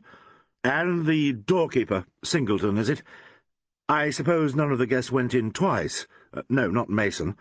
Anyone else?" "Went in twice?" "Yes, in at the stage door. Out by this one. In again at the stage door." "Well, nothing in it, I dare say."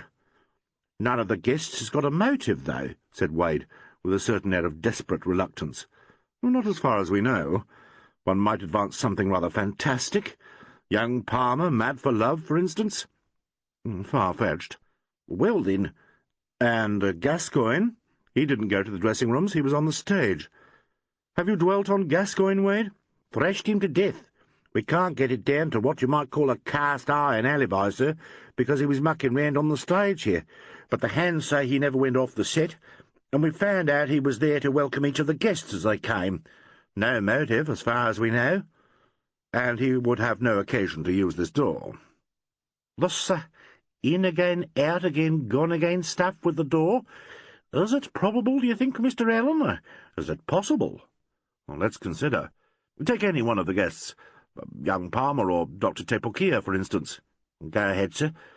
"Young Palmer comes to the party, passes Singleton, gives his name, and, instead of joining the party on the stage, slips round to the back and up the ladder. He takes off the weight, comes down, lets himself out by this door, shins round to the front, comes in again, and joins the party." "I'm sure Singleton would have noticed it, Mr. Alleyn. You see, Mason had warned him about gate crashing. He was on the lookout. He had the list of guests, and he ticked each one off." "Yes, that's the great objection," agreed Alleyn. "Still, I'd ask him." "Certainly will I ask him. The other objection is that the deceased was a stranger here, and most of the guests wouldn't have the ghost of a motive. What about Mason, now? Could he have done this door business after he went in with you?" "Unfortunately, I know he couldn't," said Alleyn. "He came onto the stage with me, and we were together until he went to fetch Miss Dacres. Anyway, sir, think of the risk a man would run, tearing round the block in his evening duds. It'd look pretty crook if anyone saw him now, wouldn't it?" I don't think he would tear round the block, Wade. What's that? Why not follow the Palmer route in reverse and come out in the yard? By criper, yes, that's so. But he'd have to know about the path behind the sheds, wouldn't he? Which young Palmer seems to have done, seeing the way he took to it afterwards. Is there anything in this business of young Palmer, do you reckon? Not a damn thing, I should say. Oh, jeez, said Wade disgustedly. What a case! It's all cockeyed. Did you ever hear anything like this business of Miss Dacre's? Owning up she fixed that weight to protect a man that, as far as we can see, couldn't have done it. Well, at least she saved us the trouble of accounting for everybody's movements after the murder. She's in a nasty hole, messing about on the scene of the crime, muttered Wade. She's going to find herself in a very, very uncomfortable little posse, as Miss Carolyn Dacre's Mayor, widow of deceased. I hope not, said Allen. I may even try to corrupt the New Zealand force on her behalf. You never know. Wade looked doubtfully at him, decided he was attempting to amuse, and broke out into a guffaw. "Oh, Dickon, Mr. Allen," said Wade. What did you say? Haven't you heard that one, sir? I suppose it's New Zealand digger slang. Dickon. It's the same as if you'd say, come off it. You used to hear it on the peninsula. Oh, Dickon, dig. On Gallipoli? Oh, you were in that show, were you, Wade? Too right. Saw it through from the landing to the evacuation. What ages ago it seems. Passing Sergeant Packer, who was on duty at the stage door, they strolled back to the office, talking returned soldiers' shop. What do you think, Mr. Allen? If there's another war, will the young chaps come at it, same as we did, thinking it's great? Some party? And get the same jolt? What do you reckon? I'm afraid to speculate, said Allen. Same here. And yet, you know, I often think, well, it was bloody, but it wasn't too bad. As long as you didn't think too much, it wasn't too bad. There was a kind of feeling among the chaps that was all right, know what I mean? I do. One has to take that into account. The pacifists won't succeed until they do. You can't overstate the stupidity and squalid frightfulness, but equally you must recognize there was a sort of emotional compensation. Comradeship, I suppose, though it's an ill-used word. I often wonder if crooks feel the same. That's a thought. Know what I mean? Continued Wade, encouraged. As if they kind of forgot they were crooks and anti-social, and got a kick out of being all together on the same old game. I should think it was quite likely. All the same, they're a hopeless lot, the rank and file. Not much honour among thieves in my experience, don't you agree? That's why homicide cases are specialised work, Wade. We're not dealing with the class we've been trained to understand. Tell you right. Look at this case now. Yes, look at the damn thing. We're wandering, Wade. We'll have to get back to business. Come into the office and look at this plan. Have a cigarette.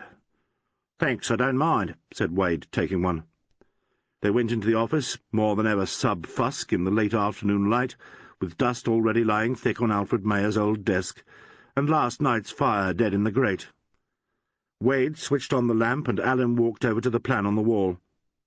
Taking another look at the old layout, Mr. Allen? Yes, I've got together a sort of theory about the case, said Allen, with his usual air of diffidence. If I may, I'll go over it with you. It's the result of this rather wholesale elimination of suspects. You'll probably find gaps in it as wide as a church door. I'd be not altogether sorry if you did. Well, sir, let's have it. Right you are.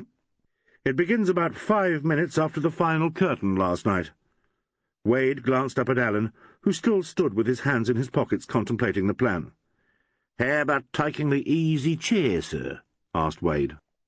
"You'll be seeing that thing in your sleep." "I dare say I shall. You see, my whole theory is based on this plan. Come over here, and I'll tell you why." Wade got up and joined him. Allen pointed a long finger at the plan, and began to explain. Chapter 22. Fourth appearance of the tiki. When Allen got back to the hotel, he found Dr. Tipokia waiting for him. "Had you forgotten that you were to dine with me this evening, Mr. Allen?" "My dear Tipokia, no, I hadn't forgotten. But I had no idea it was so late. Please forgive me. I do hope you haven't been waiting very long." "I've only just arrived. Don't worry, We've plenty of time. Then, if I may rush up and change, if you want to, not a dinner jacket, please. We shall be alone. Right, I shan't be 5 minutes. He was as good as his word. They had a cocktail together, and then took the road in Tepokia's car. "We take the northeast road towards Mount Ruapehu," said Tepokia. "I expect you are tired of hearing about our mountains and thermal districts. I'm afraid New Zealanders are too eager to thrust these wonders at visitors, and to demand admiration. I should like very much indeed to hear a Maori speak of them." "Really? You mean a real Maori, not a Pakeha Maori?" "Yes." "We, too, are strangers in New Zealand, you know. We've only been here for about 30 generations. We brought our culture with us, and applied it to the things we found here. Our religion, too, and our science, if we may be allowed to call it science." Alleyn looked at the magnificent head. Tepokia was a pale Maori, straight-nosed, not very full-lipped. He might have been a Greek or an Egyptian. There was an aristocratic flavour about him, a complete absence of anything vulgar or tentative in his voice or his movements. His speech, gravely formal, carefully phrased, suited him and did not seem at all pedantic or affected. "Where did you come from?" asked Alleyn. "From Polynesia, and before that from Easter Island. The Tohunga and Rangitira say that in the beginning it was from Assyria, but I think the Pakeha anthropologists do not follow us there. Our teaching was not given to everybody. Only the learned and noble classes were permitted to know the history of their race. It was learned orally, and through the medium of the carvings and hieroglyphics. My grandfather was a deeply instructed Rangitira, and I learned much from him. He was a survivor of the old order, and his kind will not be seen much longer." "Do you regret the passing of the old order?" "In some ways. I have a kind of pride of race, shall we say, a savage pride. The Pakeha has altered everything, of course. We have been unable to survive the fierce white light of his civilization, and trying to follow his example, we have forgotten many of our own customs, and have been unable wisely to assimilate his. Hygiene and eugenics, for example. We have become spiritually and physically obese. That is only my own view. Most of my people are well content, but I see the passing of the old things with a kind of nostalgia. The Pakeha give their children Maori Christian names because they sound pretty. They call their ships and their houses by Maori names. It is perhaps a charming compliment, but to me it seems a little strange. We've become a sideshow in the tourist bureau. Our dances, our art, everything. Such as the little green tiki. I understand what you mean. Ah, the tiki." He paused, and Alleyn had the impression that he'd been going to say more about the tiki, but had stopped himself. It was growing dark. Tepokia's head was silhouetted against a background of green hills and very dark blue mountains. "To the north are Ruapehu and Nuarahoi," he said. "My grandfather would have told you that the volcanic fires of Nuarahoi were caused by the youngest son of the Earth Mother, who lay deep underground with her child at her breast. The fire was given him for comfort by Rakahure, the rock god." They drove on in silence until the mountains were black against the fading sky. "My house is not very far off now," said Tepokia quietly. And in a minute or two they crossed a clanking cattle stop, and plunged into a dark tunnel where the headlights shone on the stems of tree ferns. "I like the smell of the bush," said Alleyn. "Yes? Do you know, I once did a very foolish thing. It was when I was at the house, my first year at Oxford, and my first year in England. I became very homesick, and wrote in my letters of my homesickness. I said that I longed for the smell of burning bushwood, and begged them to send me some. So my father sent me a case of logs. It was a very expensive business, as you may imagine, but I burnt them in my fireplace at the house, and the smoke of Te Ika Aomoi hung over the famous dreaming spires." He burst out laughing. "Ridiculous, wasn't it?" "Did you take your medical degree at home?" "Yes, at Thomas's. I was a thorough Pakeha by that time. Almost. Here we are." They pulled up in a wide-open space before the dark shape of a long, one-storied house. From the centre of the front wall projected a porch with gable roof, and Alan saw that this porch was decorated with Maori carvings. "An affectation on my part," said Tepokia.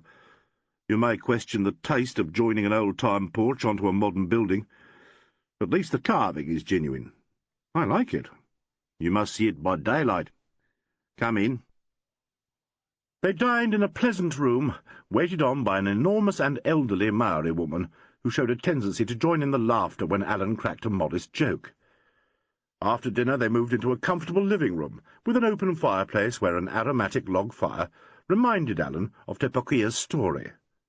The furniture was of the solid smoking-room type, very English and non-committal. A mezzotint of Christchurch, Oxford, an undergraduate group or two, and a magnificent feather cloak decorated the walls. When, after some excellent brandy, they had lit their pipes, Alan asked Tepokia if his practice was a general one. "Oh, yes. When I first came back I had some idea of specialising in gynecology, but I think that is the one branch of my profession in which my race would tell against me. And then, as I settled down, I began to see the terrible inroads made by civilization in the health of my own people. Tuberculosis, syphilis, typhoid, none of them known in our savage days when ritual and health-giving dances, as well as strict hygienic habits, were enforced.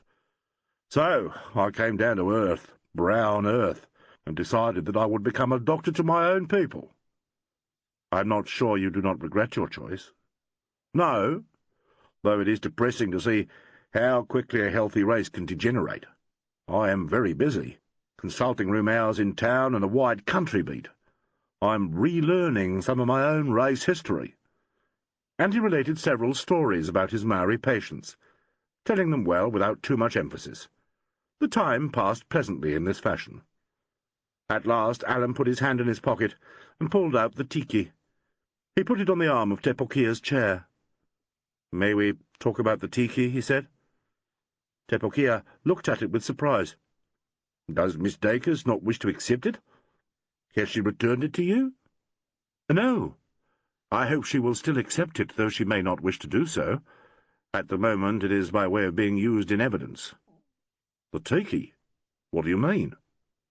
"It was found in the gallery above the stage, on the spot where the murderer must have stood." Tepokia gazed at him with something like horror in his eyes. "That is most extraordinary. Do you know how it got there?" "Yes, I believe I do." "I see." There was relief, and something else. Could it be disappointment in Tepokia's voice? Then suddenly he leant forward. "But it's impossible. That lovely creature? No, there must be some mistake. I cannot believe it of her." "Of Miss Dacres? Why should you suspect Miss Dacres?" "Why, because I saw— But I do not suspect her." "Because you saw her slip it into her dress?" "There is something very strange in this," said Tepokia, staring at the tiki. "May I ask one question, Mr. Alleyn? Do you suspect Miss Dacres of murder?" "No. I believe her to be innocent." "Then how did the tiki get there?" "I'll tell you presently," said Alan. "It was strange, wasn't it? Almost as though the tiki itself had taken a hand, don't you think?" "You ask a leading question," said Tepokia, smiling. He had regained his poise completely, it seemed. "Remember, I am a materialistic general practitioner."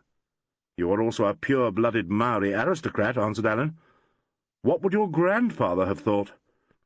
Tepokia put out his thin, dark hand, as though to take up the tiki. Then he paused and threw back his hand. "The demigod Tiki was the father of mankind. These little symbols are named after him. They do not actually represent him, but rather the human embryo and the fructifying force in mankind. The ornament and carving is purely phallic. I know something of the history of this tiki. It was tapu. Do you know what that means? Sacred, untouchable. Yes, long ago it was dropped from the breast of a woman in a very tapu place, a meeting-house, and remained there unnoticed for a long time. It therefore became tapu itself. The meeting-house was burnt to the ground, and a pakeha found and kept the tiki, afterwards telling where he had found it. My grandfather would have said that this in itself was a desecration, a pollution. The Pakeha, not long afterwards, was drowned in attempting to ford a river. The tiki was found in his pocket and given, by his son, to the father of the man from whom you have bought it. Your man was once a very prosperous run-holder, but lost almost everything during the Depression. Hence his desire to sell the tiki. Miss Gaines has repeatedly expressed her opinion that the tiki is unlucky, said Alan dryly. It seems that she is right. What would your grandfather have thought of the reception they gave it last night? Poor little Mayor was very facetious, wasn't he, pretending to say his prayers to it? Not only facetious, but ill-bred, said Tepokia quietly. I felt rather ashamed of my compatriots, Dr. Tepokia, and, as I told you at the time, I regretted my impulse. You need not regret it. The tiki is revenged. Very much so. I shall ask Miss Dacres to return it to me, I think. Tepokia looked at him, hesitated a moment, and then said, I do not think she need fear it. Tell me, said Alan, if it's not an impertinent question, do you yourself feel anything of what your ancestors would have felt in regard to this coincidence? There was a long pause. Naturally, said Tepokia at last. I do not feel exactly as a European would feel about the tiki. What do your gypsies say? You have to dig deep to bury your daddy. Yes, murmured Alan. I suppose you do. I hear you are working personally on the case, said Tepokia after another silence. May one ask if you feel confident that the murderer will be found? Yes, I am confident. That is excellent, said Tepokia tranquilly.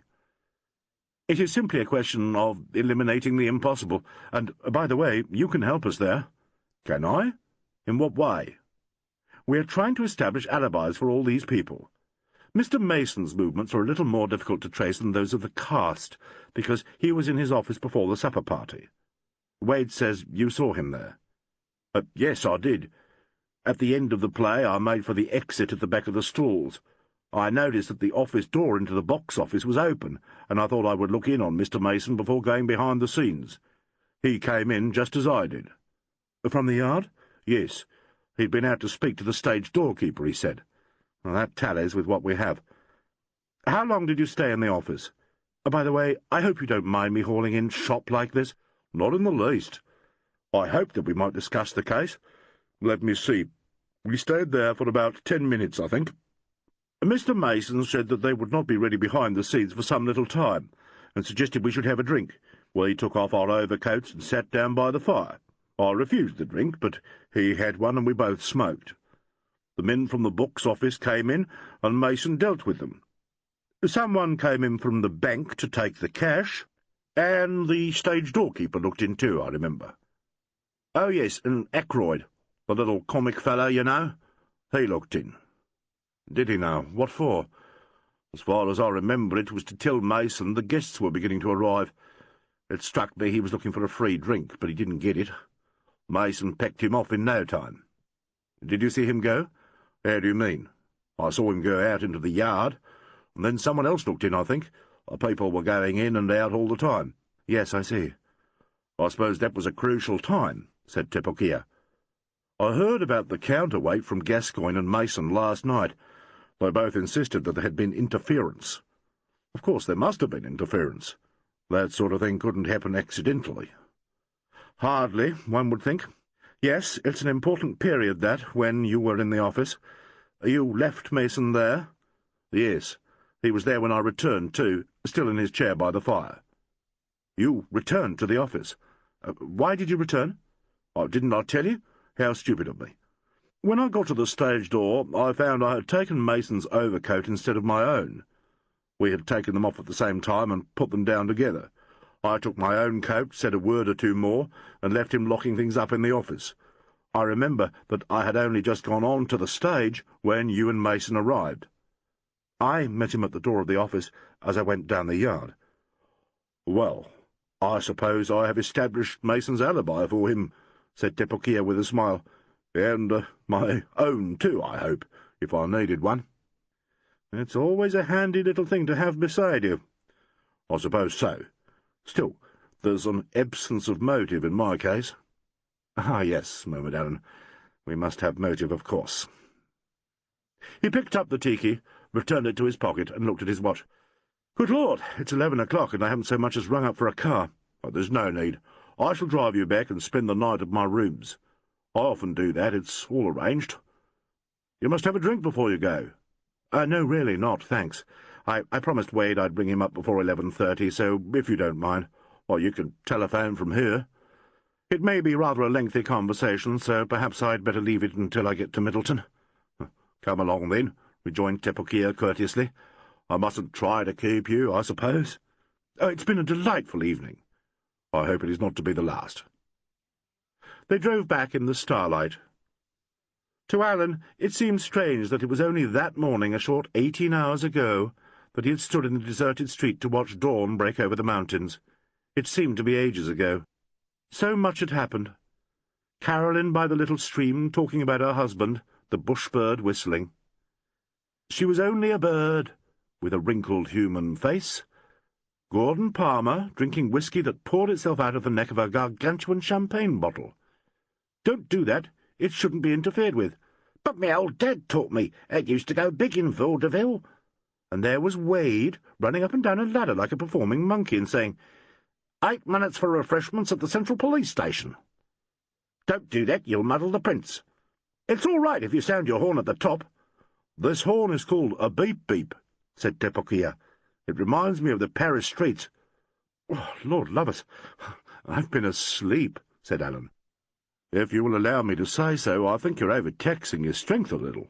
You look tired. Aren't you supposed to be on a holiday?" "I'll be able to sink back into sloth tomorrow." "As soon as that?" "I hope so.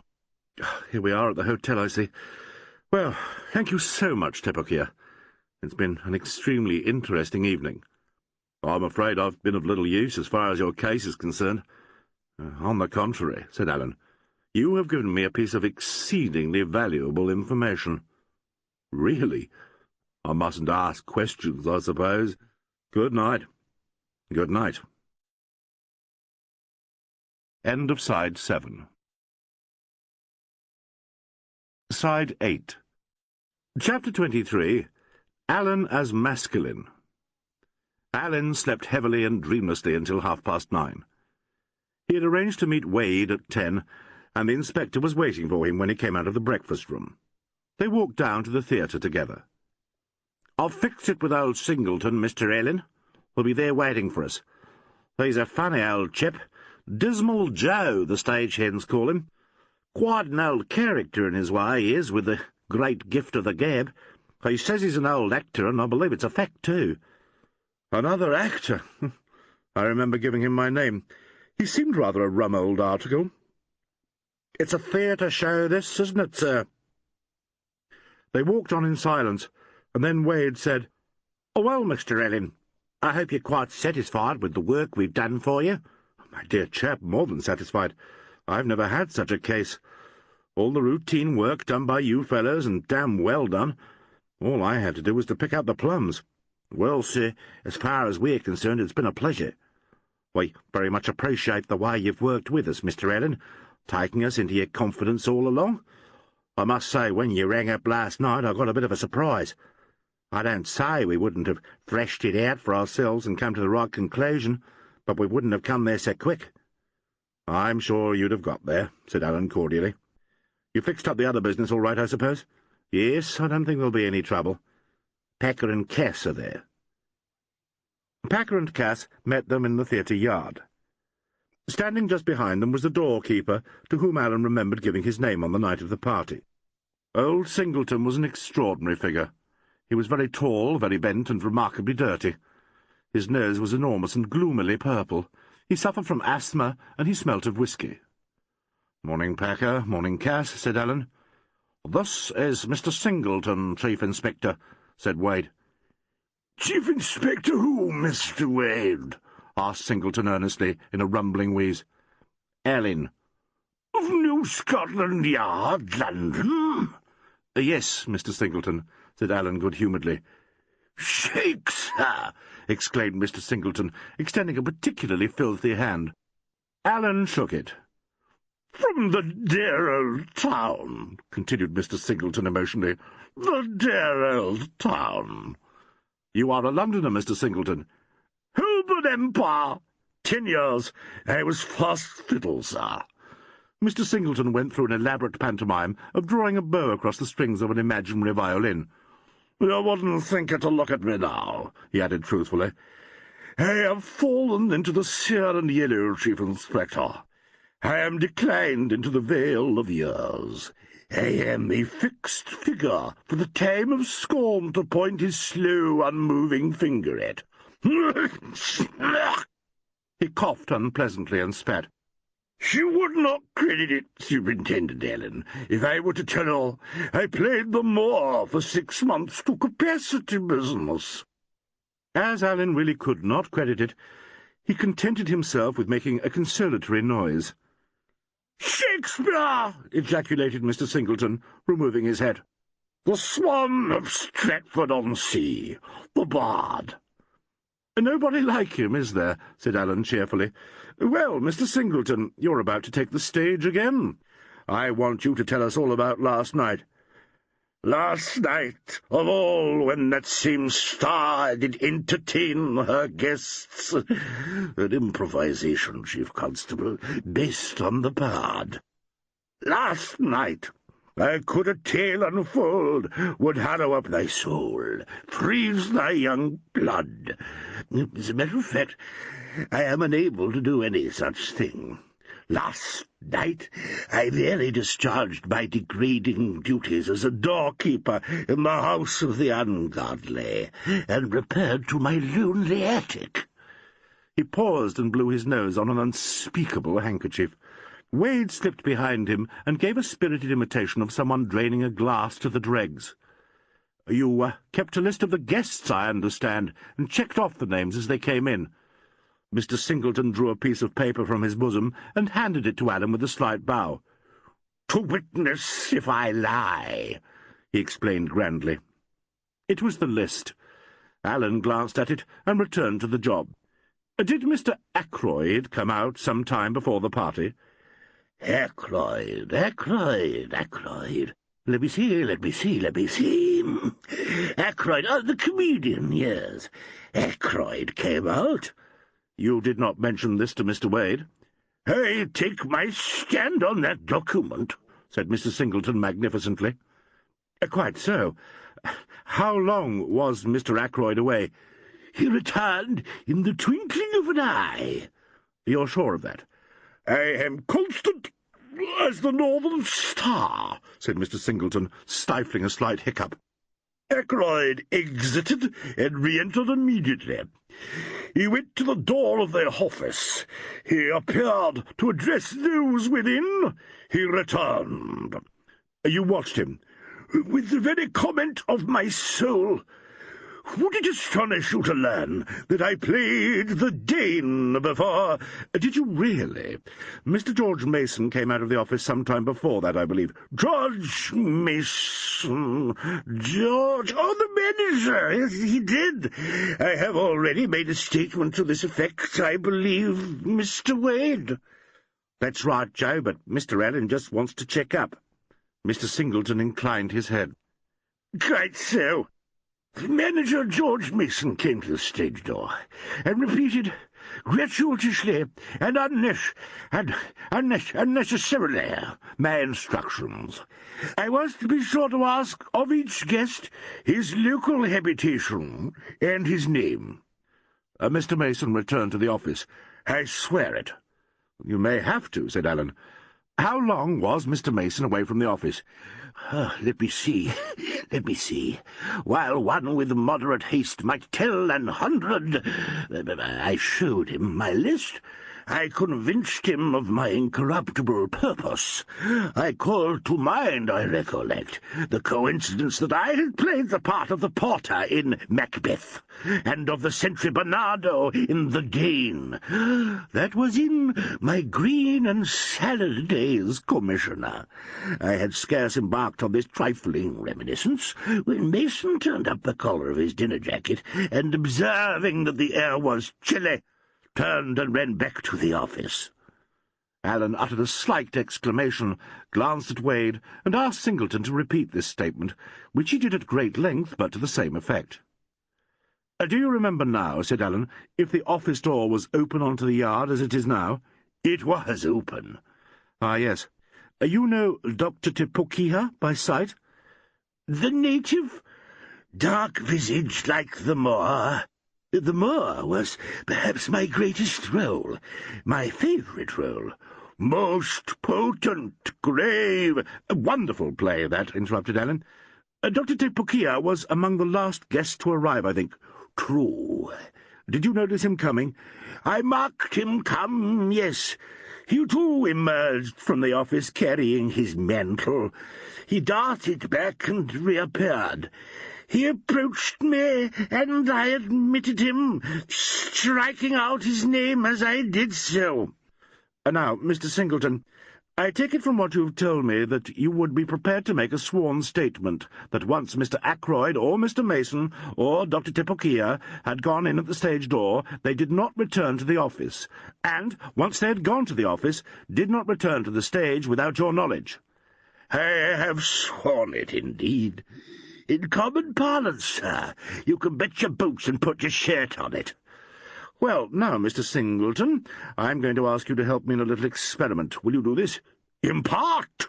Proceed." "I want you to stand here by the stage door and treat me as though I was Mr. Ackroyd, Dr. Tipokia, or Mr. Mason. As soon as I have gone, I want you to wait for 5 minutes and then walk along to the office. Will you do this?" "Certainly." "Watch the office door," said Alleyn, "and Mr. Wade will keep the time." He glanced at Packer and Cass, who would listen to the entire conversation with the liveliest interest. "You look steadily down the alley, you two. Are you keen on conjuring tricks?" "I remember—" began Mr. Singleton, but Alleyn interrupted him. "Will any gentleman in the audience provide me with a handkerchief? Sergeant Packer, thank you. You are perfectly certain this is your handkerchief? You see me place it in the right-hand pocket of my jacket. I thank you. Now, Mr. Singleton, I am one of those 3 gentlemen aforesaid. You see me here in the yard. You are standing by the stage door. I walk along the yard into the office. Got your watch out, Wade? Off we go." Singleton and the 3 officers stood in a group at the stage door. Alleyn walked briskly down the yard and into the office, leaving the door open. "What's the idea, Mr. Wade?" asked Cass. "He's a bit of a hard case, isn't he?" "He'll do me," said Packer. "He's a corker." "Watch the door into the office," snapped Wade, "and the yard." The door remained open on the yard. Nobody spoke. The sound of traffic in the street and footsteps on the pavement outside broke the silence. 1 or 2 people walked past at the end of the yard. "He hasn't come out, anyway," said Cass. "Time," said Wade. "Come on, Singleton. Come on, you two." They all walked down the yard and into the office. Alleyn was sitting at the desk. "Well," said Alleyn brightly, "still here, you see." "I thought, Superintendent," said Mr. Singleton, "that you said we were to receive a surprise." "And you are disappointed?" He looked from one dubious face to the other. Wade was staring expectantly at him. "I expect you'd like to know where the laugh and round of applause comes in," said Alleyn. "If Sergeant Packer will look at the bottom rung of the backstage ladder into the grid, he will learn something to his advantage." "Go on, Packer," said Wade. Packer hurried off through the stage door. There was a short pause, and then he came thundering back. "By cripey, Mr. Wade, it's a corker! By gosh, Mr. Wade, it's a humdinger!" He was waving the handkerchief. Cass's eyes opened very wide. Mr. Singleton moistened his lips once or twice, but, for a marvel, he had nothing to say. "Tied to the bottom rung it was," declared Packer. "Tied to the bottom rung! By gum, it's a beaut!" "You see, it can be done, Wade," said Alleyn. "That's good enough," said Wade delightedly. "That's good enough." "Ah, very neat," said Mr. Singleton. He drew the palm of his hand across his mouth. "I recollect seeing the great Houdini."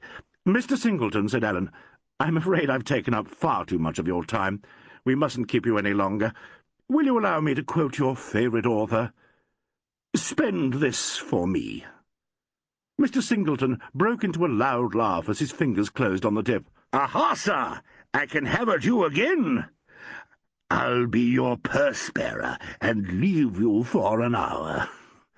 He removed his hat, bowed, said, "Good morning, gentlemen," and hurried away. "What a fabulous bit of wreckage," said Alan. "Poor old devil, I wonder if he— Oh, well, I suppose you'd like an explanation of all this." He turned to Cass and Packer. "Too right, sir," said Packer. "You've got us beat." "What I did was this. I came into this office, as you saw. I came out again, as you apparently didn't see, and I went round to the back by what I feel should be called Cass's Alley." "But look here, sir. We were watching the yard." "I know. I left the door open, and I sidled along to the street end, keeping against the wall. I was hidden so far by the open door. If you go along to the stage door, you will see what I mean. I was just able to keep out of sight."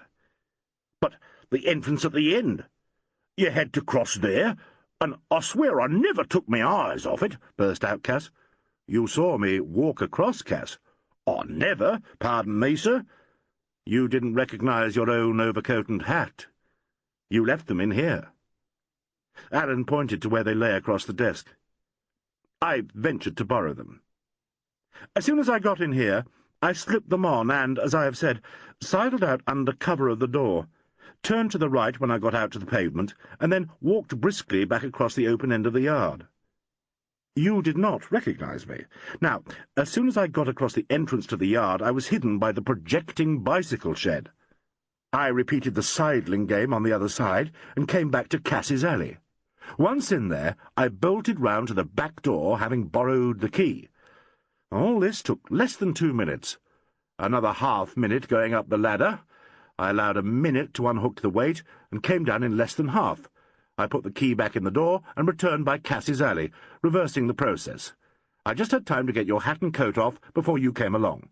Do you see?" "I don't know that I do, sir, altogether," confessed Cass. "But you did it, so I reckon it's right." "Come and look at the plan here, and you'll see how it fits in." Wade, Packer, and Cass all stared solemnly at the plan. "It's a funny thing," said Wade, "how easy it is to miss the obvious thing. That alleyway, now. You'd have thought we'd have picked it for something straight away." "You'd have thought I would," grunted Cass, "seeing I'm still sore from where I stuck." "It widens out as soon as you're round the corner," said Alan. "It'd need to," said Cass. Wade looked at his watch. "That's time," he said to Alan. "Ah, yes," said Alan. They all stood listening. From the street outside came the irregular sound of mid-morning traffic, the whining clamour of trams, the roar of cars in low gear, punctured by intermittent horn notes, and, behind it all, the patter of feet on asphalt. One pair of feet seemed to separate and come closer. Someone had turned into the yard. Chapter 24. Dr. Tepokia plays to type. Worn curtain. But it was only Mr. St. John Ackroyd. Cass, who had moved into the yard, stopped him. The others could see him through the half-open door. Beside the gigantic Cass, Ackroyd looked a pygmy of a man. He stood there in his rather loud check overcoat and jaunty hat, staring cockily up at Cass. "Excuse me, sir," said Cass, "but were you wanting to go into the theatre?" "Yes, I was. I want to get to my wardrobe. Haven't a clean shirt to my bag." "I'm afraid I can't let you in this morning, sir." "Oh, God, why the devil not? Look here, you can come in with me and see I don't muck up the half-chewed cigar at the point marked X. Come on now, old boy, be a sport." "Very sorry, sir, I'm under orders, and it can't be done." "Yes, but look, old boy, here."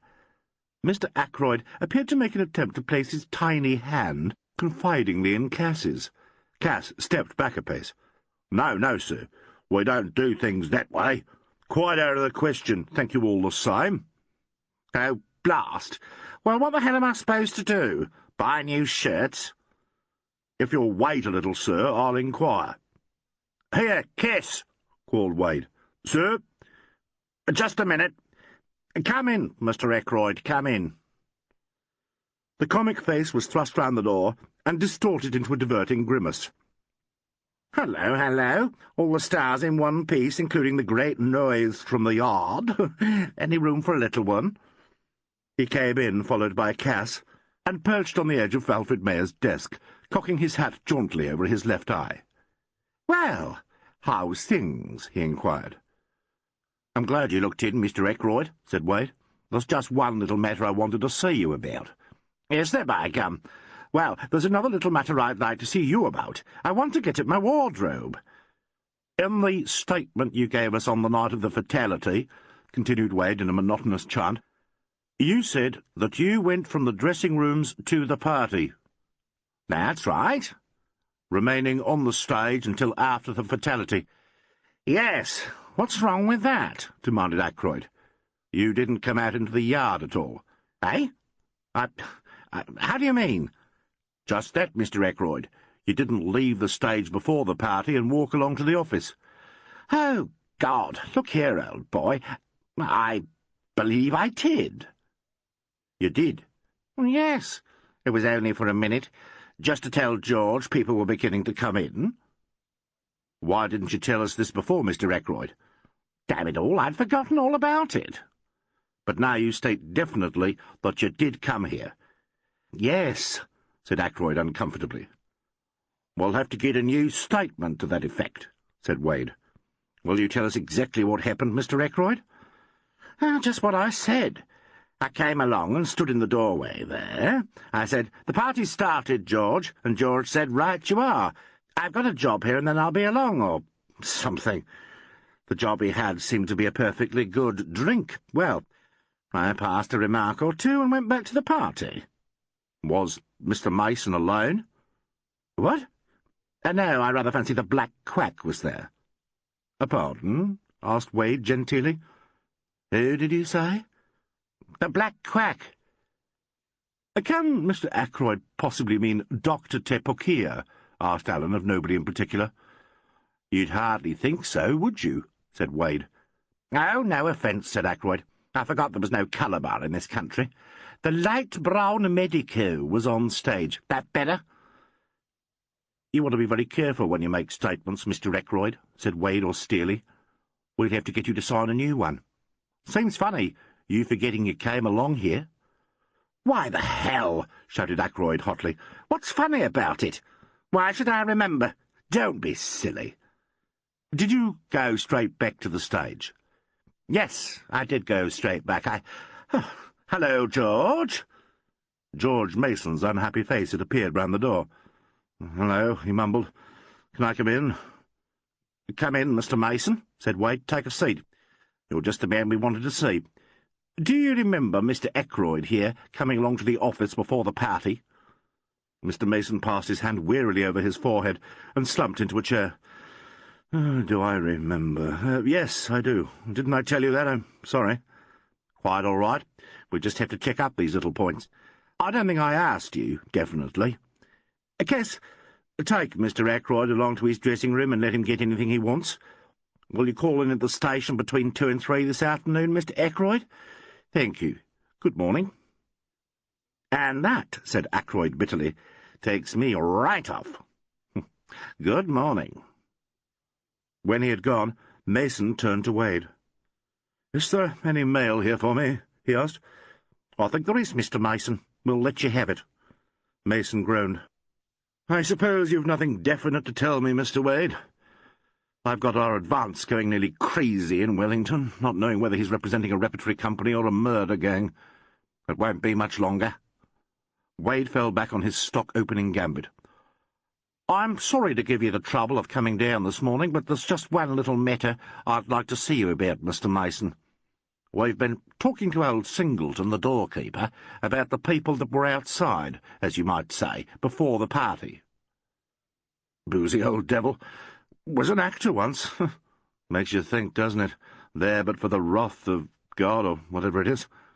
Allen chuckled. "Well, he's a bit too boozy for our liking," continued Wade.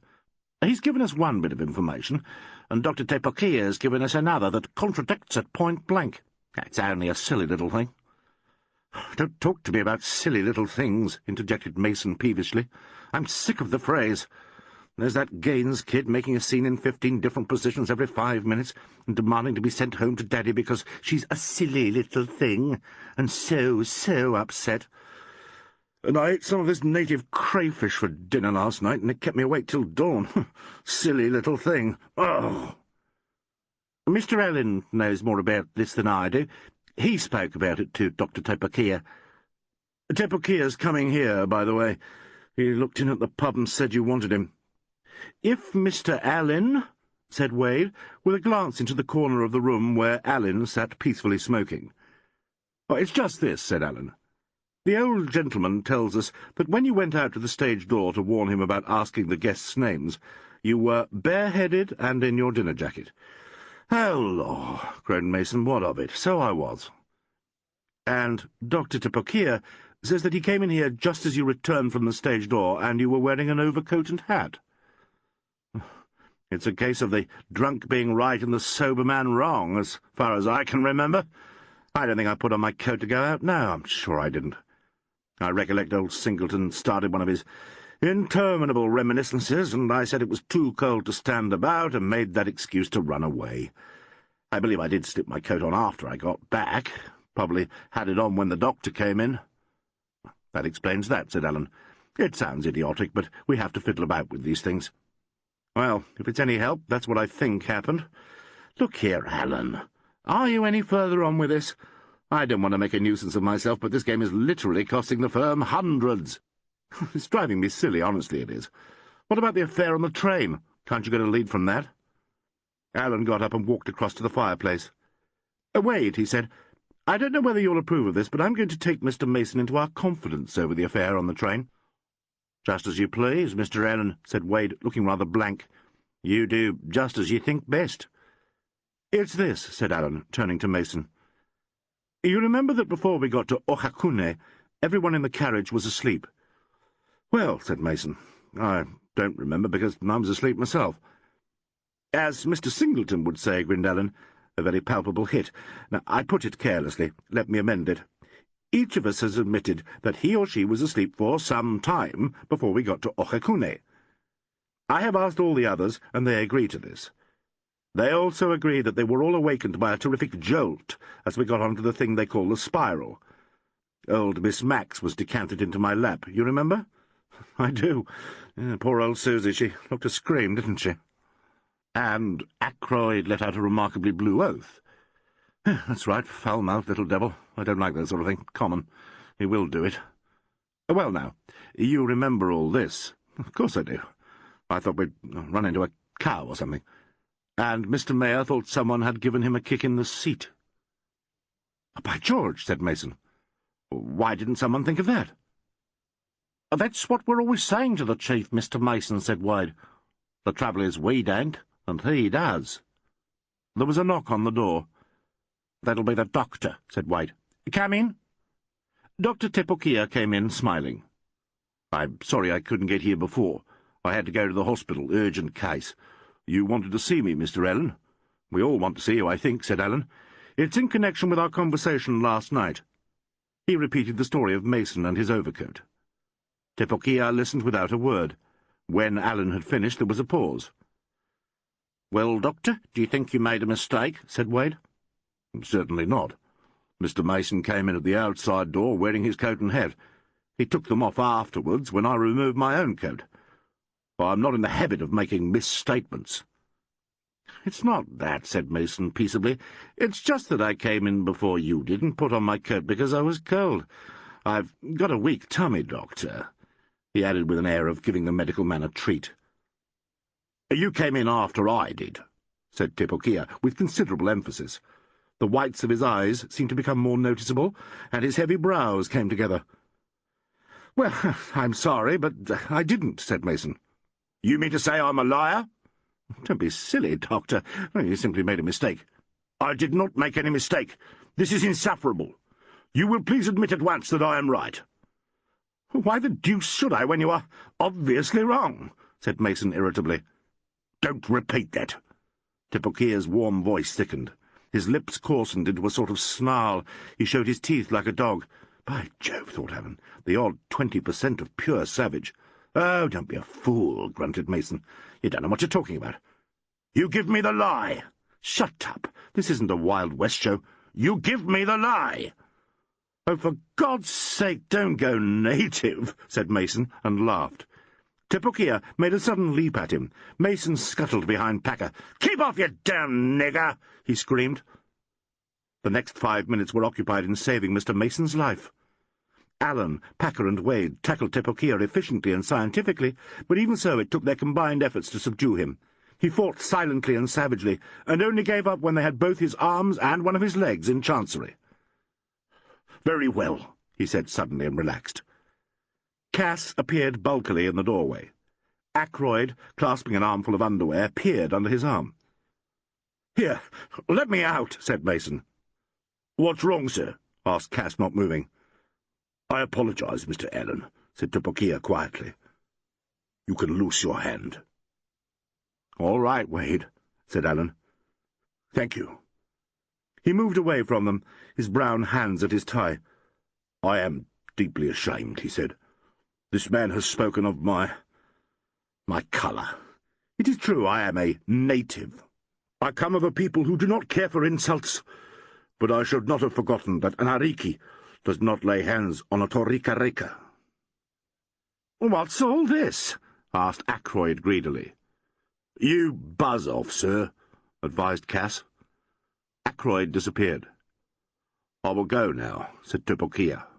"If you wish to see me again, Mr. Allen, I shall be at my rooms between 1 and 2. I am very sorry indeed that I forgot myself. Good morning, gentlemen." "And with that he swept off," said Mason, coming out of cover. "My God, what a savage! I think if you don't mind, I'll go back to the pub. This has upset me. My God, has he gone? Right, I'm off." He went down the yard. Tepokia was getting into his car. "Follow him," snapped Allen to Cass. "Don't lose sight of him." "Who?" said Cass, startled. "Tepokia." "No, Mason," said Allen. Chapter 25. Allen Speaks the Tag. Extract from a letter written by Chief Detective Inspector Alleyn to Detective Inspector Fox, CID. "I've just returned from the arrest which took place immediately after the inquest. Mason gave no trouble. I think he was taken completely by surprise, though he must have felt things were getting dangerous as soon as the overcoat was mentioned. He said that he was innocent, and that he would make no statement until he had consulted a lawyer. Psychologically he might be classed with Crippen, a drab, everyday little man. But he's not got the excuse of the crime passionnel. I suspect a stronger motive than the mere acquisition of money. Your cable seems to point to something fishy about the handling of his side of incorporated playhouses. I wouldn't mind betting that you find he's been gambling with the firm's money and needed this bequest to get himself out of a hole. If the story of his leaving a company stranded in America is true, it looks as if we'll find a history of unscrupulousness over money matters. He is a superb actor, of course. They told me so in the wardrobe room, and by George, it's true. He got right into the skin of his part, the insignificant little dyspeptic, worrying about what would happen to the show. The dyspepsia is true enough. We've found half a pharmacopoeia of remedies in his room. Somebody ought to write a monograph on the effect of the stomach on the morals. You will get a solemn letter of thanks from Nixon, I expect. You've been remarkably nippy getting onto the trail, you cunning old devil. The case has interested me very much. It looked so complicated, and it was actually so simple, once Bob Parsons had made his statement. Of course, Mason had no idea Bob was in a position to provide a cast-iron alibi for the entire company, and no doubt thought that it would look as if any one of them might have dodged out and popped up to the grid. We have been very lucky. If Miss Dacres had not dropped the tiki, I don't believe we should have made an arrest. The stage staff would have sworn it was murder, but everyone else would have thought they had made a mistake over the weights. I can't help wondering if Mason meant all along to do just what Miss Dacres did for him. He didn't get a chance, as it happened. I packed him off to the office with Tepokia. Really, he planned the thing quite well. His visit to the stage door established his alibi, and his remark about the cold air drew Singleton's attention to the fact that he was hatless and in his dinner jacket. He returned to the office, put on his overcoat and hat, slid along the wall under cover of the open door — it's an ill-lit place at night — walked boldly across the open end where there must have been plenty of people coming away from the show, came back along the yard, hidden from Singleton by the projecting bicycle shed, and then doubled round to the back of the theatre, using the back-door key and leaving it on the inside when he returned. If Tepokia had not come in from the box office, I fancy Mason would have opened the door and shown himself without his overcoat to the clerks. That 5 minutes would never have been accounted for. Of course, we are now going over every inch of the path behind the sheds, and hope to get something from it. The defence will have a little difficulty in accounting for Mason's vivid recollection of an incident that never took place. Susan Max was not projected into my lap in the train, nor did Ackroyd utter any oaths. Mason, of course, thought this little diversion must have occurred when he was out on the platform taking a place-kick at Mares behind, and did not dare say he had not remembered it. He couldn't say he'd slept through it, as he's always talking about being a light sleeper. Broadhead remembers someone coming back from the head of the carriage and sitting somewhere behind him. This, I believe, was Mason returning from his attempt. I fancy he got his idea for the second and successful attempt from the accident of the falling weight. I've asked Nixon and Wade to give a miss to Caroline Deggs's performance as a weightlifter. They are willing enough, as it would very much confuse the issue in the minds of a jury.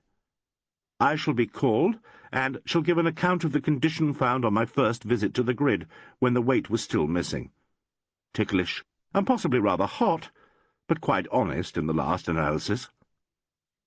I think the verdict will go against him, but there is a Labour government in power here with anti-capital punishment leanings, so I fancy it will be a life sentence. Miss Dacres insists on paying the cast a retaining salary for as long as they have to remain in this country. Hambledon and Gascoigne are trying to deal with affairs for her. I suppose she'll marry Hambledon one of these days. He's a nice fellow, Hambledon. I don't think he knows she ever suspected him, and I hope she doesn't tell him. Liversidge is sweating blood and shaking in his fancy socks. He's a nasty bit of work and ought to be jugged. He's also rather a fool. I fancy his only idea in letting fall ambiguous remarks about Broadhead and the money was to try and divert suspicion of theft from himself, though, of course, he was terrified we'd find out about his conversation with Mayer and look upon it as a strong indication of motive to murder. He's such a skunk that I suppose he'd have used Broadhead or anyone else as a red herring. The parents of young Palmer and of Valerie Gaines have cabled for their respective offspring, but won't get 'em yet a while. Young Palmer is not entirely porcine, and may turn into a presentable citizen one day. Miss Gaines is, beyond all hope, abominable, and I hope they don't give her the satisfaction of trying to be an actress in the witness box. Ackroyd is chastened, old Brandon Vernon philosophical, and Gascoigne worried to death. Our old friend Miss Max shakes her head and keeps a friendly eye on Carolyn Dacres. Young Broadhead seems to be in a state of bewildered relief. As you will see by this notepaper, I am staying with Dr. Tepokia. I am learning something of his people. He has apologized 7 times up to date for losing his temper with Mason, and tells me all members of his family hate being called liars. I hope he doesn't fly into a rage with defending counsel, who is almost certain to question his veracity. He's an extraordinarily interesting fellow, and, in spite of the temper, he has the most exquisite manners. I've been asked to stay by several of the surrounding station holders, so I shall see something of the North Island. They're an amazingly hospitable people, these New Zealanders, very anxious that one should admire their country, rather on the defensive about it, but once they accept you, extremely friendly. I am asked, embarrassingly and repeatedly, about the accent, and don't know how to answer. The intelligentsia, who seem to be a gentle distillation of the press and the universities, speak a queerly careful language and tell funny stories with the most meticulous regard for the mot juste.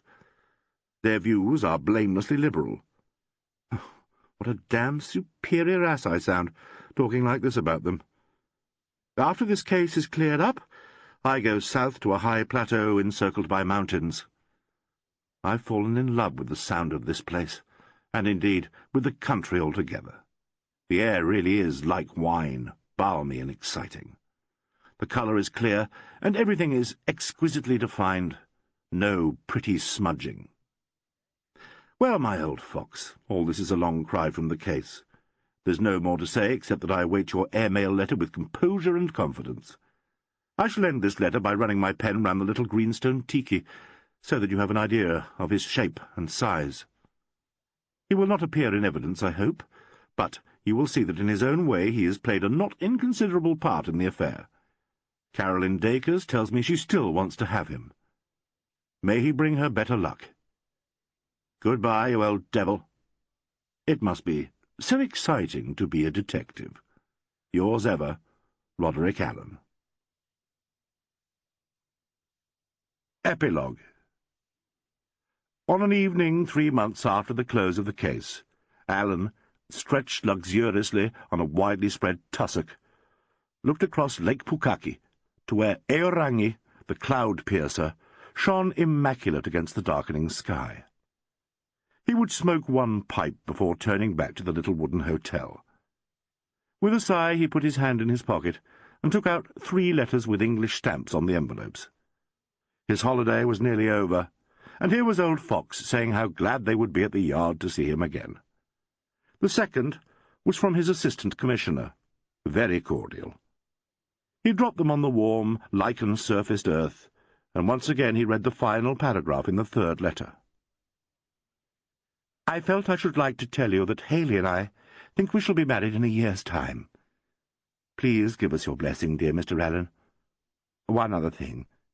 There will be a stepchild for Haley. So you see that the greenstone tiki has fulfilled its purpose, and I shall have the best possible remembrance of my dear Alfie Pooh. September the 16th, 1936.